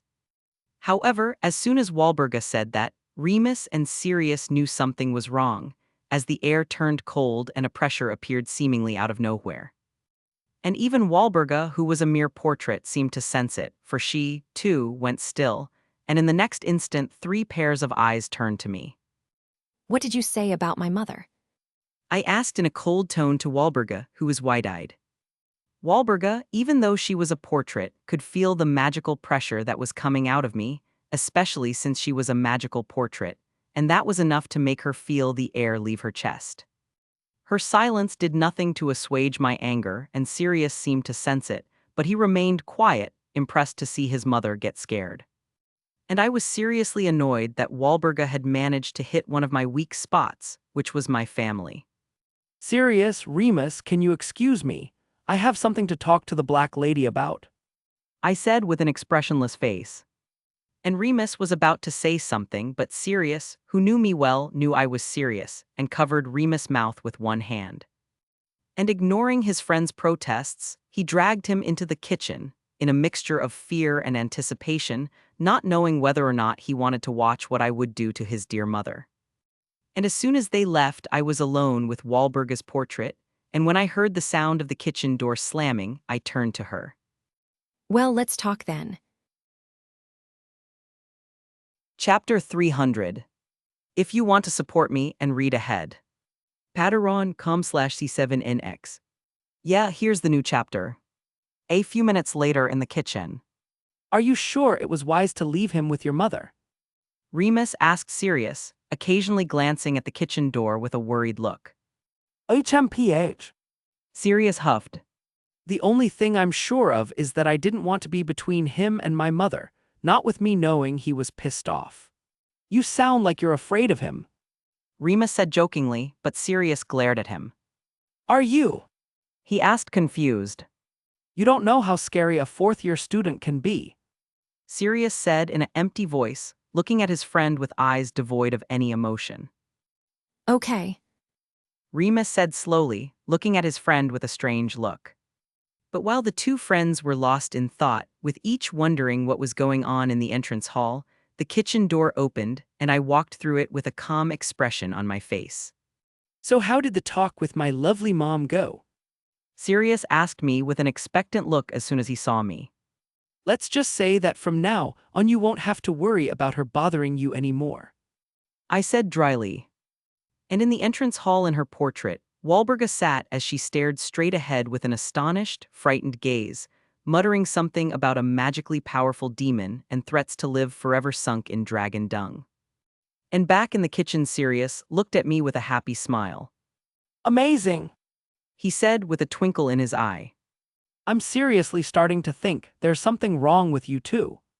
Rima said as he shook his head. I don't know what made you think that. Sirius said with an innocent smile that didn't hide the mischievous glint in his eyes. Perhaps it's our lush, immense beauty. I said, also smiling at the studious man. Yeah, maybe that's it. Sirius nodded. Sai, what was the universe thinking putting the two of you together?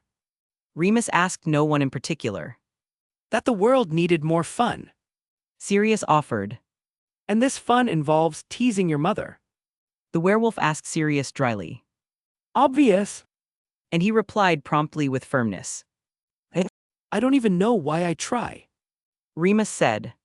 He then shook his head and decided to change the subject for the sake of his sanity. But your oddities aside, do you have any idea how you're going to renovate this house? He asked. Well, I was thinking of some red and gold wallpaper and carpeting. Sirius said, scratching his beard in thought. Damn Gryffindor. I said with an eye roll. And listening to me, Sirius turned to me with a frown. Oh, do you have a problem with my choice of colors? He asked. Oh no, no problem. I said in a mocking tone. What are you implying? The dog Animagus asked me with narrowed eyes. Nothing. I said dryly. It's just that I think this choice of colors would be more appropriate I don't know, in the house of a gold-obsessed blind Santa. You say that because you don't have good taste in decorations, you black-feathered chicken project. Sirius snapped. If you're referring to a crow, it's one of the coolest creatures ever. I said. And speaking of creatures, it's funny to think that Gryffindors are the same as the lions that represent their house. Gasp! Sirius said as he looked at me, a shocked look on his face. Yes, I said. I nodded with a satisfied and challenging look. You! Sirius exclaimed, pointing at me. You mangy dog. I snapped back. Snotty brat. Flea factory. Troll head. Breath of Nundu. Bookworm. Dog butt sniffer. Creature bitch. Furry. I don't even know what this is. And yet you are one. And while the two of us traded insults, Remus watched with a blank stare. Sigh.